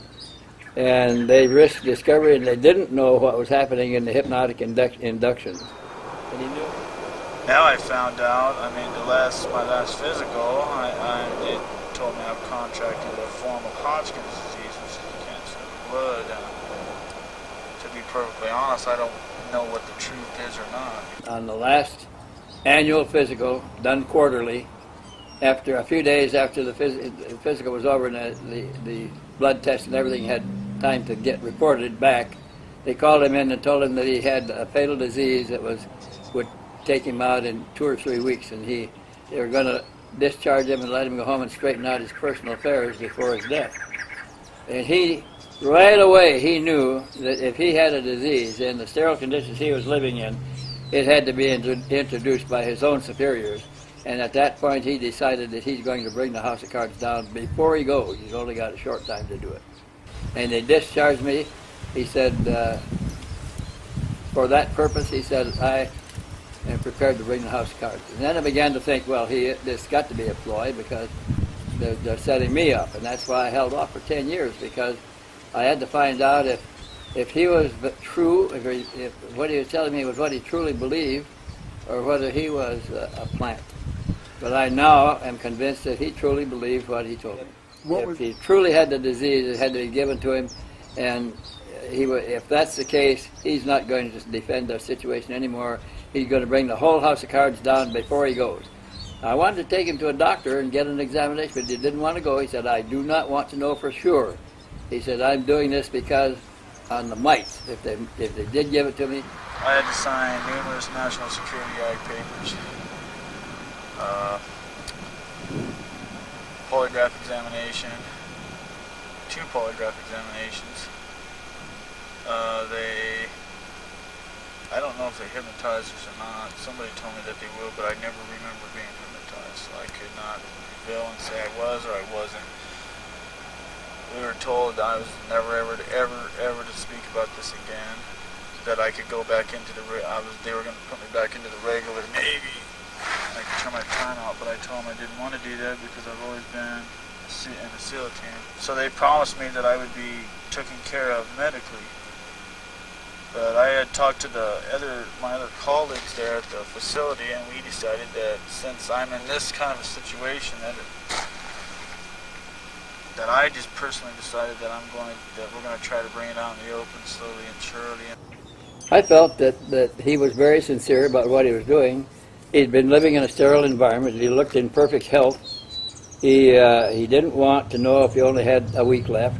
He didn't want to go to a doctor. He wanted to take his own revenge before he died, if what they told him was correct. He also knew that they used very virulent strains of cancer and other diseases because he had been involved in some other operations involving the diseases and accidents too that were contrived. So he knew what was up against, and he feared that he was the victim. He had saved over $300,000. He didn't want that just to go back to him. He wanted to live the good life, and now he's faced with only 2 weeks to live, and he can't get the money because it's been blocked, frozen. Felt that his revenge was really sincere and that they had discovered it. I don't think that it was a ploy. It could have been. It could have been an intelligence ploy, but he wasn't that good of an actor.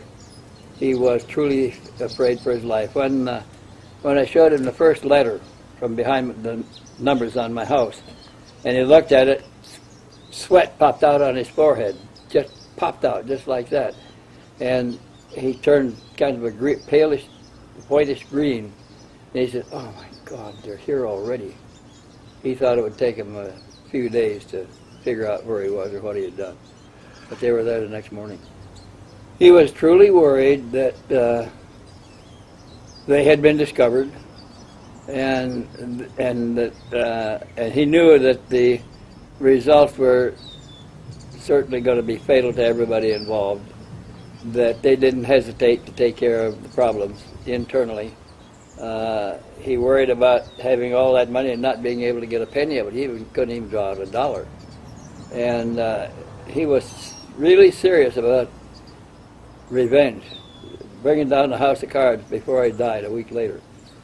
And I had heard of this before, but never been exposed to it this close. And I thought, if this is really true, and if it's really going on, this is certainly not a sane operation. It's the work of mad scientists.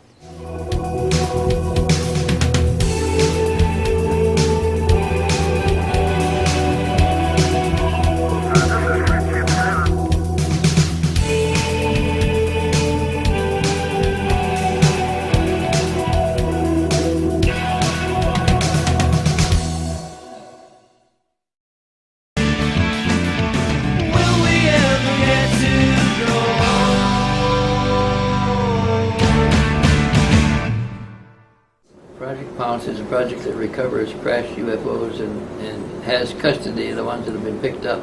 They're the ones that run S4 and Area 51. I thought that was something like Snowbird.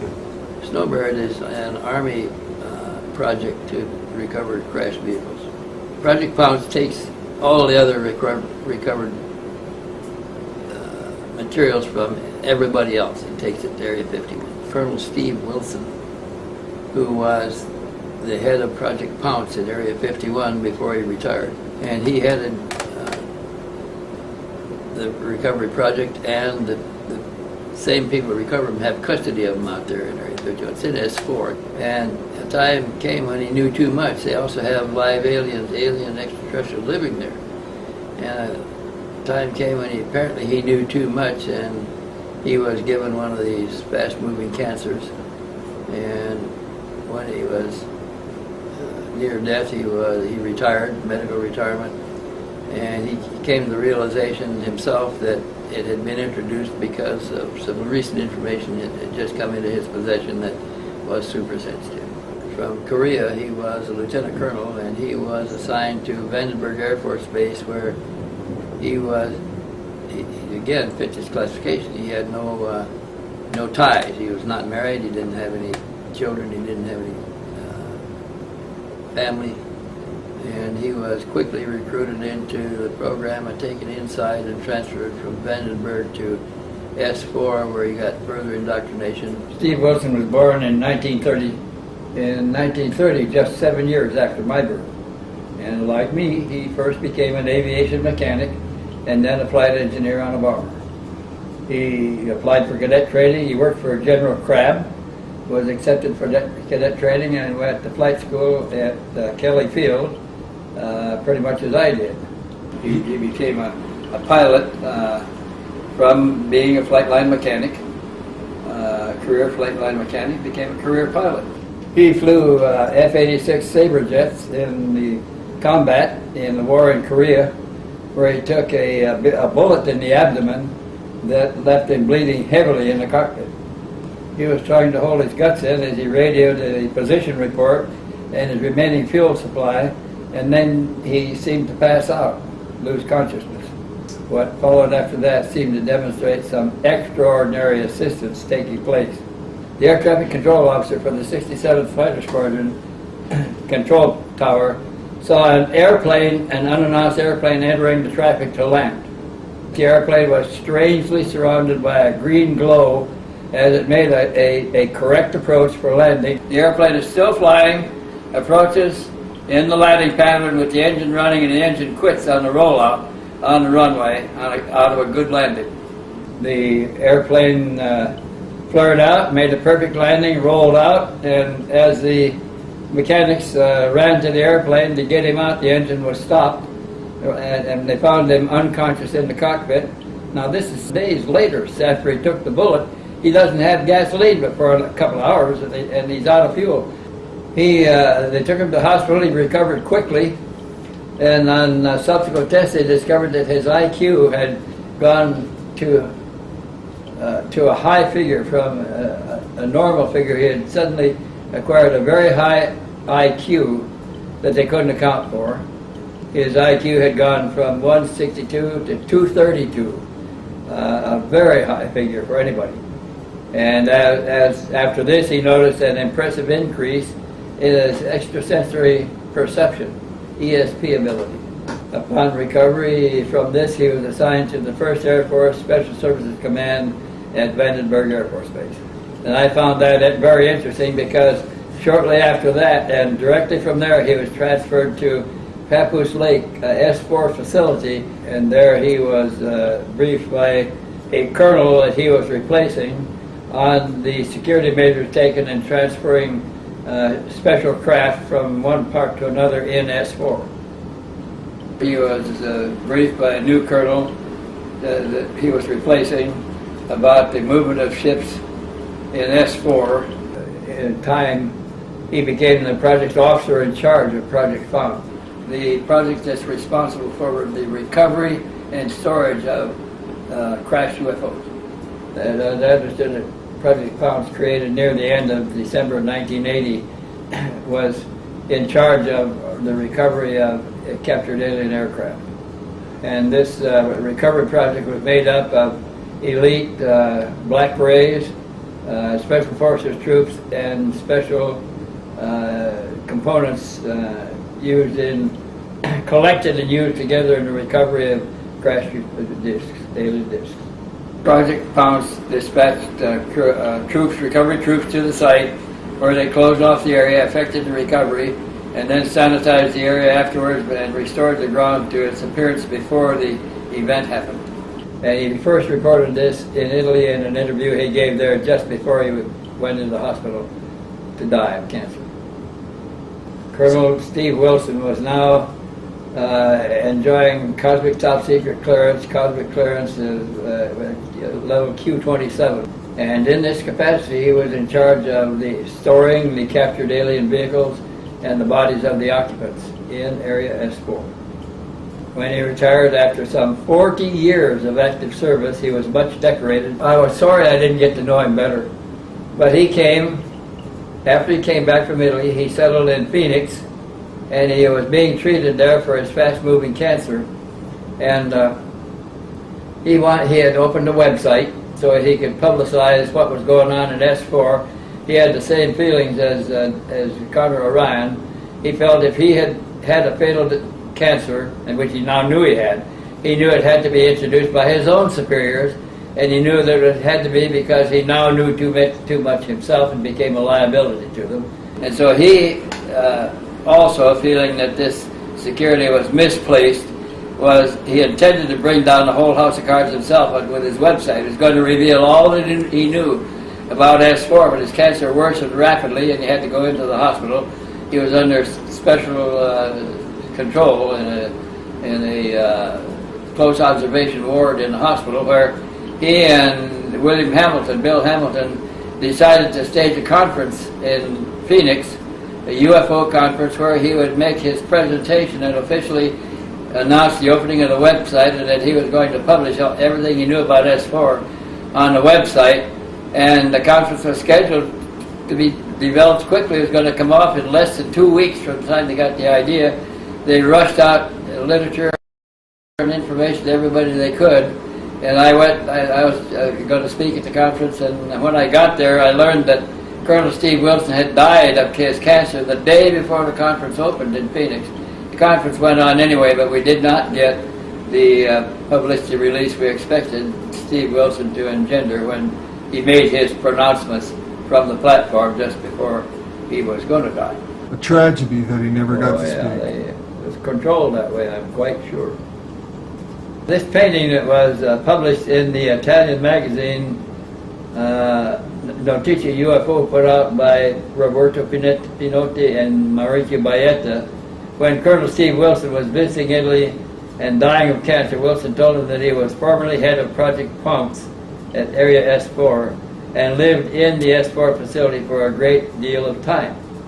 He said that he was dying of cancer and suspected that cancer had been administered by his own security forces because he was about to retire, and he had remained on active duty for over 30 years before he decided to retire. But they weren't going to let him do it because he now knew too much. That's what his feelings were. They gave him a fast-moving cancer to keep him from going very far, but he was visiting Italy in his final days, and he heard about a UFO conference going on there, and he went to see what was being put out about the unidentified flying objects. And he met Baetta and Pinotti, and after he told them who he was, they persuaded him to give them a deathbed statement to be released after he was gone.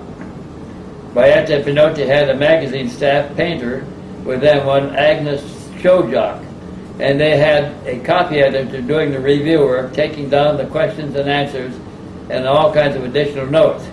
Agnes Shojak painted this painting by verbal description from Colonel Steve Wilson as she painted, with him correcting as she painted. You notice the one in Bay 1 is identical to the one that Connor Orion sketched. Notice Bay 2, 3, and 4 have identical craft with the same ship as Connor also substantially sketched in his drawings. I don't know whether Colonel Steve Wilson had access to my private files or not, because I didn't publish anything that I had up to 2001. But this painting seemed to confirm what Connor Orion had told us in great detail. This is what the corridor looked like also according to Connor Orion. Now, Connor was sketched and had also sketched a tank holding the alien bodies, and Agnes Shejak had made the same painting under the detailed description of Colonel Steve Wilson that shows 6 cylinders which show bodies in tanks being held by a band around the waist. And notice the regulator on the side of the tank, just exactly as it was sketched by Connor Orion 4 years earlier. So I thought that this might be enough confirmation, since we had no other information which we could rely on to confirm the Connor Orion story, and I decided to release it at that point. He came down with a brain cancer, which is the kind that's introduced by intelligence to terminate people. Similar to maybe what Jim Lorenzen had? He suspected that he knew too much and that his own superiors were getting rid of him. He died in a hospital in Phoenix. Steve Wilson. Mm-hmm. And wasn't that the same thing that Jim Lorenzen had? He died of a brain cancer. So did Dr. Hynek. And Dr. Hynek as well. When they get too much, and if it looks like that they may be approaching a point where they might spill the beans, they terminate them. And that's the cheapest way, is to give them a fast-moving brain cancer.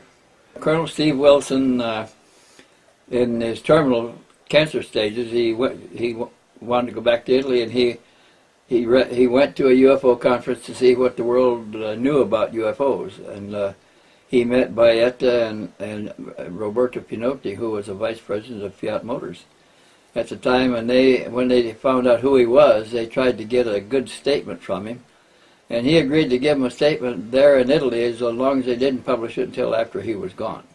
And he didn't want it translated and published in this country. So they brought in their staff painter, staff illustrator, to illustrate what he could describe at S4, and he described level 2. He described it to him and the craft that were sitting in the bays there. And this Shojak, I think her name was, the artist, painted a good picture with him correcting it as she painted. And then she painted the bodies in the cylinders, in the liquid bath in the cylinders, held erect by clamps. And they didn't know anything about the Connor Orion case. They were getting this from Steve Wilson. So when that painting appeared, that's when I tried to find out more about Steve Wilson. Found out that he actually helped promote a UFO Congress with Bill Hamilton in the Phoenix area, which I attended. I made a presentation at it. But Wilson didn't make the Congress because he died the day before the Congress started in a Phoenix hospital. So I never got to meet Steve Wilson. I didn't know who he was until after that. And you know, the Dr. UFO Research, Richard Boylan, mm-hmm. did the last interview with Steve Wilson in Phoenix just a week before he died.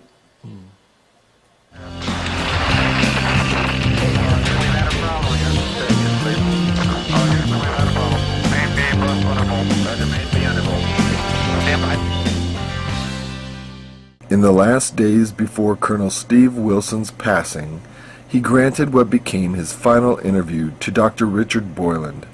What follows are some of the most important elements of those conversations. Wilson claimed that Project Pounce does not exist as a unit in order to maintain the utmost security, but instead only came together for UFO crash retrieval incidents. Members of the Project Pounce team were summoned only when necessary. They did not know each other and joined the team because of their very specific areas of expertise. Wilson claimed that there were 33 levels of cosmic top secret, an interesting number in that it mirrors Freemasonry. At the top of the totem pole, Q33, is the Military Agency for Joint Intelligence, or MAGI. Wilson said, "No person knows it all except for level 33, people like Henry Kissinger and Edward Teller." MAGI's executive board includes its chairman Henry Kissinger, Q33, and atomic scientist Edward Teller, also Q33, now deceased. Interestingly, during the World War II era, History records that both of these men appear to have been simultaneously in the United States as well as in Germany at the University of Heidelberg. Wilson explained that level Q32 is Majestic 12, or MJ-12, a leadership board for field operations related to the UFO cover-up. Of Kissinger and Teller, Wilson said, both are MJ-12 members, which number 36 in all as of 1994. It might interest you to know that they go back as far as Project Paperclip, which was a secret program that relocated Nazi scientists into America to push forward the military, aerospace, and rocket programs being developed in the U.S. Level Q31, according to Wilson, are certain aerospace manufacturing executives like Ben Rich of Lockheed Martin Skunk Works in Palmdale, California, whose statements on exotic aerospace technology are discussed in the UFO Hypotheses film Michael Schratt, Volume 1. Among other Q-31 aerospace manufacturers, according to Wilson, is Northrop and its facility in the mountains northwest of Lancaster, California, and Boeing's Phantom Works facility in Seattle, Washington. Leading the scientific apparatus at S4 for many years was Edward Teller, Q-33. It was Teller who cleared naval intelligence physicist Bob Lazar to work at S4. Teller led teams of scientists who back-engineered the crashed alien UFO vehicles into functional U.S. anti-gravity aerospace craft that human military astronauts could operate, like Lockheed's X-22A disc. Wilson claimed that this program, headed by Teller, was not responsive to command authority of the United States President. Wilson also informed Boylan that space warfare operations against selected alien visitors were being executed by military astronauts trained at a secret Air Force academy. At Boylan's request, Colonel Wilson drew up a chart of the operating structure of Strategic Defense Initiative, a diagram he nicknamed Star Wars City, made up of government, military, and elite defense contractor corporations. Wilson said that it was common practice for military officers to rotate out of military leadership into executive positions at these defense contractor corporations, a good old boy network, if you will. Wilson also singled out Admiral Bobby Ray Inman, whom he claimed had control over Decision Science Applications Incorporated. Wilson said, Decision Science Applications Incorporated is a group made up of all the heads of the military hardware manufacturing in the black area. Another elite defense contractor Wilson highlighted is the Rockefeller Company, a huge beneficiary of the Strategic Defense Initiative, also known as the Ballistic Missile Defense Organization, also known as Star Wars.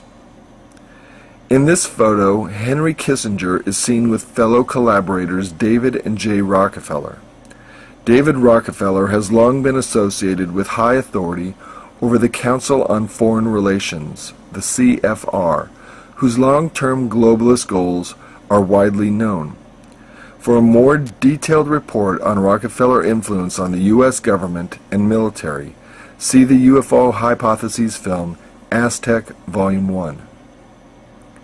Kissinger, said Colonel Wilson, is a key figure in MK-Ultra, which according to Dr. Boylan is a secret, ongoing mind control research and development project directed by the CIA and employs psychotronic devices, selective use of drugs, hypnosis, and signals and frequencies designed to influence people's thoughts, emotions, and behavior. Boylan sees a strong link between mind control and the UFO cover-up. Mind control research may have even earlier roots than is made obvious from the CIA and its Robertson panel of 1953, perhaps originating within Nazi Germany with Dr. Joseph Mengelé's vicious experiments and Joseph Goebbels' Nazi propaganda machine. Additional information on mind control is available in the UFO Hypotheses film Peggy Keane Volume 2, NASA Upside Down. During author William Steinman's investigation for UFO crash at Aztec, Steinman discovered that Captain Henry Kissinger was a leading figure associated with the first Interplanetary Phenomena Unit, IPU, out of Camp Hale, Colorado, just after World War II. Shortly after publishing his investigation, California police warned Steinman and his family that they had apprehended a man who appeared to have marked Steinman for assassination. Steinman quickly dropped his UFO research investigations due entirely to these threats. Wilson reported to Boylan that Magi employs Wackenhut as a private contract agency for assassinations and security under the moniker 1010 Special Security Squadron, and that the next level of clearance, Q30, is given to Wackenhut's 4 highest officers. According to Wilson, this 1010 Special Security Squadron reports directly to the National Reconnaissance Organization, but is funded by the tax dollars of U.S. citizens. Recall that Chairman of Magi, according to Wilson, is Henry Kissinger. Wilson admitted to Boylan that even as director of Project Pounce, his own clearance was much lower. I was only level 27. That's as far as I could go. Boylan remarks that Wilson was sickened by Kissinger and Teller's lust for power. Both acted as if they were above all laws in Wilson's view. Appalled by their unethical and unconstitutional behavior, Colonel Wilson tried to go public with his information on a short-lived website and gave interviews to Roberto Pinotti, Maurizio Baiata, Bill Hamilton, and Richard Boylan in his last days to thwart Magi's evil plans once Wilson realized that he had been poisoned with cancer by his superiors. Wilson understood that Magi's plans include both controlling the most advanced exotic aerospace anti-gravity fighter vehicles from back-engineered UFOs, as well as manipulation of the masses through propaganda and mind control in order to force with invincibility their designs for world power upon an unsuspecting global population. Before his death, Colonel Steve Wilson, like Orion, Lazar, Uhaus, Schneider, Bill Cooper, and Philip Corso, helped immensely with shedding light on the Machiavellian world of black budget defense and the UFO cover-up within the United States. But he came out and told about the secrets of S4, and he quickly died after that. He died right up here in Phoenix. But he had a real colorful history. When he discovered that his own people had poisoned him, had given him the disease that he was dying from, he opened a website and tried to put as much information on there as he could. I don't remember what it is now, but he died shortly after that in hospital in Phoenix. But he knew that we have craft. He knew where the bases were. He knew that we had a base at Beale and 100 Beale and 100 Vandenberg. Yeah, 4 in the United States, in the zone of interior, and 4 deployed overseas. And the ones overseas, the host countries don't even know they're there. They're dug into excavated facilities. All of them are underground. All of the craft always leave from underground and return to underground when they come back for their missions. The Russians are shooting some down too. I don't know how they distinguish which ones to fire on and which ones not to. But he said that the Russians had brought down 3 or 4, and we brought down like 8 or 10. Either brought them down or driven them off. And you know, that's a dangerous operation. Those people are coming from power sources a lot more sophisticated than ours, and somebody may want to retaliate someday, and we're stuck here. We can't go any place to escape.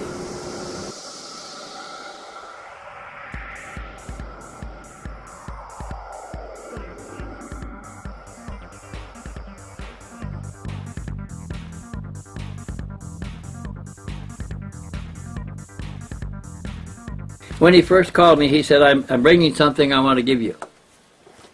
I said, well, I don't know, I get a lot of junk. He says, this is not junk. He said, these are some pictures. And so I said, oh, pictures, okay, I'd like to see them. He told me that one of the pictures showed Dick Cheney standing with another scientist from that level there, in a smock in front of one of the craft in one of the bays. And this was about noon. And about 30 minutes later, I got another call from him. He said, I checked out of my apartment and went to the bank to get money, and he said, I put my card in, and a sign came up on the screen, the account's frozen. Can't draw any funds out. So he said, I went to another bank and used a different card, tried to get money, got the same thing. He said, I got all the good cards. He said, I got $300,000 in the bank. He said, I can't even get any out of my checking account, which is also frozen now. He says, I can't come over there, I can't get any money in it. If you want to send me a ticket, I'll come over. I'm bringing some pictures. I'll be glad to show them to you. And so he called me back and he said, I fear the worst. He said, I can't get a dime from anybody. I got $300,000 in the bank and I can't get a dollar. He said, I'll come over if I can get there, but he says, I can't get you. I can't even buy a ticket. I said, how much is your ticket going to be? He said, about $100. I said, okay, I'll wire you $100 right now. Look for the nearest mailboxes outlet near you. Whoever has a Western Union sign, give my name as the code, and I'll send you the money and come on over. And I did. Within 10 minutes, I wired him $100, and he got it. He said he was carrying the package of 52 photos on him. Becoming fearful, he decided not to carry the packages on him. He went out behind and got a box, a strong box, put a starter box as a matter of fact. Then he put the package of pictures and rocks in it, had the Greyhound station people wrap it, address it, tried to get it on a bus with him. They said they couldn't make that bus and be in on the next one. And he had to leave because his bus was leaving. We got in from the bus station about 3 o'clock in the morning. Yeah, now he's at my house waiting for the box to arrive. We went down there the next morning, and the bus station said they couldn't account for the loss because it was logged on to a bus in Los Angeles for that morning, and it was not on the bus when it got to Tucson later that morning. And they were making a search for it. We went back again another day later, and they were still searching for it. Never did find how they lost the package. Logged on a bus at one point and not off at another. What would you guess his height and weight were? He probably weighed 190 pounds, 190, 195. Is that typical for a Marine SEAL? Yes. Yeah? They don't want him too tall? Yeah, well, he wasn't too tall. He was, he might have been as much as 6 feet. Did he have any unusual tics or behavior or mannerisms? No, he didn't. He was calm and collected all the time. He never got excited. He didn't seem to be worried. He didn't fidget or anything like that. He didn't volunteer any information about anything. He was concerned about his health. He thought he was near death, and he was worried about his $300,000 stash going back to the government, because he knew that those bonuses are paid in such a way that if he doesn't succeed or something, they can collect it back. So they can always take back what he's been paid. And another reason is because it's always paid out of country in a foreign bank, which is illegal. And it's illegal for Americans to hold it if they don't declare it and pay the taxes on it. It was paid in there in such a way that he wouldn't be a good idea for him to declare it. He wasn't supposed to. Nobody was supposed to know he was drawing 2 salaries, one as a Marine and one as a Central Intelligence Agent. And the Central Intelligence Agent money was paid out of the country. So all that is subject to confiscation if the government gets wind of it. Of course, they have a record of it. All they have to do is move on it, call it, take it back. Did you, while Commodore Ryan was here, begin to be concerned for your own safety and Jem Cox's own safety, your grandson, if Orion had maybe a psychotic episode and turned on the two of you?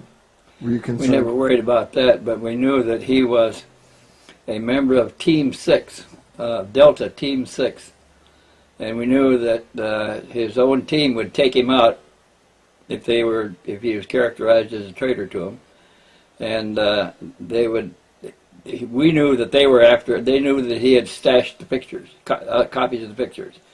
So they're not going to do anything to him or us until they get all of the pictures. They have to stop that first. And when he left, there was still one stash to be that they hadn't got to yet. So and you weren't concerned that he was going to maybe do something to you? no, we were never concerned about that, but we were afraid if they ever thought they had the last set of pictures, that they would do something to the house, maybe burn the house down with him in it or something like that. From those threats from his the own letters. team, he had a Delta 6 team. We saw him going by the house in a white branded carryall a number of times. You mentioned at one time in one of your tapes his actual name. I'll say the first name, but I won't say the last name. Okay. Derek? That was it. Right. Yeah. And have you been able to confirm anywhere else in any of the UFO information that you've gathered whether or not anybody else who's talked about having been in S4 had known of this particular individual? No, I don't know any other people that lived in S4. There were 4 co-conspirators with him that all disappeared shortly after he got here. So they were discovered and moved, at least, maybe terminated, I don't know. The girlfriend of one of them that used to visit them when they were on leave in downtown Las Vegas hadn't heard from her boyfriend in about the same time that Connor had been here. When he explained what the package of pictures was, I became a little worried too. He told me that he was a sentry, a guard at level 2 of S4, and that he had become disenchanted with the security. What he called was the overplayed security, because all they had was junk. He said internally it's called a museum, and he said they had crashed saucers there. He said they had distant 7 bays on roll-around pedestals.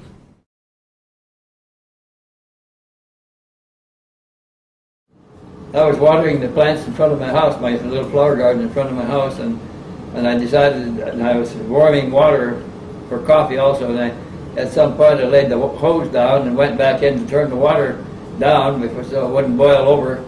And when I came out, just minutes later, I found a blue envelope, pale blue envelope, stuck behind the numbers in my house by the door.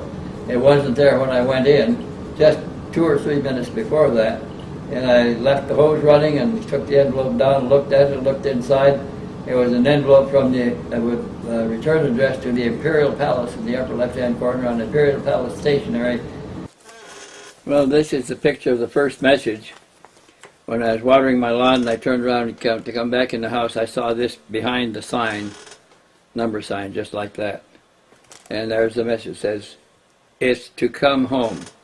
And the Delta symbol is pointed up, meaning it's cool. Just come home. This is the original page. The original message, first one found behind the house numbers on my home in Winona Circle. And that was the first note, letting us know that they were there. And when I read the note, I took it in and showed Jim Cox, and he said, "I don't know what to make of it." He said, "Let's ask Connor." When we showed him the letter, his face turned white and sweat popped out on his forehead. He said, "Oh my God, they're here already." He said, "I was hoping we'd get a day or 2.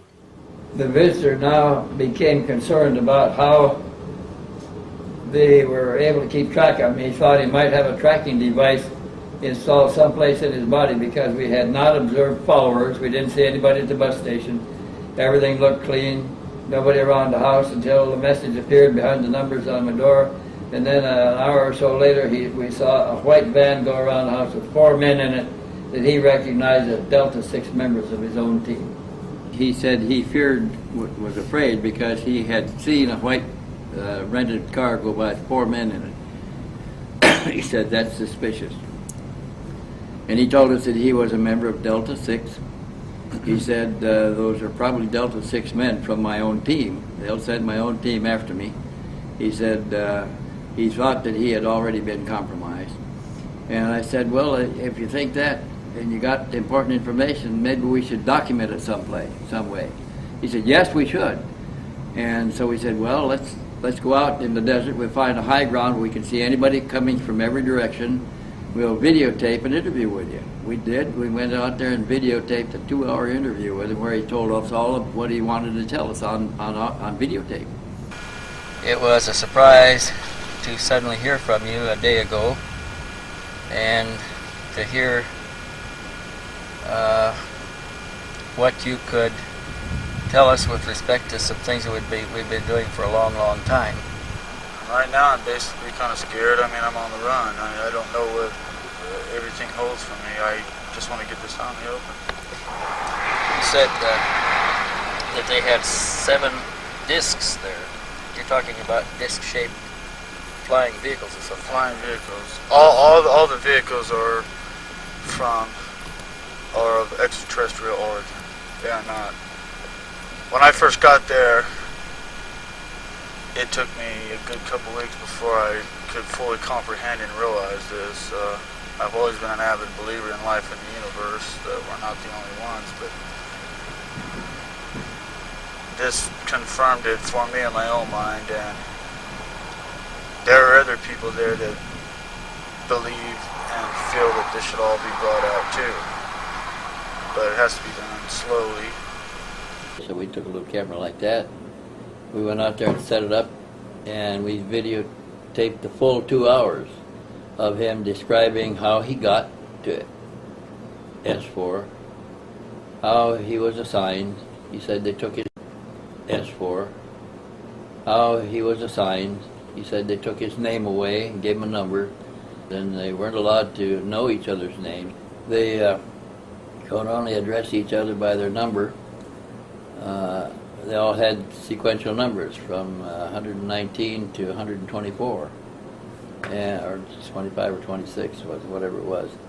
And from that, he assumed that they all had been assigned at the same time as a whole new team, and that they must have replaced another team that was there because of the sequence of the numbers.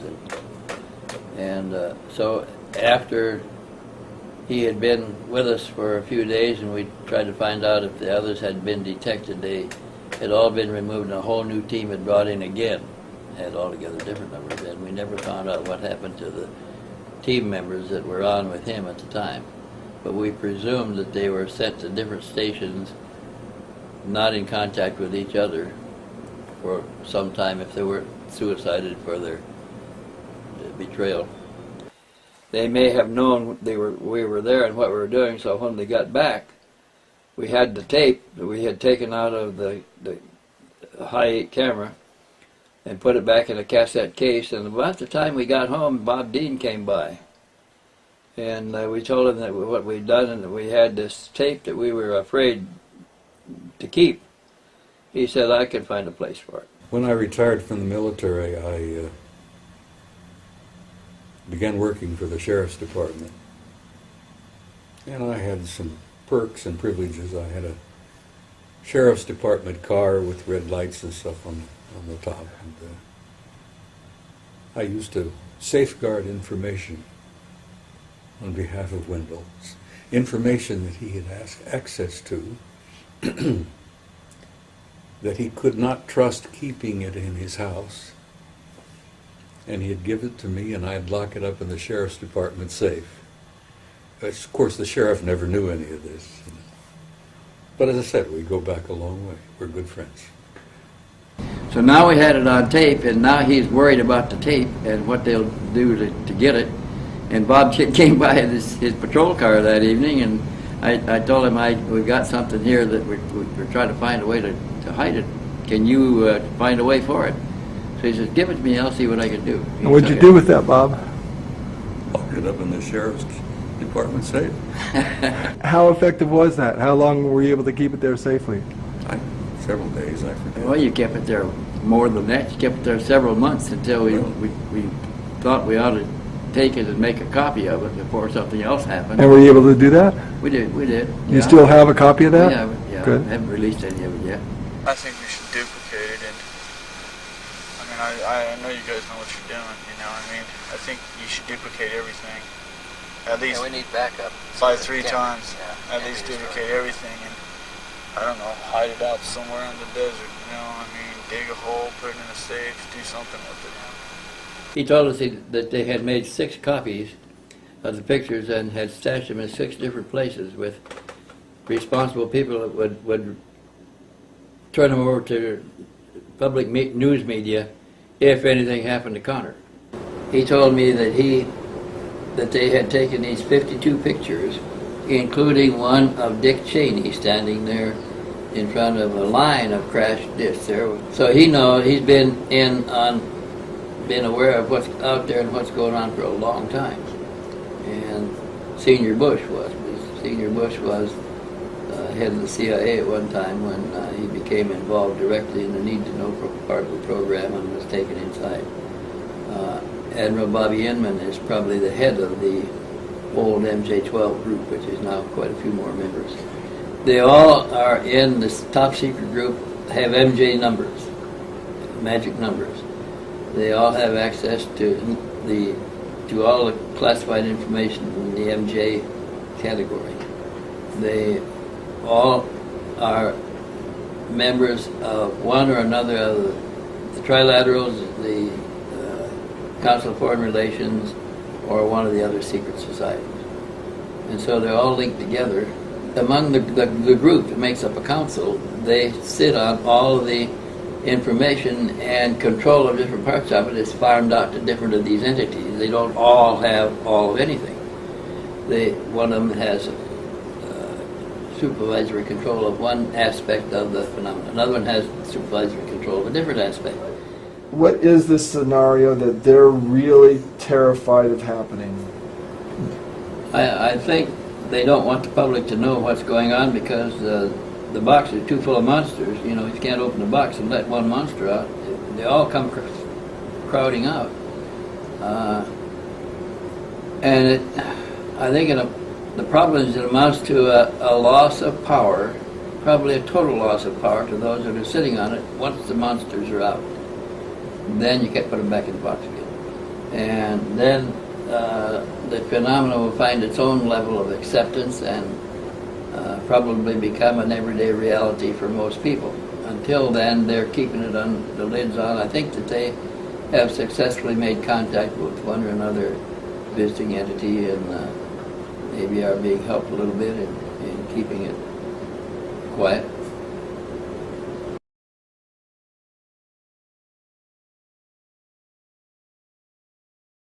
But he had it in the sheriff's safe, and Delta 6 did. We were getting notes pinned on my door and in my mailbox and pinched in car doors from Delta 6 warning us that they wanted Connor to return.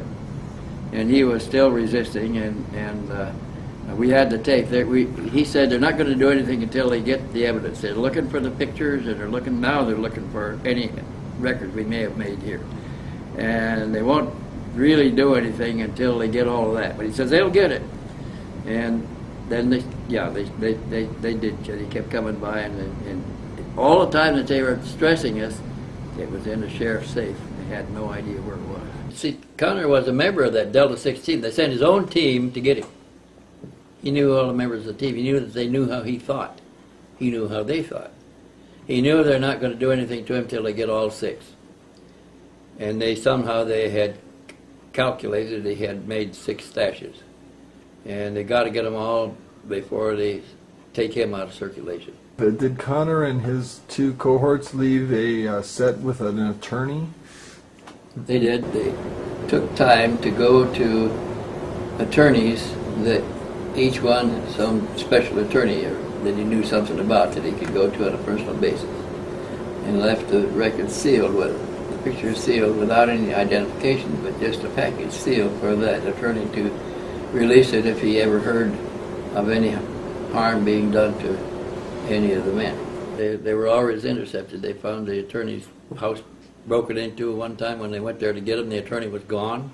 So he knows that they're around. He knows that they're after him. He knows they're not going to do anything to him until they get the stash. We saw him a couple of times in the white van going past the house, but he knew how they operate because he was a member of the same team. He knew that they would take him out if he had been characterized as an enemy of the government. He'd be taken out without any worry on their part, and they'd get their bonuses for doing it.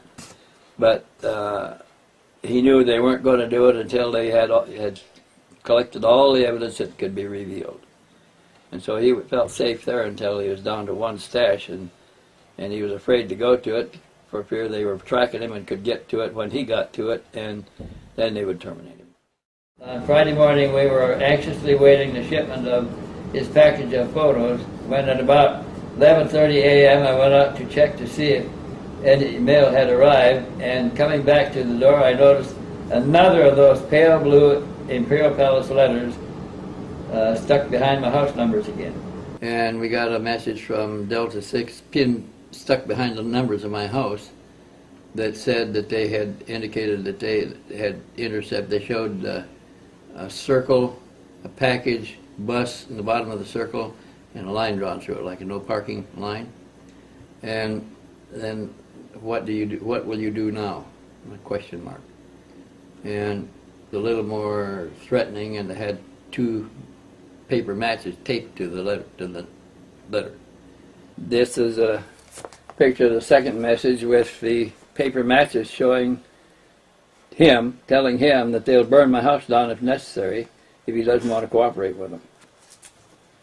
And that scared him a bit because he thought they might do it before he was able to cooperate with them. This letter had a note and a paper match glued to the page at the end of the note.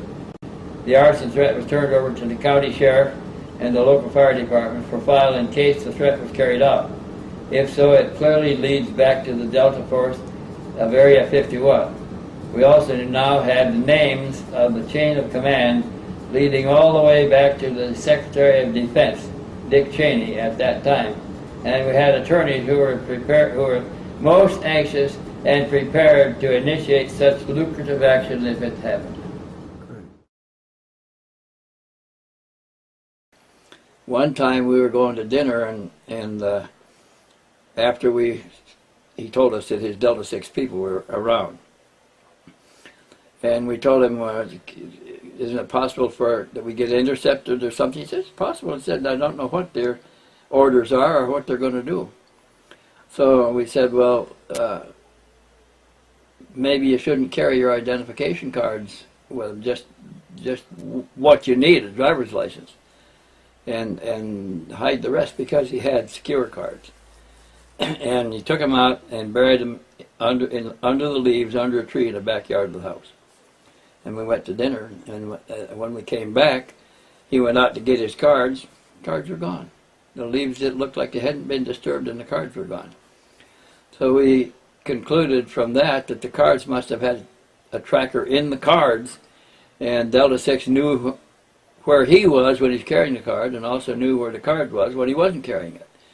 And they just went over the wall and took him out from under the leaves and took the tracker away, which was also his ID card at S4. And that was scary that they knew that much about him. They knew where he was every minute up to that time. When he lost his cards, they must have had another way of tracking him, but they always knew where he was. We weren't advertising the information that Connor Orion was staying with us.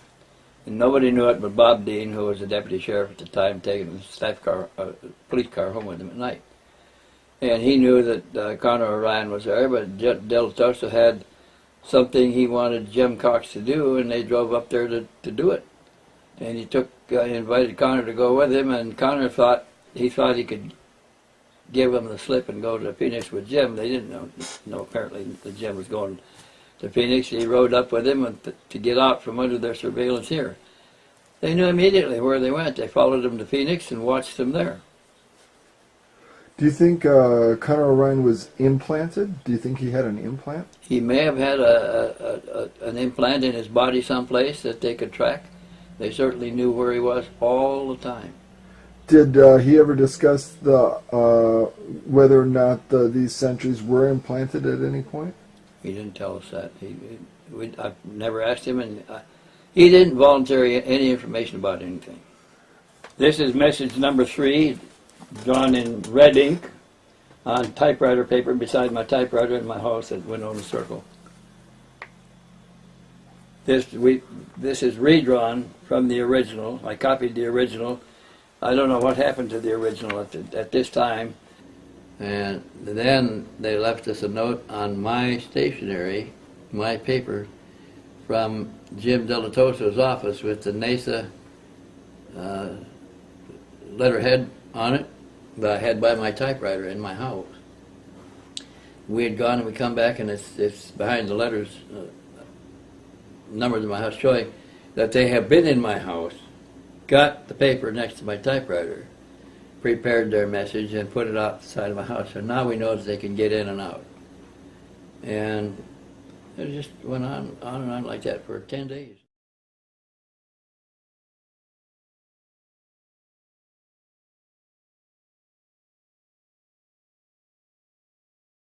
When did you first become aware that Wendell had this visitor, Connor Orion, Derek Hennessy, staying at his place? Wendell called me while he was at his place and asked me if he could stay at my place and that Jim Cox would bring him up. And that was a few hours before they arrived.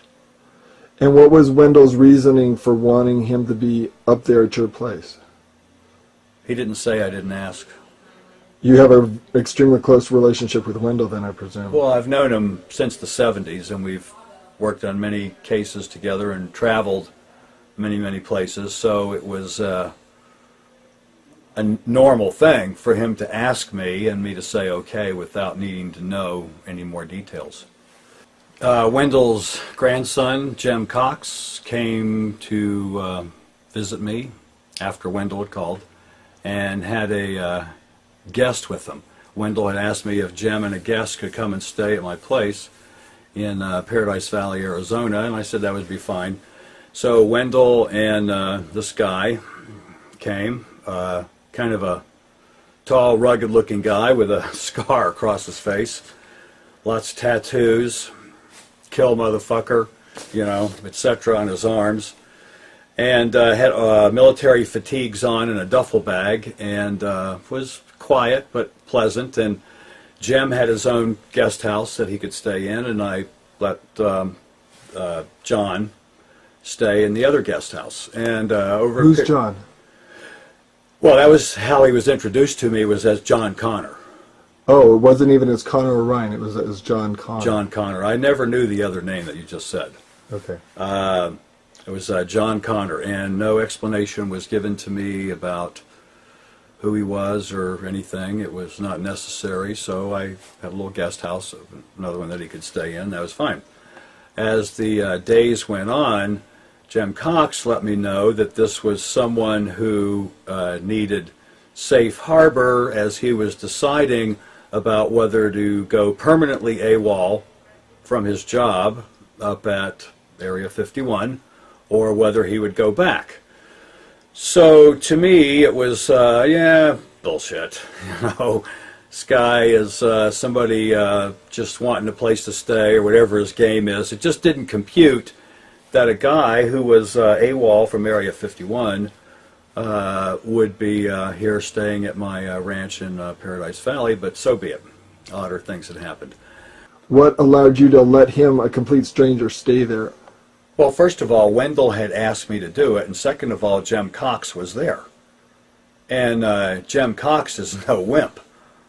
And he stayed completely invisible. I mean, we never saw him in the daytime, and he really didn't come over to the main house. And we'd see him walking around, and Jim and him were the two people communicating with each other. So even though the atmosphere was that of a violent drama, violent claims, it wasn't going on in a moment to moment. It wasn't obvious. Only occasionally, when people would come over that I was working with, would they see him in the day or night and ask, you know, who's that scar-faced guy with all the tattoos on walking around with some kind of bludgeoning weapon? And I don't remember what I might have said, but it would have been to try to dismiss it.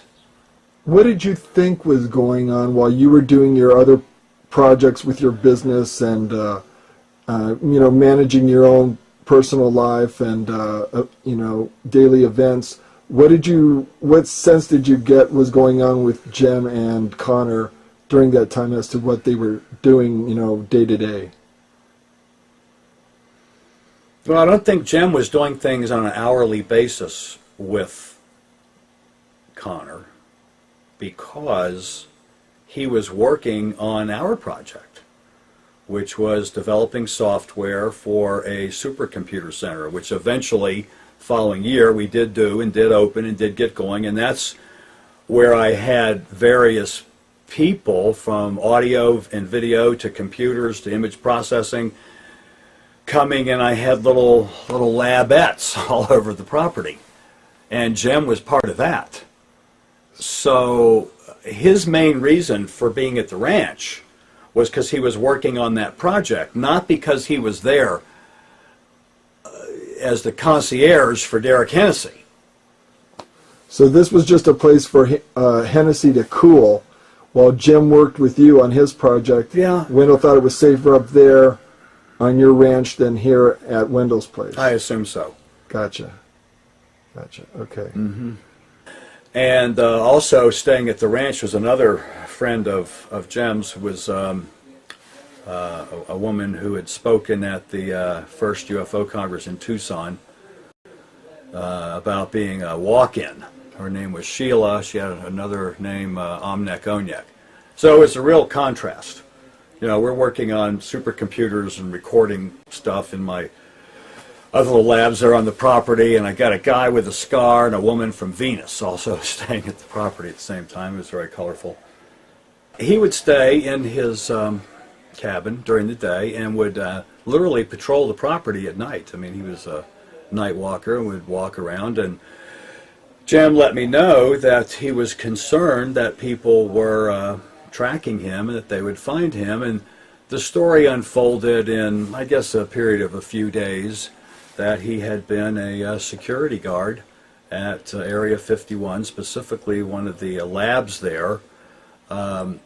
S4, Area 51, all of that was just unfolding at the time. Bob Lazar and the discussions about all that were fresh. So for me, it was none of my business.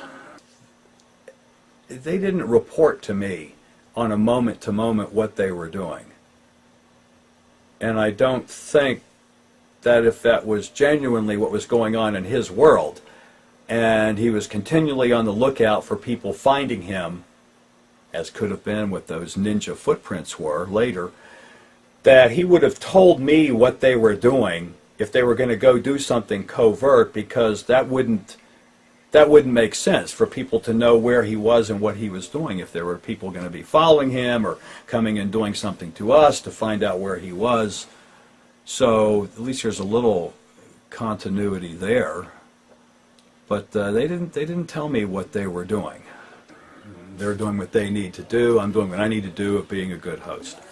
But it started unfolding that he supposedly had been a security guard at the end of his career, which had included being an assassin of enemies of the United States, people that were whistleblowers or were dangerous, and he had photographs, which he did show me a couple of. He did. Of Polaroids of dead guys. Showed me photographs of alien in a tank, UFO, things that could have been out of a science fiction movie, or they could have been what he said. It was just, that's what he was showing me. What were the conditions that... Go ahead. Well, it seemed odd that if someone really had been in these positions of authority and extreme activity, would find it necessary to convince me that he had done these things. But so be it. Maybe I seemed like someone that credibility needed to be acquired with, so I listened, and we'd talk occasionally, 5 or 10 minutes at a time. Now, can you describe picture by picture? Do you see any of those pictures in your mind still that Connor O'Ryan showed you, John Connor at that time to you? Do you see them in your mind at all? And can you describe the nature of them? Well, two of the pictures were Polaroids, and it was of someone dead on the ground. Two different people. You know, I can't describe the person. It's not something I lingered on. It was obvious that the person had been, each of them was dead, and that there was blood in and around the face area. No obvious bullet entry wound that I can recall, but, you know, here are these pictures of dead people. And what was he saying to you as he was showing these to you? Two different things had been said. One was that his job had been to go on assignment and to take out people that were enemies of the United States, that he had assignments, and that he had to take pictures as part of that. I don't recall that being said while he was showing me the pictures. I assumed that these were pictures related to that because he said that he had many of those pictures as part of his insurance, that he was not going to be killed, and that he had other pictures and had put them in containers in various places, including one or two places on my property where he had dug holes and put these coffee cans with pictures in them. I didn't know where they were. Have you ever combed your property to find them? Yeah, I did, sort of. I mean, I just looked for where. I mean, it was 90 acres, so it could have been anywhere. No, I didn't find any, and I didn't comb the property inch by inch looking. I assumed Metal detector or anything like that? No, because I, you know, when they left, it was plenty of time for him to have gone and gotten them and retrieved them, or maybe he did leave them. I didn't assume that he had left them on my property, which is now a big development, so the bulldozers would have found them if they were left there. In regard to the other pictures, you mentioned alien bodies. Describe all the other pictures to me one by one as you recall them, and what Connor may have said to you about them as he showed them to you. And was Jem in front of you when he was showing these, or were you one-on-one with Connor at that time?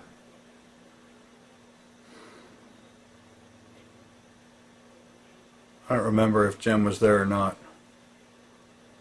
And the photographs were odd looking. Like, I'm thinking, these are photographs taken of video in still frame on a screen, and someone shooting the photograph.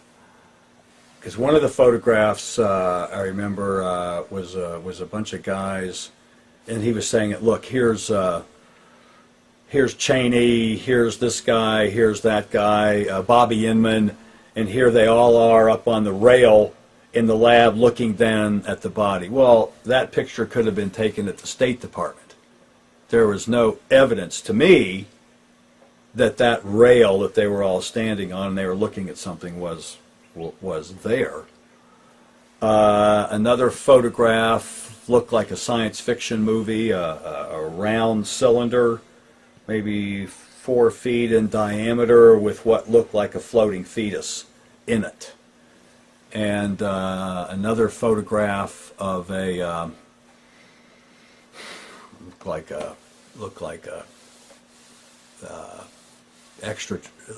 looked like a funny looking person.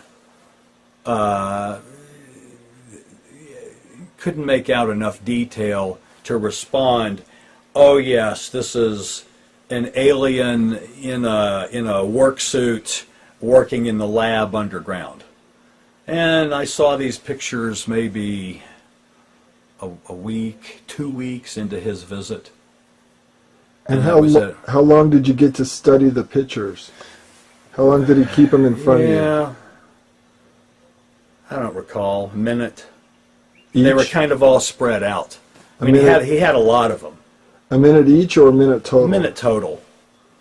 You know, I was trying not to respond like a kid in a candy store, and I wasn't convinced that what I was looking at was what it was reported to be. And I don't remember exactly what I might have felt. I just didn't take it at face value, what the guy was saying.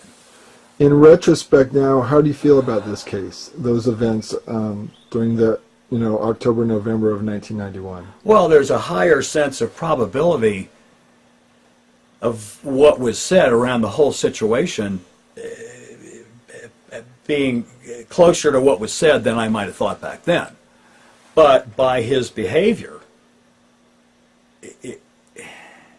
many of the things that he did were inconsistent with someone that would have had those kind of skills and that kind of training, unless he had lost control over his functions.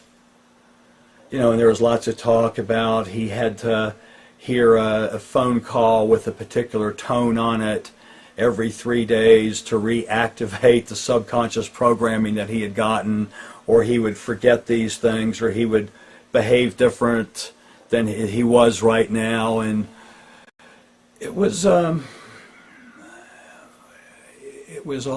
fragmented, and it was difficult for me to put it all together into one package that this all makes sense. Yeah, he talked about his concerns of people looking for him to bring him back, and that he had photographs of the kills he had done. He had photographs of the extraterrestrial activities there at the lab, and those were insurance for him that he wouldn't be killed. He said that he was concerned for his life because 3 out of 5 of his group had died in the most recent weeks before he went AWOL, mysterious conditions. They offered money to deliver the stash. How many days along was that? That was about the 5th or 6th day. And he said, don't let the dollars blind you. He said, you'll never spend them anyway. If we give them the stash and they get the money, you may see the money, you may have it in your hand, but you'll never live to spend any of it. And they'll take it all back. It doesn't cost them anything. They can provide the money to close the deal, and then that's the end of it. So we took his advice and ignored the money, and then they started making other offers about how they could forgive his misdeeds and things like that, and then that we would be safe and all that sort of thing. As long as he went back to San Diego, they kept wanting him to go home. Is what they called it, the San Diego Marine Base out there. It shows the delta symbol pointed up, which means it's cool again. It also shows they had succeeded in 2 other intercepts. What are we going to do now, the question was. And offering dollars, $100,000. It says they want all the stashes and no foul play, or the delta symbol was turned down, which Conrad said means termination, and it shows 3 figures, Conrad, Ryan, Jim Cox, and myself, in a circle with crosshairs through the circle. Now this is getting scary. The $100,000 threat was tantalizing.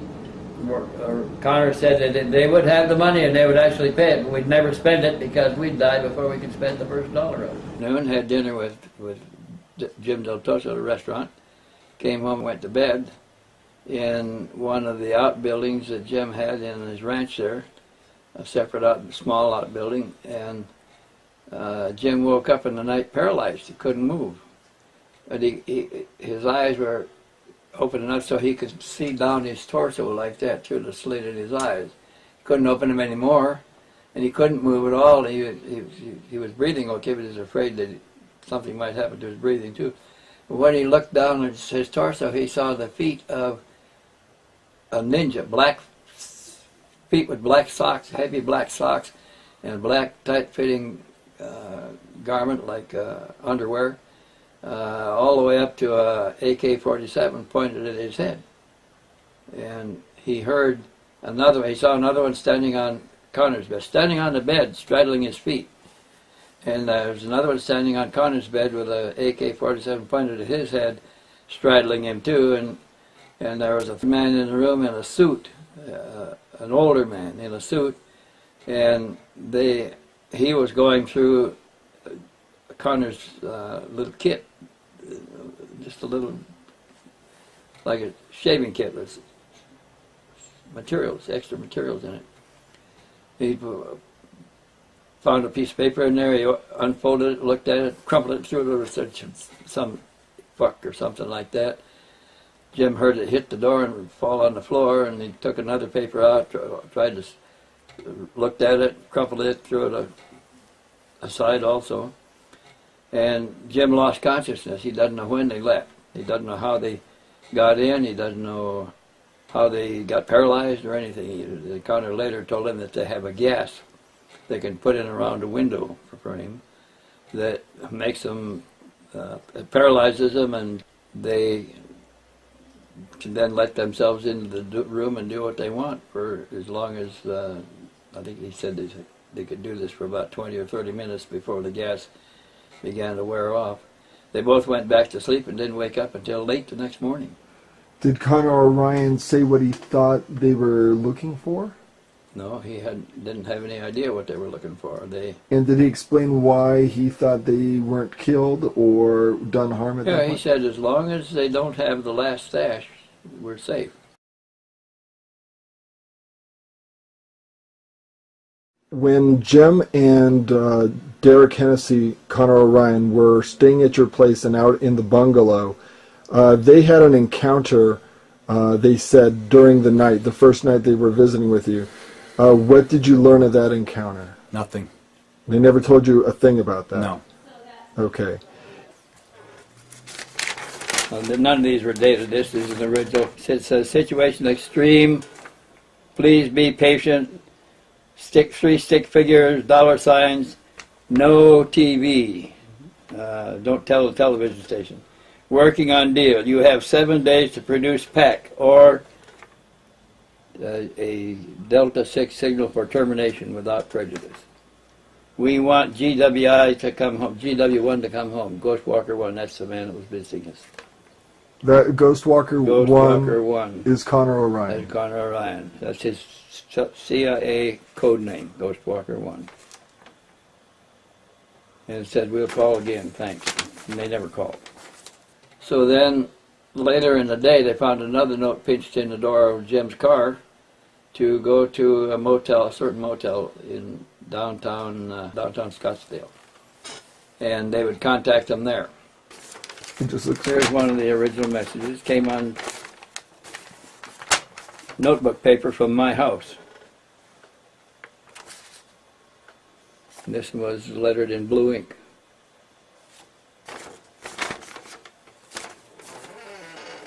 That says? Says, we'll meet. Situation extreme. Motel 6, Scottsdale. This is the one that was pinched in the door of Jim's car up in Scottsdale at Dilatosa's house the day after they were gassed. So they went to the motel and they rented a room, and the desk clerk had a key on his desk, and he handed it to him. Jim looked at it and said, that's the wrong number. I'm a numerologist, and that number doesn't fit. Give me another room. And the clerk didn't want to give him another room, but he finally found him another key and gave it to him. So they went to the room and checked it, and it looked nice and clean and everything, like nothing amiss.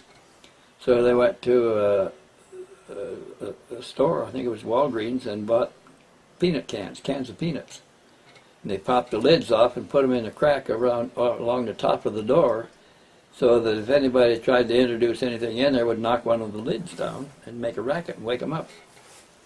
Then one of the lids came down in the middle of the night, and they also bought proximity detectors for outside lights.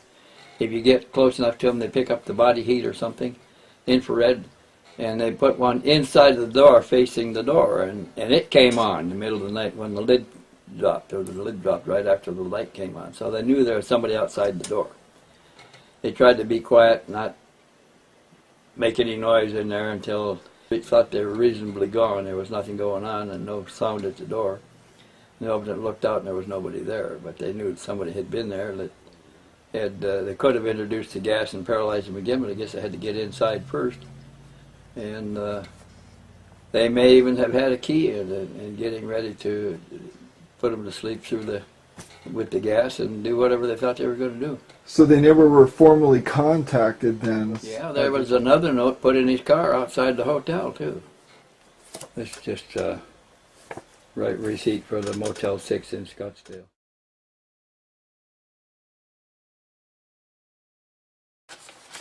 This is the one that was interesting. The delta symbol is up, meaning it's cool. 100,000 within 48 hours for location. No foul play or termination with prejudice.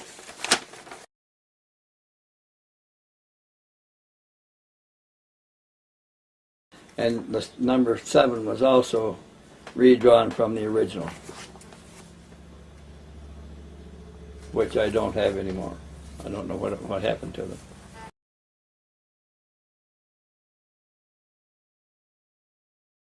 This is the W4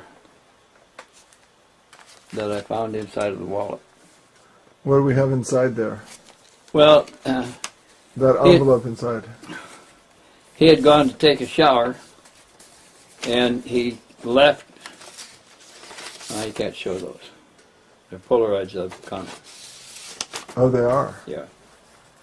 And you can't show them, why not? Well, he may be dead, but he may not. If he's not, it certainly would be his death warrant. Oh, I see it. Okay. He went to take a shower, and he laid his keys and money and wallet on the coffee table in the dining room. I was sitting there waiting for him.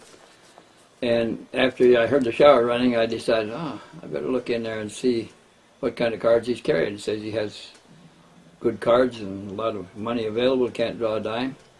So I opened his wallet, and I took the cards out and folded. You can see it's folded 4 ways to fit behind the cards, between the cards, was this W4 from the Central Intelligence Agency at Langley Field, Virginia. And it shows that he was drawing a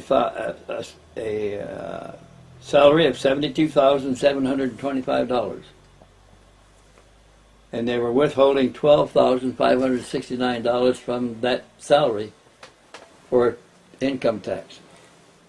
It gave his correct name and address, permanent name and address, was not Connor Orion, he was using a false name. And it gave this salary roughly equivalent to that of a lieutenant colonel or a colonel in the United States Air Force. There was a control number on the paper, 45851, and I don't know what that meant. His employer identification number was 95-659-3572. Wage was $72,725 a year. The permanent address on his driver's license matched the address on his W-2 form. Besides this, he was drawing the full pay and allowances of a special seal, Marine extras and bonuses, on top of the $72,000 a year. I was able to verify the name and ID numbers on the CIA W-4 document through other sources that I have, and found that it was still active at the time he was at my house, and he was still drawing his pay while he was there, in addition to his Marine pay. I knew that Connor Orion was a false name, and that he probably had other false names as well, but I had a permanent name and address which agreed with the permanent name listed on the W-4 statement from the Central Intelligence Agency. And so I believe that I had some substantial information on who this guy really was. He certainly wasn't Connor Orion.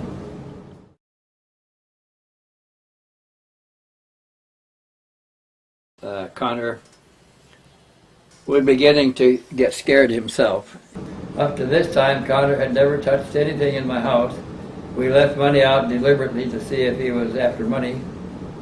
He had been very faithful about everything and right up front with us on everything he said. We knew he didn't have any money, so we gave him money to eat on and for personal necessities, and But he didn't bother anything in the house until after his meeting with his mentor. All agents have a mentor who is responsible for the training and also responsible for the failure of their training programs. Every active CIA officer has a mentor above him who is responsible for his training and guidance and conduct afterwards. And if anybody fails, the mentor also loses some section because he has failed in properly training his protege. And so everybody is affected. He's now failed in his training. He's broken the rules. He calls his mentor, so now the mentor is certainly in trouble also. And like all CIA, you never fully retire. You retire from active duty. Business is brought to you by the government to make you a good living in retirement. So he had called his mentor. Every agent has a mentor that is responsible for them. He called his mentor, CIA mentor, was a rancher over in Dallas, retired, and they never fully retired.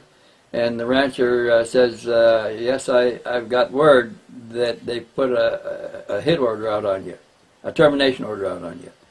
And he said, where is there a little airfield I can land nearby quietly that we can talk? And we told him about Ryan Field, and he said, I'll see you tomorrow. And he came in about 8 o'clock. Connor borrowed my car to drive over to Ryan Field to meet him. And then when he came back, he began to be devious about his answers to our questions. He didn't answer them directly.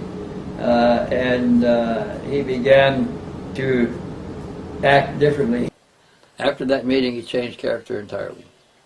He came back, he stole my high-8 camera, hawked it, took the money. Which leads me to wonder, we never saw any of these photos. He makes a number of dumb mistakes along the way. Like everybody. Yeah, and there's nothing you can do to verify his story at all. Some of the same stationery that was in your house was used. Was he under your surveillance 24/7? Were there? No. So there were opportunities that he had to steal the stuff, type up the letters, handwrite the letters himself, stick them in your... do you think he was doing... some of the letters appeared after we left, and I was, at that time I was typing on books too, and I had my typing all laid out there. And we come back, and the typing, my copy had been moved. And under the copy would have been a pad of paper that I was making notes on, which was the pages that you had there. The other pages I used was pages of stationery from Jim Dilatos's office that he gave me in case I needed to make a note on what he was doing officially and send it up to him to be signed. Do you think he could have had somebody else assisting him to try and fool you? I think we would have seen him. So it could have been that he was just disinforming for the CIA and... He could have, yeah, been. Percentage-wise, what do you think the odds of that are as opposed to him being a real legitimate S4 sentry? Well, I think he really thought he was dying. He was panicked about dying.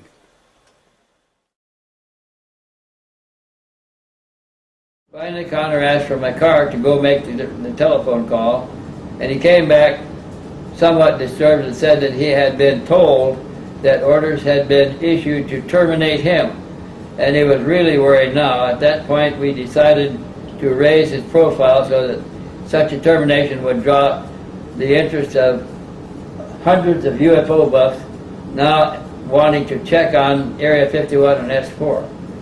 I called a local ham radio station and asked them to stand by in case anything dangerous happened, either an injury or murder in my house or burning the house to the ground, or any other threat like that, giving them some clues and contacts to put the whole story together in case any of this was carried out by anybody. All my calls were monitored, so they knew exactly what I was doing, and I also notified the computer mailboxes and had them stand by for a spectacular release or a story about our being taken in by a setup to discredit us. There was no contact with any of us Friday, and that was unusual because Friday was the deadline. On the morning of Saturday, November the 2nd, we found a plain brown envelope behind the house numbers again. This was apparently the end of the negotiations and the final kiss-off. The threat was plain and simple. No more negotiating. They would not hesitate to take out my whole neighborhood if necessary, and the reference to the term Malakia meant just that. I asked Carter what does Malakia mean. He said it was an entire busload of people were terminated to get one man on the bus. The rest of them were all innocent parties. This is the envelope that the last message came in, was addressed to GW1, Ghostwalker 1. It says the Delta symbol shows cool. It says Ghostwalker 1, situation no win. Any attempt to get any of the 6 packages will result in TWEP, termination with extreme prejudice. Dead. Of all persons, underlined, involved, no more games will be played. You have 48 hours, Monday, 600 hours to return to the United States government property, return all the United States government property. You have committed treason against the USA. That means his team will kill him all. Treason against the USA. After all, you are nothing more than a test tube program. What do they mean by that? What do they mean by that? Nobody can control you but us. You must return home. Your time is running out. We do have our own fail-safe measures. It shows the symbol, the Delta symbol turned with the point down, meaning killed. Remember the word Malakia. Think about it. Malakia was another assassination where they killed a number of people to get one man on a bus. Killed everybody there. So they're just showing them that you're not worried about people around you. You take out the whole neighborhood if necessary, but we'll have our way. What did they mean by test tube program? Did you ask him that? Yeah, we did. He said he didn't know.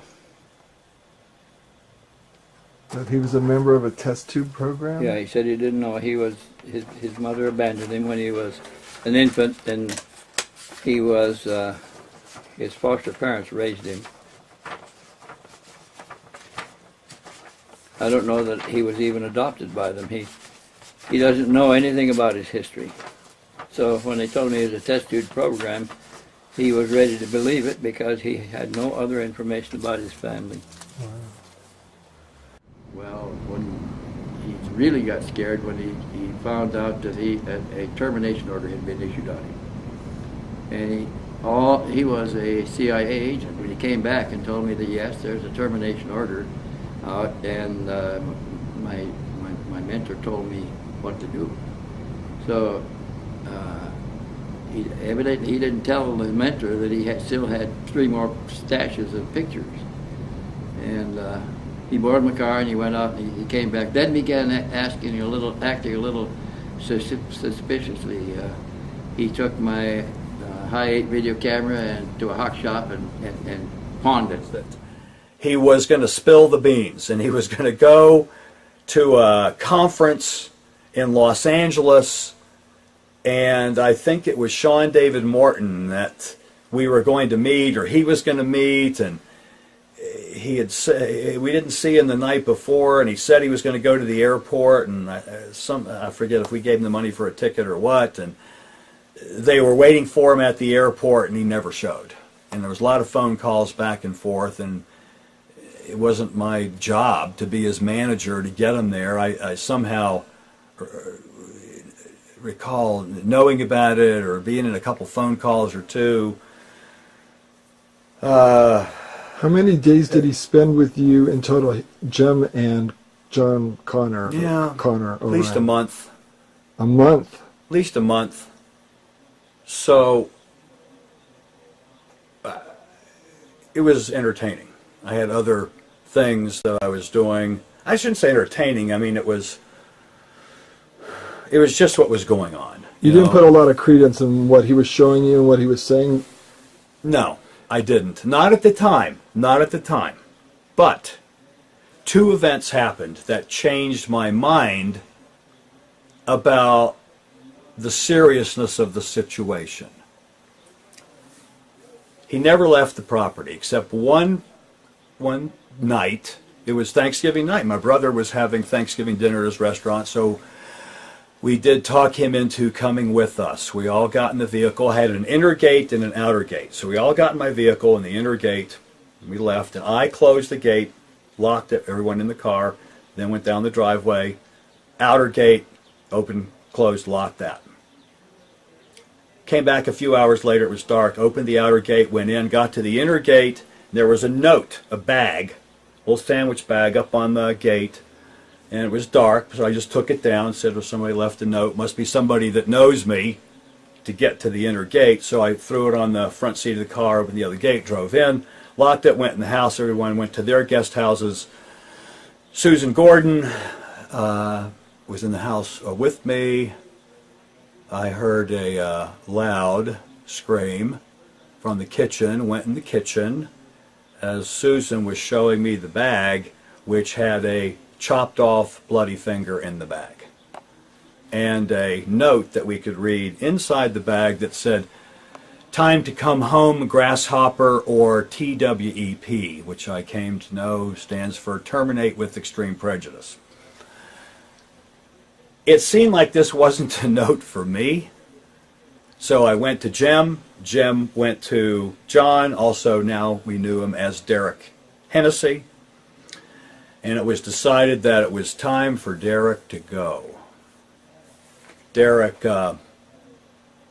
started making phone calls, made arrangements that the vehicle that he could have come pick him up would only be temporary, and did I know someone else that could loan a vehicle or buy a vehicle. Or I made arrangements. They left in the one vehicle, met the other people, left in a vehicle that was a white van, belonged to a friend of mine who was going to loan it to them, quote, for a few weeks. What happened to the finger? The finger was taken by Jim Cox and Derek Hennessy, and I never saw it again. His last words were that he would retrieve the last stash package and put it in our hands before he left.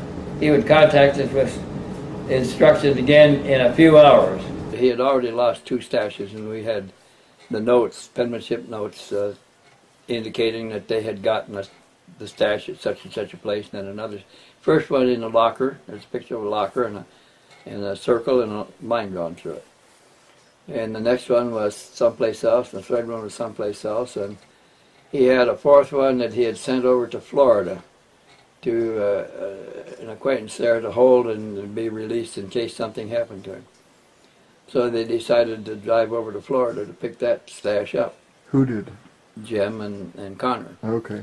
At the time, Omniconic was here in town, and Jim couldn't get anybody to go with him. He invited everybody he could to go along with him and Connor to pick up the note, because he wasn't that safe, didn't feel that safe with Connor either.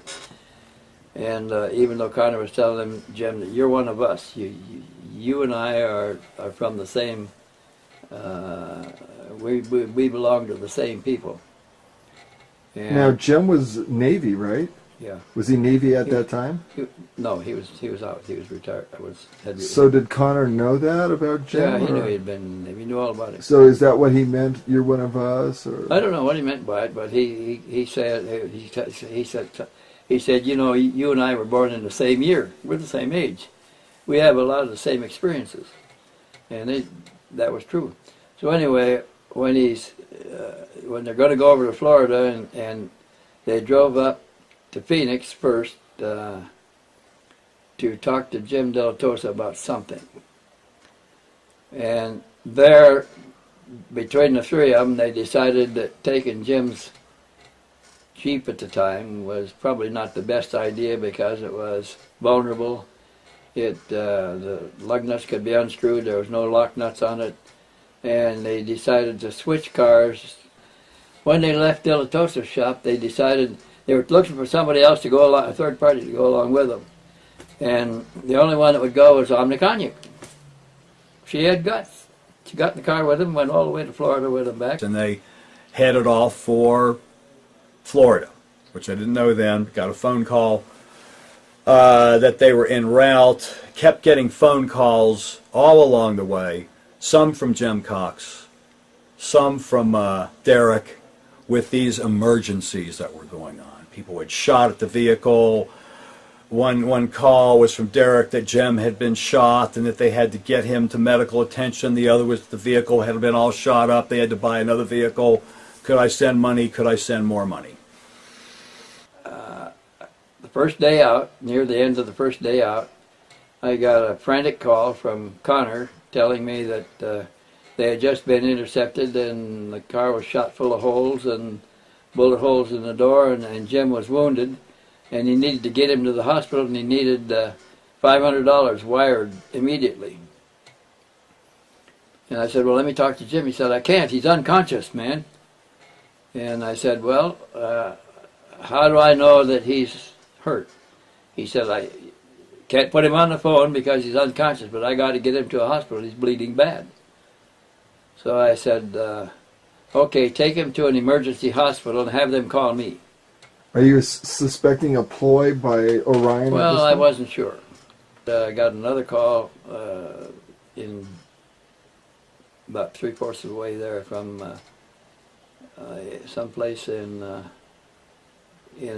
Louisiana, and he said that he's getting better, but he sure needs medical attention.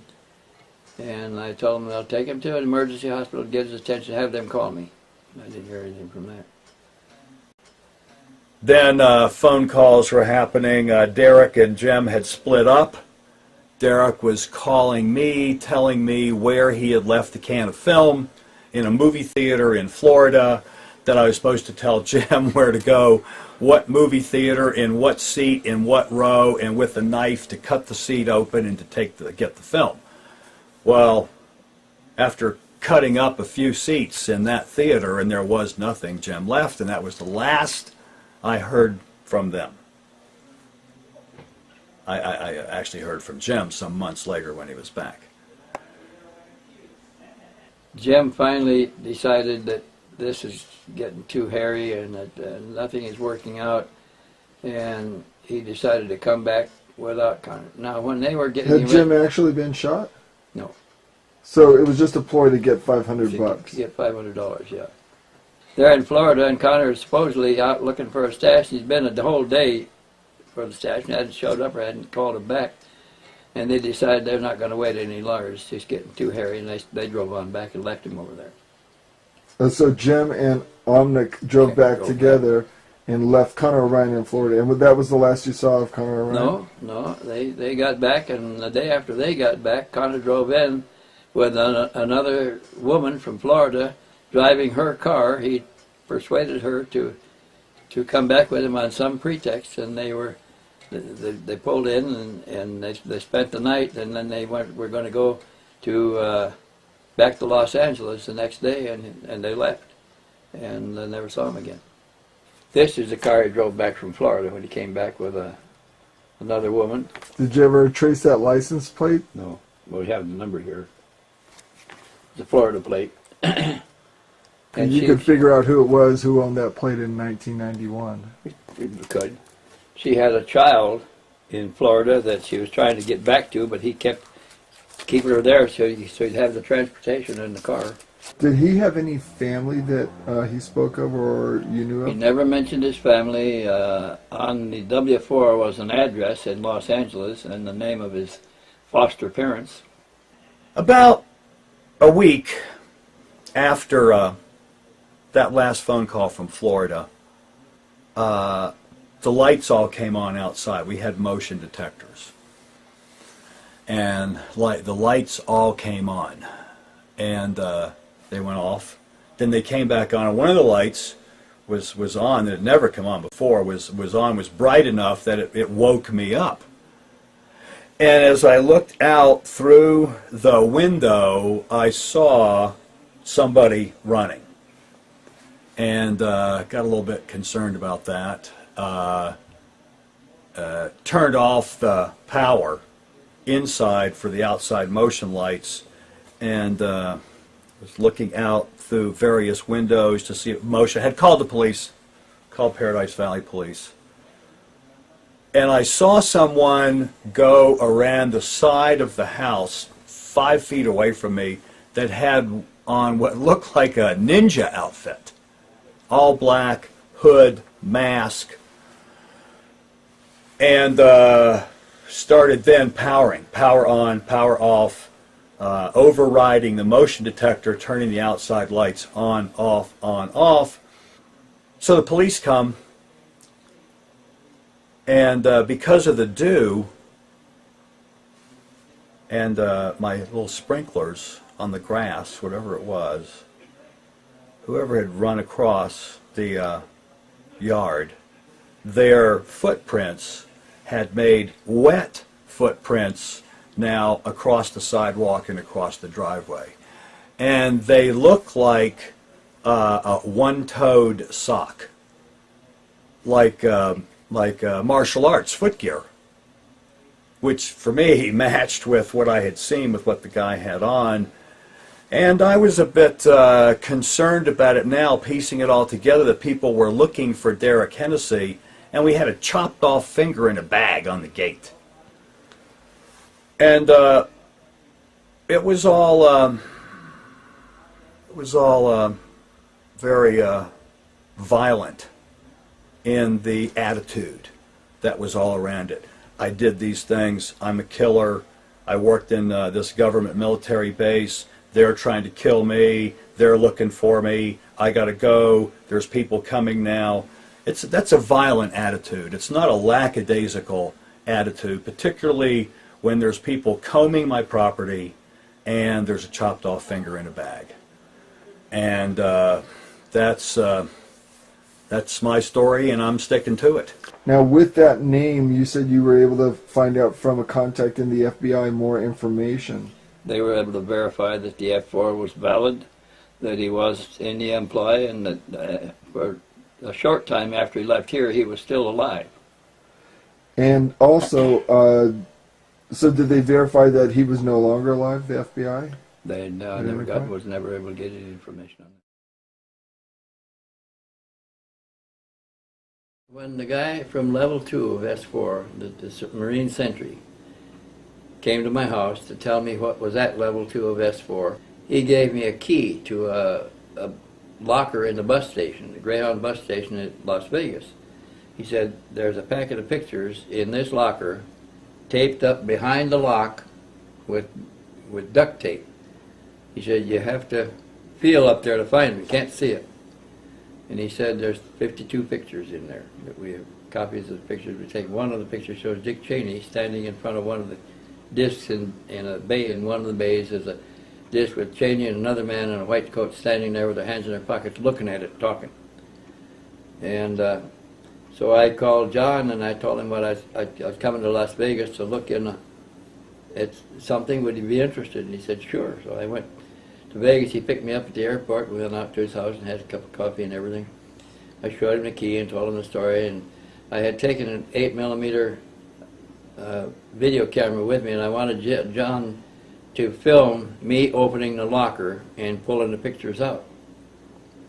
So we went to the bus station together to get the pictures. John Lear, I called John and asked him to go to the bus station with me and videotape me removing the stash from the locker. Tell me what your feelings are about John Lear. Well, first of all, when I met him, he was an affable man, and we got along very well. And when he found out that I had been a test pilot before, which he had been, that I had been flying airplanes from the storage center that I had never flown before, which he had done, we had a kind of an interest in common, and he always was very level with me. But to others, he's a tough, outspoken man. He brought me pictures of a runway at Edwards Air Force Base that has a depression at one end and slopes that go down to a black door. He said that's where the discs are. They're behind that hangar door at the end of the runway. And I don't know whether they are or not.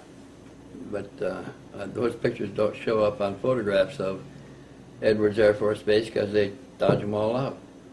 The public doesn't see them. Back in 1991, November of 1991, you got a call from Wendell Stevens, and Wendell wanted to come up from Tucson, Arizona, up to here in Las Vegas and have you assist him in helping find something pertaining to the UFO question. In that case related to the Connor O'Ryan case. a man who claimed to be an S4 sentry, who was discharged for medical reasons, and who had gone down to Tucson, Arizona to speak with Wendell and basically tell him his story. He felt like he was being pursued by Delta Force, and he gave a map to a locker in a bus station and a key and said, you know, go there and find these photos. I want you to kind of recall as much of that, your participation in trying to assist Wendell in finding this set of photos in a locker back in November 1991. Yeah, he said there on the phone that there was photos, information, he needed to get it, he wanted to ride. I said I'd pick him up at the airport, which I did, and we went down, we found the exact bus station, the Greyhound bus station, found a place to park, and started looking around for the key number, and none of the key numbers matched. And poor Wendell, he was going nuts because he had the key, he knew the information was in there, he just had to find the right locker. And so finally, after a half an hour of looking, we got to one of the supervisors there, and we said, we can't find the locker for this key. And he said, oh, they were all changed about 2 weeks ago. And so that's when we gave up. I knew if it had been 2 weeks before that somebody knew those pictures were there. What did you end up doing with Wendell the rest of I think I took him back to the airport. Yeah, it was that quick. He came up, you guys went to the bus station, the locker wasn't there, and then you took him back. Okay. I'm the one that's doing the filming here. This is John Lear standing in front of the bus station just to verify that it was the station. This is a picture of the Greyhound bus station in Las Vegas, where the locker was that had the stash behind the lock in the front of the door. Well, this is the bus ticket from the Greyhound station with the sketch made by Connor showing exactly where the locker was, where we could open the locker with we had the key, and he was showing exactly where we would find the locker to insert the key and get this package of pictures behind the locker. So we went to the bus station together to get the pictures. When we got to the bus station with the key and go to the location of the bank of lockers that key would fit, all the lockers in that bank have different numbers now. The whole bank of lockers had been changed. So we don't have a key that fits a lock there. So we went to the people that managed the facility there to find out what happened to that locker, and he says, that's a concession. They change the lockers every once in a while. He said they must have changed it. I was arguing that I had clothes and money in there. What happened to the clothes and the money? And they said they gave me the name of the concessionaire. We went to, this is me inside at the place where the locker should have been, but it's no longer there. And we're perplexed. We're going to go to the contractor and find out what happened to the locker. This was key number 424, and all 420 numbers were removed when we got to the bus station, and this was only a couple of days after Connor left there, well, within 3 or 4 days after the time it was put there. Taped up to above the locker on the back of the front door with masking tape by Connor. And when we never did find the locker bank to look in it. The contractor said he didn't know where it went, which we knew was a lie. And the contractor said he couldn't tell us where it was because he didn't know. It seemed very strange. He knew where all the other lockers were. We went to the concessionaire and asked to have the contents of that, to look in that locker number, and he said, I don't know where we put it. And I said, you don't have a record? He said, we change lockers occasionally. He says, for no reason at all. He says, we just changed the locker.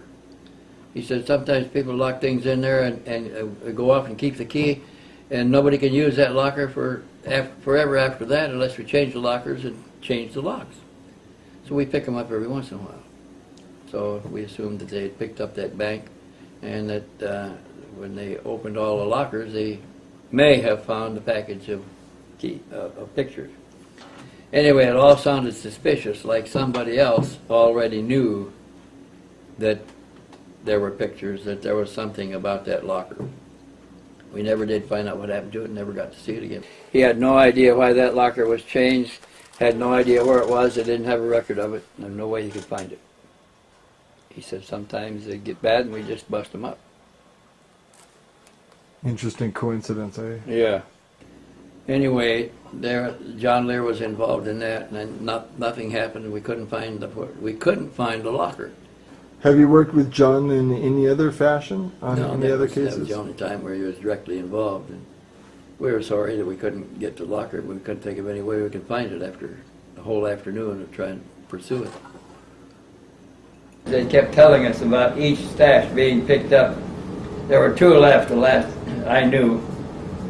And after his meeting with his superior, and then he was going for another stash which never appeared.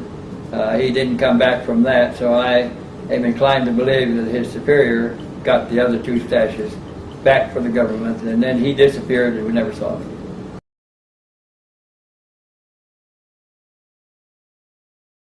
Well, first of all, I don't think many people are going to believe it because there is a very active and powerful government program to persuade disbelief of all of this.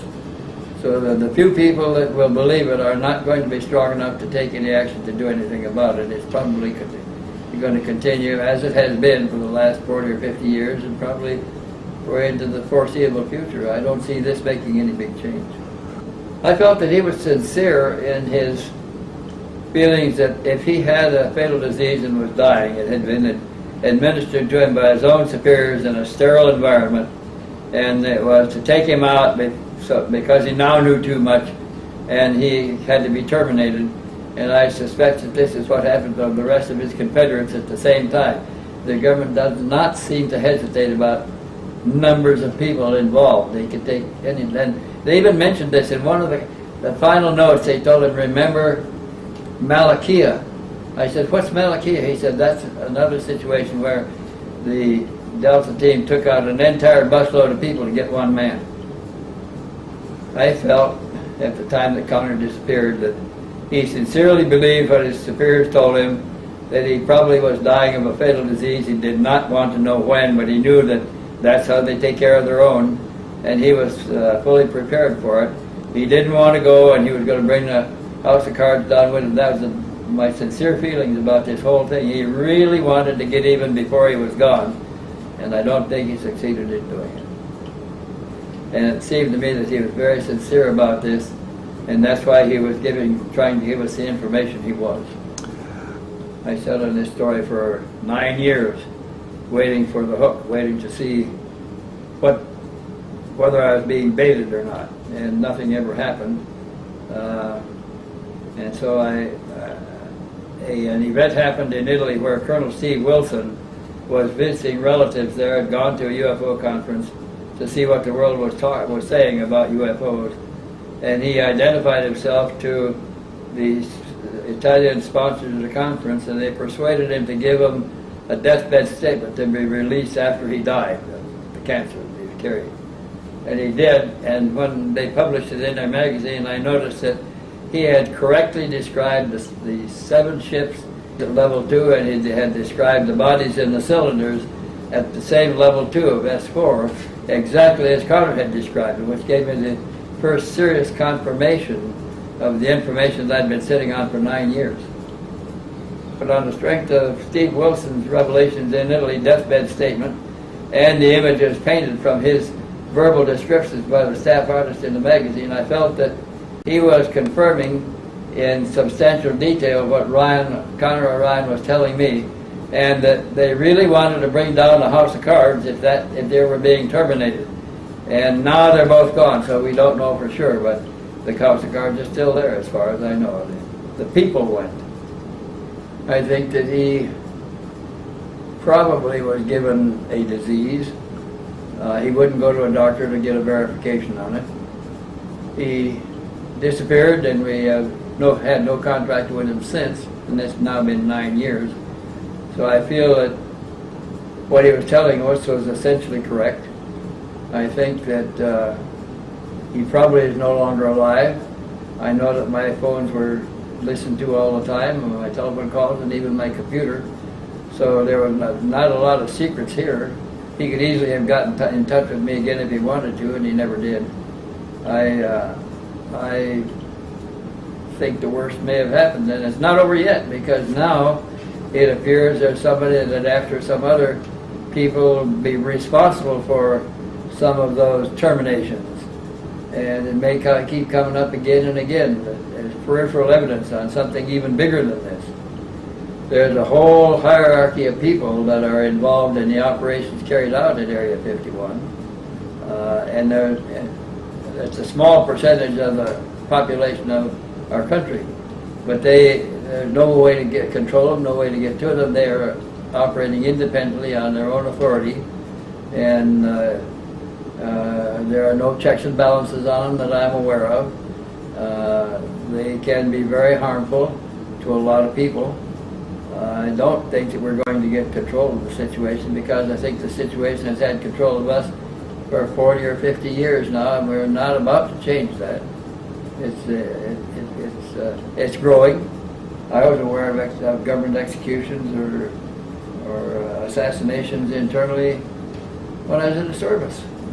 And that was 40 years, 50 years ago. So it's been going on for a long time, and it's part of our national policy, I think. I don't think it's going to end overnight. I don't think it's going to change policy. It could cause some heads to roll, but I don't think it's going to change policy. Remember, way back under the other presidents, Bill Casey, who was the head of intelligence. I was aware of government executions or assassinations internally when I was in the service. And that was 40 years, 50 years ago. So it's been going on for a long time, and it's part of our national policy, I think. I don't think it's going to end overnight. I don't think it's going to change policy. It could cause some heads to roll, but I don't think it's going to change policy.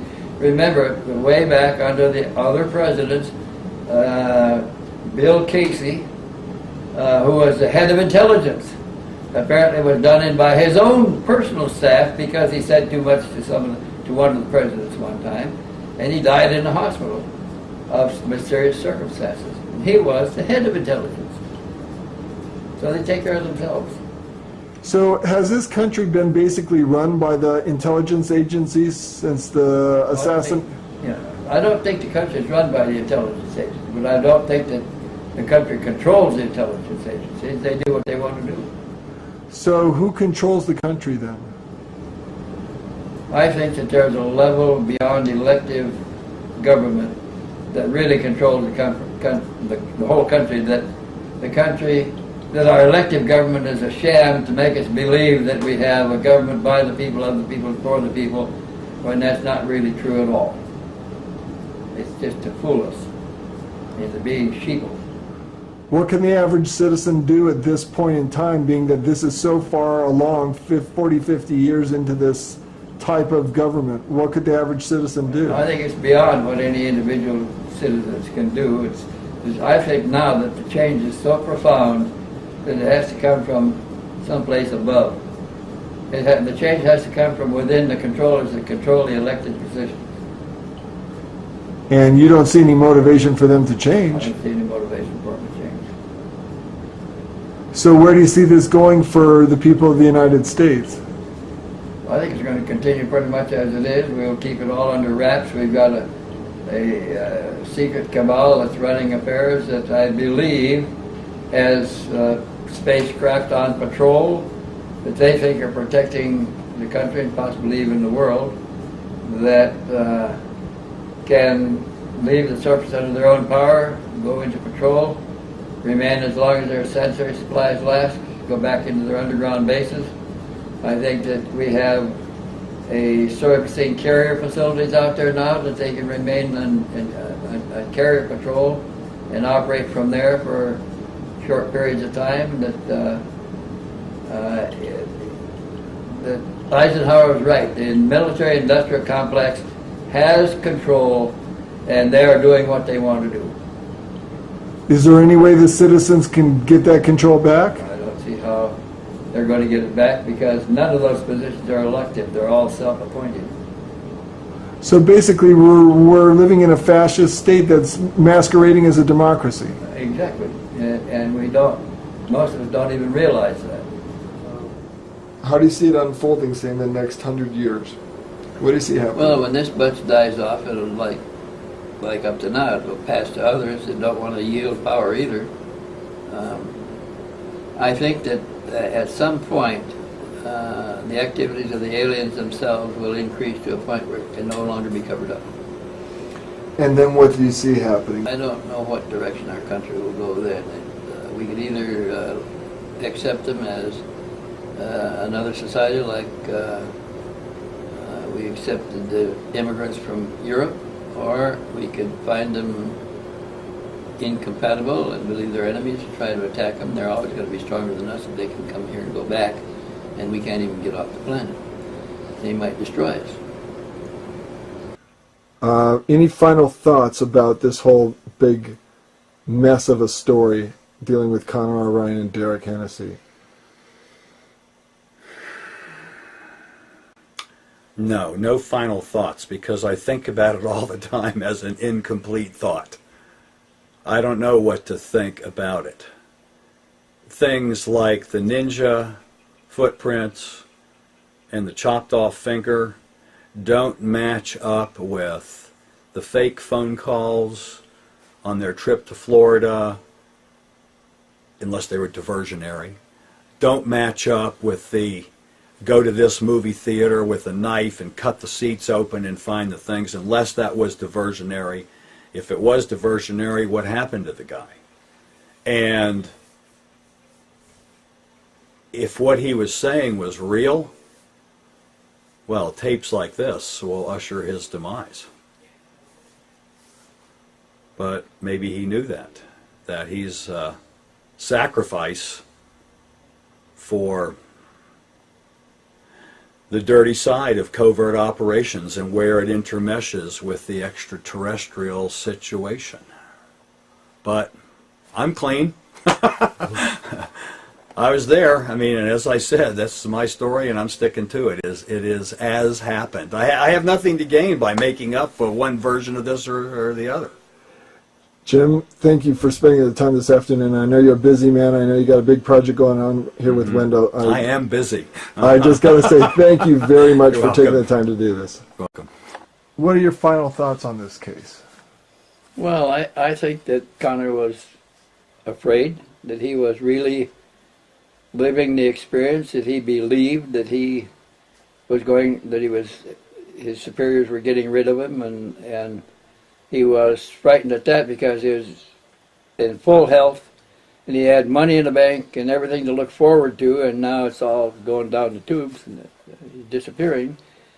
And if he's going to die in 2 weeks, he didn't want to know it because he didn't want to worry about it that long. He wouldn't let me take him to a doctor. And I'm sure that being a member of Delta 6 that he knew that they could reverse it if they wanted to.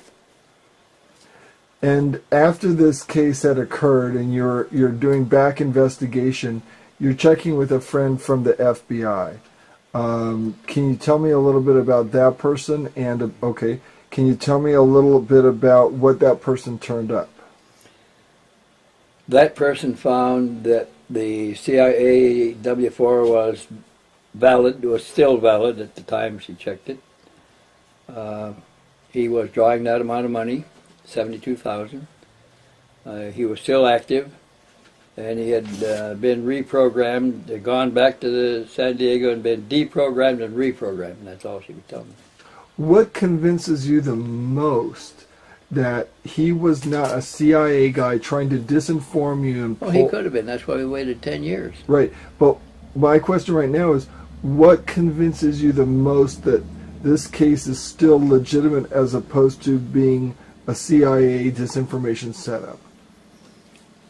Well, the thing that I thought was most convincing was when Steve Wilson described the hangars bays at level 2, the same number of ships in them with the same design in them. And he didn't know anything about Connor Orion, or didn't know anything about Connor Orion being in touch with us, and we never knew anything about Steve Wilson until the Italians got those paintings. Wendell, thanks for spending the time on this case. I know it's a very difficult case. I know you, from what you've said today, you have your regrets about ever putting this case out, but I want to thank you for all of us that really want to know what our government's really all about. I want to thank you for your courage in putting this out and for your steadfastness in continuing to bring to the forefront all the most important UFO cases that are directed and you're exposed to. Thank you for that. You're welcome.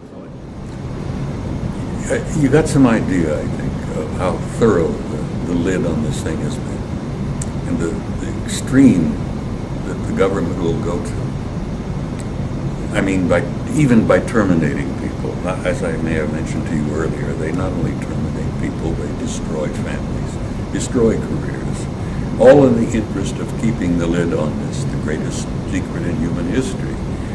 That is in itself essentially why I violated my security oath in '91 and decided to come out and speak publicly about what I had seen and what I had learned. And to you, we all owe a great debt for doing that. No, what you really owe a debt is to Wendell. He was one of the pioneers. He had the courage to come out and really walk the walk, as the saying goes, you know. Many of us talk the talk, but this man walked the walk, and I admire him for it. I was still being cautious about what I was doing, and then when Bob decided to risk it, I risked a few things, got a few death threats. Did you ever get death threats over the telephone? Oh, hell yes. I was intimidated. I was followed in, black cars with no markings, sometimes with 2 and 3 guys in them. Yeah.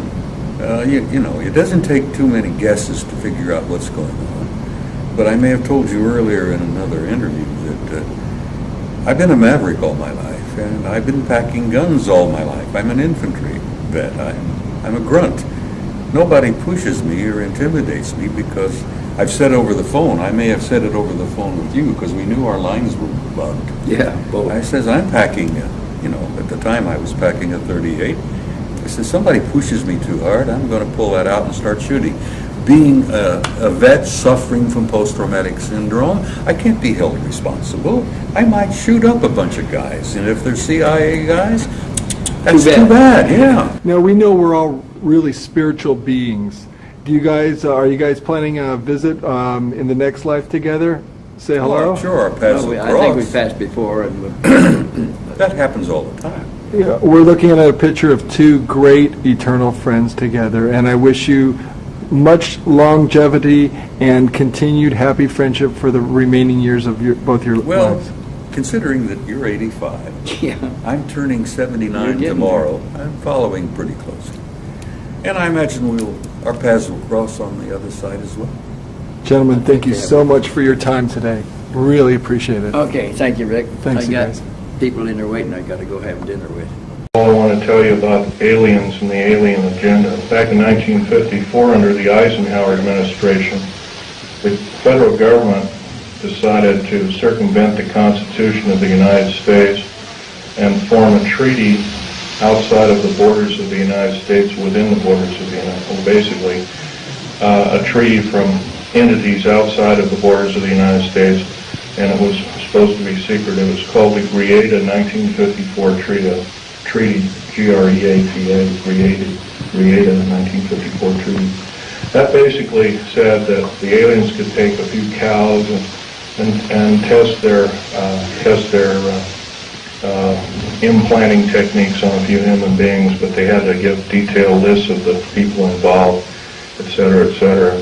Slowly but surely, the outer space aliens slowly altered the bargain until they decided they wouldn't go by it at all.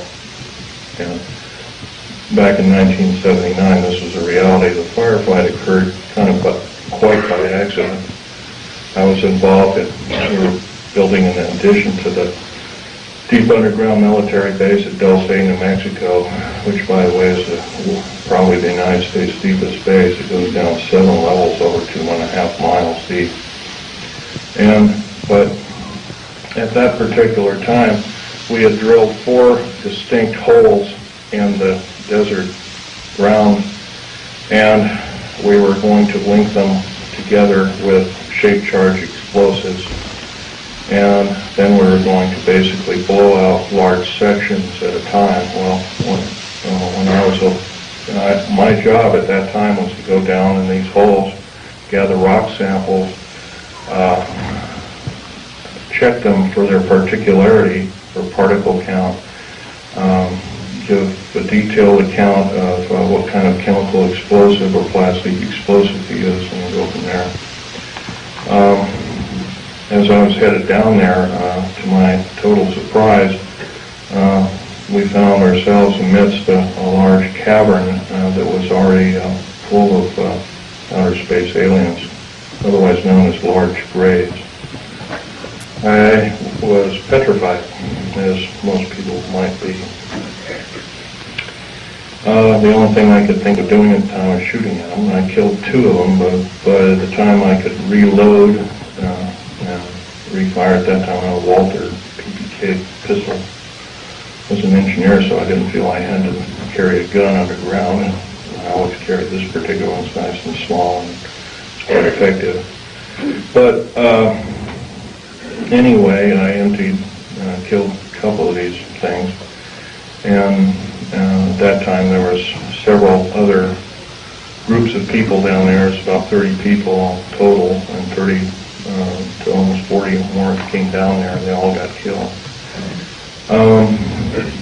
Basically what had occurred was that we surprised a whole under mountain base of existing aliens, and later I was to find out that we are not the highest on the food chain. These aliens have probably been living on our planet for different groups of aliens anyway, the short and the tall grays at least, for a million years, living here.